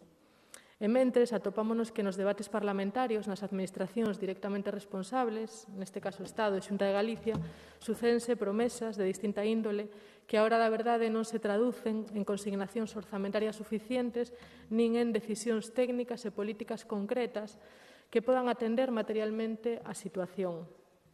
E así seguimos. Compre lembrar a pírrica inversión ao respecto nos últimos orzamentos xerais do Estado. sen dotación orzamentaria para 2022 e con insuficientes 58.000 euros para 2023. Iso amosa a un compromiso feble dados os precedentes do bypass de Betanzos e a eterna promesa nunca implementada. Dende a Marea Atlántica, no seu momento, propuxémoslles aos diputados galegos no Congreso propostas concretas para a mellora das liñas Coruña-Ferrol, Coruña-Lugo e do, insisto, bypass de Piadela, cun investimento que estimábamos debería comezar por uns 3 millóns de euros neste ano 2022 e virse incrementado nas vindeiras anualidades, chegando a unha inversión de canto menos 10 millóns de euros por ser en actuacións estratégicas para a Coruña, para a creación dun verdadeiro servizo de proximidade para a cidade e a súa área metropolitana. En definitiva, estamos a favor dun transporte público eficiente, accesible, asequible, sostible e competitivo, un tren de proximidade e de cercanías que sexa digno de tal nome e que contribúa, entre outros elementos fundamentais, a fixar poboación na comarca. Mais nada. Grazas. Moitas grazas, señora Delso. Polo Partido Popular, señor Deus. Moitas grazas. A mobilidade metropolitana é un dos retos máis importantes a resolver, posto que as cidades están a crecer fora dos límites municipais e a poboación destas áreas tende a superar mesmo a da cidade principal. Esta circunstancia está a provocar que nos últimos anos teñase que adoptar decisións en materias como a mobilidade metropolitana e a forma na que crecen as cidades. Na nosa área, como na maior parte do territorio de Galicia, atopámonos cun crecemento poboacional disperso que fai máis difícil a súa conexión cos medios de transporte públicos. Hai estudios técnicos que avalan que a solución máis interesante e sostible para a mobilidade metropolitana é o ferrocarril, chamémoslle, no noso caso, metropolitano ou de cercanías, combinado, iso sí, con outros medios de transporte públicos. A Xunta puxo en marcha un ambicioso plan de transporte metropolitano en autobús, máis de 80 millóns de euros ao ano en toda Galicia, conectando tamén as urbes de A Coruña e Ferrol cunhas frecuencias adecuadas e con tarifas ventaxosas. Señor Jorquera, sabe vostede canto costa un bono bus mensual de 46 viaxes para desplazarse entre A Coruña e Ferrol? 49 euros. O sea, e últimamente, además, entre A Coruña e Ferrol, se aumentaron 55 novos servizos aos que ya existían inicialmente. Prácticamente podemos decir que hoxe non ven a Coruña, non vamos a Ferrol o que non quer. Estamos de acordo no que expón a moción respecto ás posibilidades de mellora da nosa cidade con respecto ás conexións ferroviarias, utilizando os trazados existentes para ofrecer aos cidadáns uns servizos adecuados que lles permitan optar por este medio de transporte nos seus desplazamentos diarios. Por iso, é necesario que os desplazamentos sexan atractivos en relación aos tempos e que o custo do billete sexa competitivo. Pero antes é imprescindible realizar unha actualización da infraestructura realizando os investimentos necesarios por parte do administrador, a quen o seu, e a rede ferroviaria é competencia estatal. E tamén é un feito constatable que na actualidade o servicio que se presta non cumple as expectativas dos usuarios, polos constraints desas liñas non deixaron de perder usuarios. A rede ferroviaria que conecta a Coruña e Ferrol quedouse totalmente obsoleta. É necesaria unha implicación de todas as administracións para atopar unha solución máis aceitada para que esta conexión ferroviaria cumpra as expectativas das dúas cidades. Dende o Partido Popular xa temos demandado no pasado o impulso á modernización da conexión ferroviaria entre a Coruña e Ferrol para acadar mellores prestacións e servicios máis útiles, eficientes e competitivos. Nese sentido, a Xunta solicitou ao Ministerio de Fomento unha planificación estratégica para avanzar nese obxectivo, establecendo fases sucesivas para o desenvolvemento destas actuacións que, segundo o estudo elaborado pola Consellería de Infraestructuras, multiplicaría por 17 a ocupación da liña. O Goberno galego trasladou tamén a demanda ao Goberno central. O Goberno de Mariano Rajoy xa deixara comprometidos 500.000 euros para o estudio do bypass de Infesta en Betanzos. O Ministerio remitiu no seu momento a documentación para realizar o estudio ambiental e o estudio informativo da actuación. Tamén aportou 4 millóns de euros para a mellora da liña nos orzamentos do 17, do 18 e do 19. Fai menos dun ano, a Xunta solicitou ante a Unión Europea a incorporación da cidade ao corredor atlántico, ademais que compartía tamén o obxectivo de reducir á metade o tempo de viaxe en tren coa Coruña. Con respecto ao Goberno de Sánchez, decir que no primeiro encontro entre o presidente da Xunta e o entonces recén presidente Sánchez, en xuño de 2018, un dos asuntos abordados foi precisamente a modernización desta liña, e xa non soubemos nada máis. Tamén o importante para a nosa cidade é a mellora da conexión ferroviaria coa cidade de Lugo. Temos instado a mellora nas frecuencias na liña Coruña-Lugo e a modernización da liña Lugo-Ourense a través de Monforte, que tamén é do noso interese polo que afectaría principalmente ao tráfico de mercadorías. Tal é así que o Goberno Popular acordou coa Xunta darlle prioridade á modernización da liña Lugo-Ourense por Monforte, comprometendo un investimento de máis de 1.000 millóns de euros. Coa chegada de Sánchez, pois tampouco soubemos máis hasta o proxecto para 2019, que priorizou o eixo mediterráneo sobre o corredor atlántico. 1,5 millóns por quilómetro este último e nada menos que 18 millóns por quilómetro para o corredor mediterráneo. Hai uns meses, a conselleira de Infraestructuras denunciaba os recortes do Adif neste corredor, renunciando á alta velocidade e reducindo o investimento á metade, non respetando os compromisos de 2018. Por suposto, non queremos esquecer a recuperación, como consecuencia da pandemia, dos servicios perdidos e as frecuencias na liña A Coruña-Ferrol, así como nos restos da liña de Galicia. En contraprestación, si a Xunta de Galicia recuperou xa todos os servicios no seu servicio de autobuses metropolitanos. Moitas grazas. Moitas grazas, señor Deus. Polo Goberno ten a palabra o señor Díaz Villoslada. Sí, grazas. Lóxicamente, Madrid, as áreas de Madrid, Barcelona, Valencia, Málaga, Bilbao, Sevilla, pero tamén San Sebastián, Asturias, Alicante, Cádiz, Cantabria ou Zaragoza dispoñen de redes de transporte ferroviario de proximidade ou de cercanías, porque neste debate sí que temos que diferenciar o transporte ferroviario de cercanías ou de proximidade do transporte ferroviario máis de media distancia. Nos concordamos absolutamente, e tamén así o fixemos naquela outra moción que presentara o BNG sobre ferrocarril de proximidade en abril do ano pasado, aínda que sí que votábamos en falta non só esa petición a Madrid, por decir unha forma, sino tamén o compromiso da Xunta de Galicia en poñer en marcha estes servicios ferroviarios e en dar un paso máis en asumir compromisos competenciais para desenvolver todos estes servicios, como, por outra parte, tamén vimos de presentar no Parlamento de Galicia no pasado mes de decembro. E, en ese sentido, si decía que coincidimos, creo que o último parágrafo da moción do BNG claramente compartible cando se di que os camiños de ferro constitúen un elemento de xustiza, de cohesión, de progresión social, de transporte sustentable que contribúe a disminuir as diferencias sociais e económicas entre persoas e territorios. Por eso o apoiamos completamente, pero tamén se decía que Galicia debe poñer as bases para materializarlo, de que presentáramos, lóxicamente, a nosa emenda.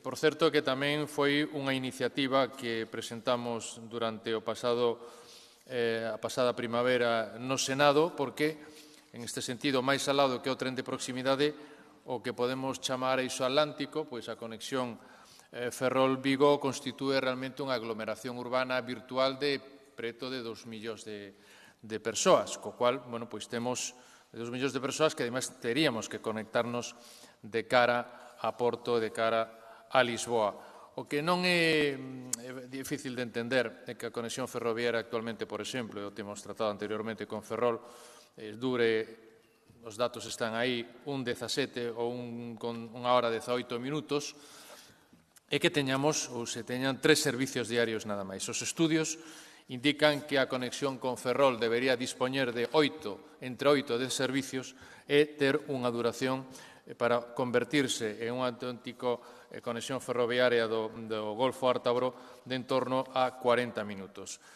Diría que estamos nun momento no que a aposta polo transporte ferroviario, tanto de persoas como de mercadorías, é un reto fundamental nos procesos de mobilidade máis sostible, de descarbonización e de ser máis competitivos, incluso. É dicir, seremos máis competitivos facilitando o transporte de pasaxeiros por ferrocarril e o transporte de mercadorías de unha forma moi principal, conectando os portos de interés xeral co corredor atlántico que sí que é certo que ten un ramal Galicia, pero ese ramal Galicia ten que ter unha conexión cantábrica que facilite a salida do Porto da Coruña unha vez que ademais vai ter conexión ferroviaria a Langosteira, e tamén do porto de Ferrol cara ao corredor transatlántico no que se está traballando na rede de cidades do Arco Atlántico.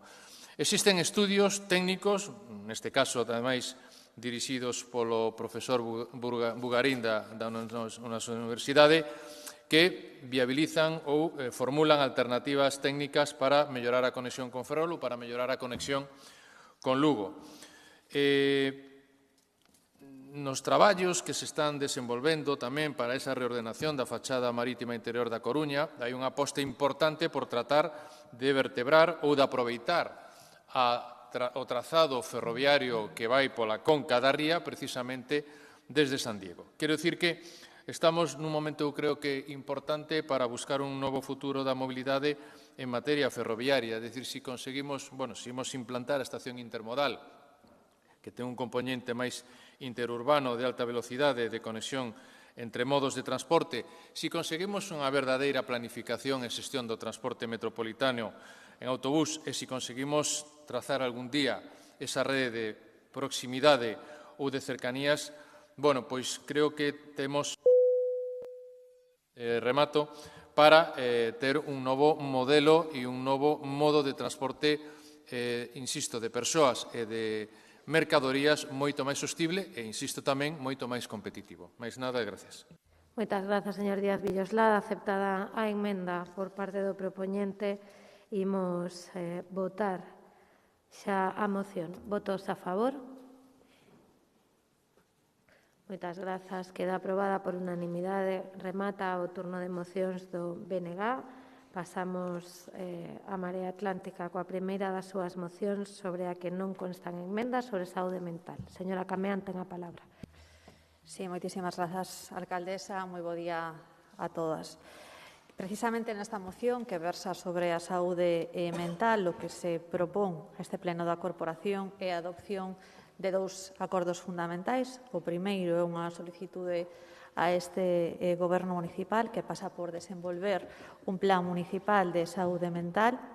E o segundo acordo pois é unha solicitude precisamente ao Goberno autonómico para fundamentalmente 3 cuestións. A primeira, reforzar a atención á saúde mental na sanidade pública galega, atendendo á necesidade de aumentar para iso o número de especialistas en psicoloxía clínica, tanto nas unidades hospitalarias como tamén na atención primaria co obxectivo de reducir as listas de agarda.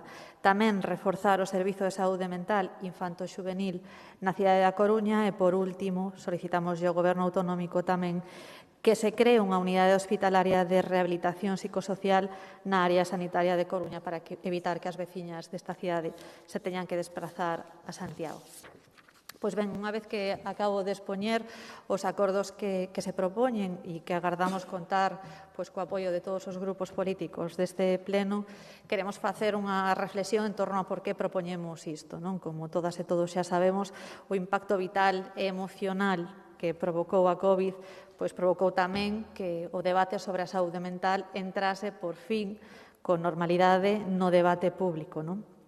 É certo que influiu moito a reconsideración de prioridades que todas e todos tamén vivimos, tamén por fin se puxo en valor os coidados e tamén por fin empezamos a mirar como están a ser as relacións persoais. Pois ben, despois de xa case 2 anos son os que levamos con restriccións do contacto físico e da mobilidade, con illamento social e tamén con illamento cultural, con perda de empregos ou tamén con deterioro das condicións laborais e, por tanto, da capacidade económica de moitas persoas, o peche traumático de numerosos negocios, a convivencia coa morte, os loitos abertos, a incerteza xeral. Pois ben, despois de todo isto, comezamos a ver as consecuencias desta situación. Comezamos a ver cales están a ser esas consecuencias, que son trastornos de depresión e ansiedade, aumento de estrés, traumas crónicos, insomnio, soidade non desexada, patoloxías psicolóxicas e mesmo tamén condutas disruptivas contra a saúde propia, como son os intentos de suicidio ou abandono dos autocuidados, que son, como dicía, algunhas das consecuencias que estamos a ver.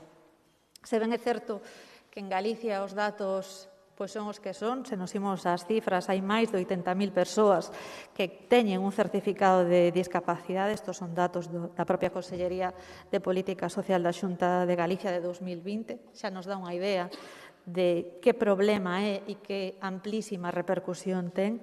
E a pesar de que afecta a tantísimas persoas, o que estamos a ver é que os recursos son clarísimamente insuficientes. Non refírome aos recursos públicos, así o están denunciando diversas entidades como a Asociación de Psicología Clínica do Sergas ou o propio Movemento Galego de Saúde Mental. Dentro das principais carencias que se están a denunciar, pois están as listas de agarda de ata case 6 meses. Son unidades de saúde mental con grandísima sobrecarga e son tamén pois, a falta de programas específicos de prevención ou de promoción da saúde. Se nos imos tamén aos datos do Estado español, as cifras non son moito mellores, son cifras alarmantes. Temos, segundo datos do INE, do Instituto Nacional de Estatística, que durante o 2020 houbo no Estado español 2,1 millón de persoas con cadros depresivos. Houbo tamén durante ese mesmo ano 3.941 defuncións por suicidio ou por lesións autoinflixidas e creemos que con estes datos compre que as administracións implicadas leven a cabo medidas. Non quero estenderme moito máis, quero que se faga tamén unha reflexión sobre como afecta a saúde mental. Sabemos que non é igual para todas, sabemos que depende tamén de cales son os teus recursos económicos. É certo que hai moitas persoas que están agora véndose empurradas ante estas listas de agarda enormes a asistir a sistemas privados e isto, pois francamente, non pode ser, non? É imprescindible que contemos con recursos públicos de calidade que permitan que a falta de medios económicos pois non se traduza nunha condena a padecer problemas de saúde mental. Mais nada, moitas grazas. Grazas, señora Cameán. Turno para a señora Faraldo. Grazas, señora alcaldesa. Afortunadamente, nos últimos tempos, a saúde mental está no centro do debate político. E digo afortunadamente porque iso supón desestigmatizala, encarala e exixir unha resposta das administracións acorde coas necesidades reais da cidadanía. Porque xa vemos como os servizos públicos, neste caso, quedan desbordados ou alonxados da demanda actual. Galicia contaba con 115 psicólogos clínicos no 2009, según datos do estudio da Asociación Española de Neuropsiquiatría, frente aos 95 no ano 2019, é dicir, menos, según datos do Movemento Galego pola Saúde Mental. Unha media de pouco máis de 3 profesionales por cada 100.000 habitantes, lonxe da media española, que son 6, e a anos luz da media europea, que son ao redor de 30. Do mesmo xeito, a día de hoxe, hai 300 psiquiatras en Galicia cunhas necesidades establecidas en máis do doble para cubrir as necesidades básicas, o servizo básico. Deste xeito, as listas de espera son dun mínimo de un mes e medio, chegando ata os 6 meses para a primeira consulta para os máis de 7.000 pacientes en lista de espera, según a última actualización en decembro do 2021. Con este panorama, danse 3 vías: ou acudir á privada para as persoas que contan con medios para poder facelo, o abuso de fármacos como os antidepresivos á espera da consulta, ou esperar a esos de 3 a 6 meses, como mínimo, co riscos de agravarse as situacións, chegando, ademais, en moitos casos, ao límite. Acometer con rigor e compromiso este tema exixe volcar recursos humanos e medios materiais para encarar un problema que vai en aumento. O que se está plasmando nesta moción é o que se pide desde a Asociación de Psicología Clínica do Sergas e desde o Movemento Galego de Saúde Mental: reforzar as unidades, crear máis prazas de especialistas e, importantísimo, crear unha unidade de rehabilitación psicosocial amplia. Totalmente de acordo con desarrollar un plan municipal de saúde mental en colaboración coas entidades do terceiro sector, a través do Consello Local de Saúde. Pero entendemos que ten que ser en colaboración co Sergas, que ten que ser o gran implicado nesta labor. E, ademais, fiar con fío fino para que isto non sexa aproveitado pola Xunta, esta colaboración coas entidades, para non crear prazas públicas ou abrir a porta a posibles externalizacións. Consultado con asociacións de familiares de afectados por enfermedades mentais, recalcan unha necesidade importante que sinto non haber tido a oportunidade de rexistrar, pero que quero elevar este pleno para deixar constancia. Necesario urxir a Xunta ou incluso acometelo desde o Goberno municipal da creación dun centro de día para persoas afectadas por enfermedades mentais, sobre todo para os maiores de 60 anos, que por idade xa non poden acudir aos centros de rehabilitación psicosocial e laboral. Sería unha alternativa para persoas con enfermedade mental que se quedan sin os recursos polos contratos cos Sergas. Pola nosa parte, apoio sin paliativos a esta moción. Moitas grazas, señora Faraldo. Turno para o BNG, señor Jorquera. Grazas. Para compensar outras discrepancias, quero comezar felicitando a Marea Atlántica por presentar esta moción. Como acostuma decir o grupo propoñente, parafraseando a Xulio Ferreiro, o que agora debatimos non é unha cuestión competencia do Concello, pero sí que ten que ser unha cuestión da súa incumbencia. Pois estamos a falar dun problema de saúde de primeiro orde, máximo en Galiza, que ten a triste marca de ser a segunda comunidade autónoma con unha taxa de suicidios máis elevada. Os problemas de saúde mental sempre foron unha cuestión tabú. A pandemia e as súas consecuencias no económico e nas relacións sociais, o illamento, a soidade, o medo, non fixeron senón acentuar estas patoloxías, aínda que quizá tamén tivese a única consecuencia positiva de que o problema empece a visibilizarse, paso imprescindível para tomar conciencia da súa importancia e para poñer os medios para poder afrontalo. Como ben se di na exposición de motivos, o sufrimento e as doenzas psíquicas non castigan a todos por igual, afecta en mellor medida as mulleres, pensemos, por exemplo, nas mulleres que se viron abocadas a ter que estar confinadas co seu maltratador, e afectan en maior medida os sectores económicos máis vulneráveis. E se falamos de grupos etarios, afectan singularmente a xente maior e a mocidade.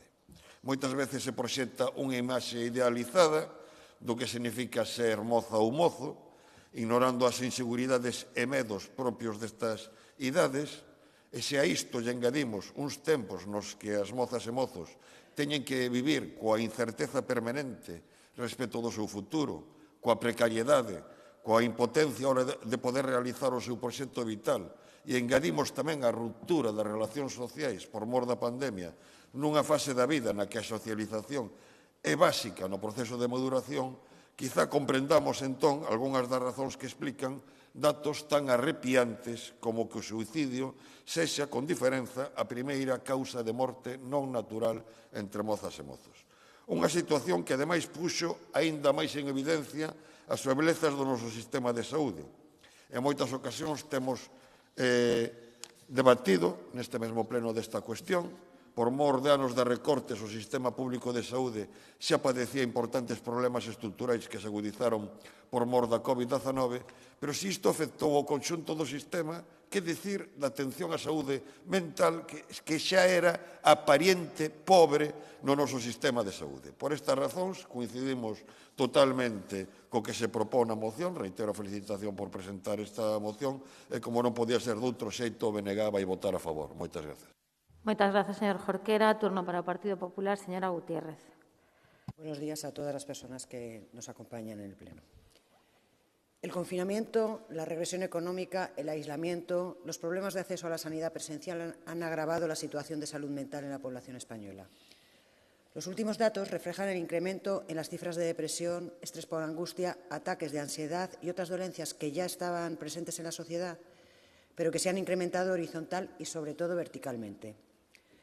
Por otro lado, estremecen los datos que presenta el Libro Blanco de la Depresión y el Suicidio del 2020, un documento estratégico para la promoción de la salud mental que indica que cada año 3.500 personas se suicidan en nuestro país, representando la segunda causa de muerte en la población de entre 15 y 29 años. De hecho, Mueren más personas en España como consecuencia del suicidio que por accidentes de tráfico.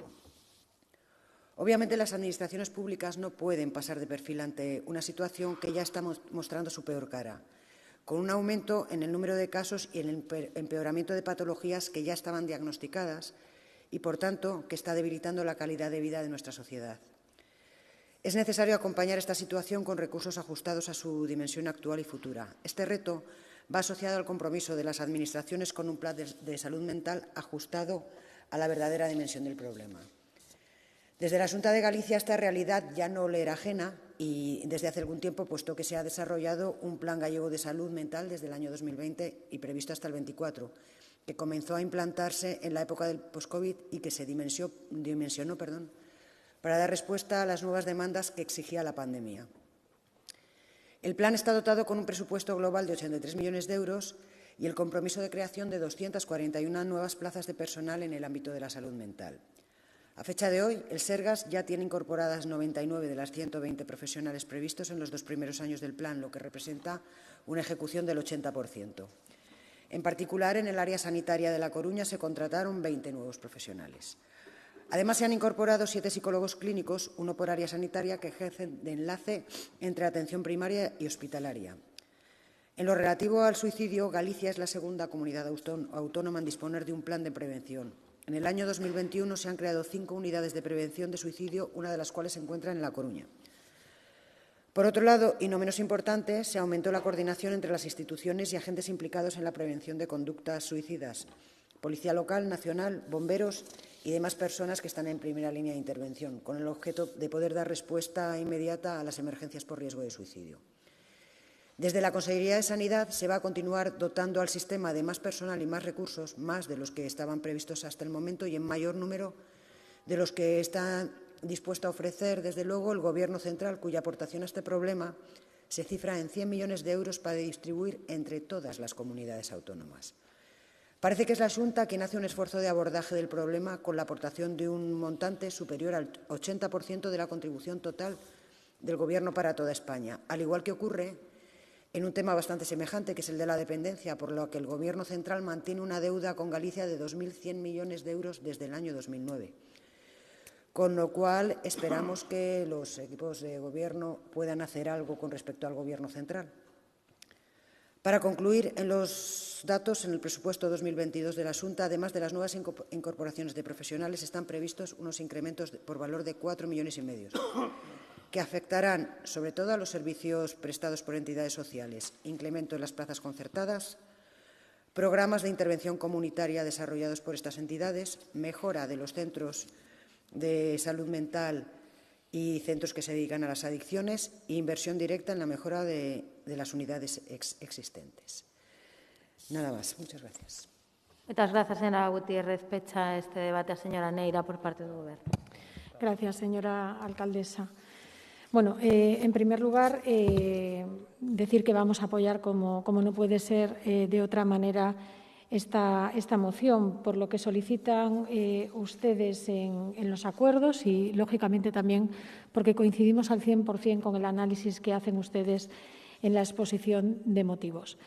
Yo, después de escuchar todas las cifras que nos da la señora Gutiérrez, que es una auténtica borrachera de éxitos por parte del Gobierno autonómico de la Xunta de Galicia, yo creo que la realidad tiene que ser otra o tiene que ser analizada, por lo menos, con un poquito más de rigor. Hablaba usted del plan de salud mental que pone en marcha la Xunta de Galicia en el año 2020. Bienvenido sea fundamentalmente porque viene siendo reclamado por los profesionales de la atención de salud mental de Galicia durante años. Y, efectivamente, vino una pandemia para la que nadie estábamos preparados y no se esperaba, que agudiza un problema que ya estaba puesto encima de la mesa de los responsables políticos desde hace muchos años. Podemos hablar, efectivamente, de las demandas que hacen la Asociación de Psicólogos Clínicos, a las que han aludido ustedes en el uso de la palabra anteriormente a mí, pero vamos a centrarnos en unas cifras que también pone de manifiesto un estudio reciente de una compañía aseguradora como es AXA, que alude a unas cifras de salud mental tremendamente preocupantes y tremendamente graves. Y eso que el campo de estudios a partir de los 18 años, y no entra en la población infantil y juvenil a la que me voy a referir en un momento, pero que es realmente preocupante. Aluden a que casi la mitad de los españoles, el 43%, se reconoce emocionalmente como en muy mal estado o en mal estado, y que alude a una percepción claramente superior en mujeres a partir de 45 años, de 45 a 54.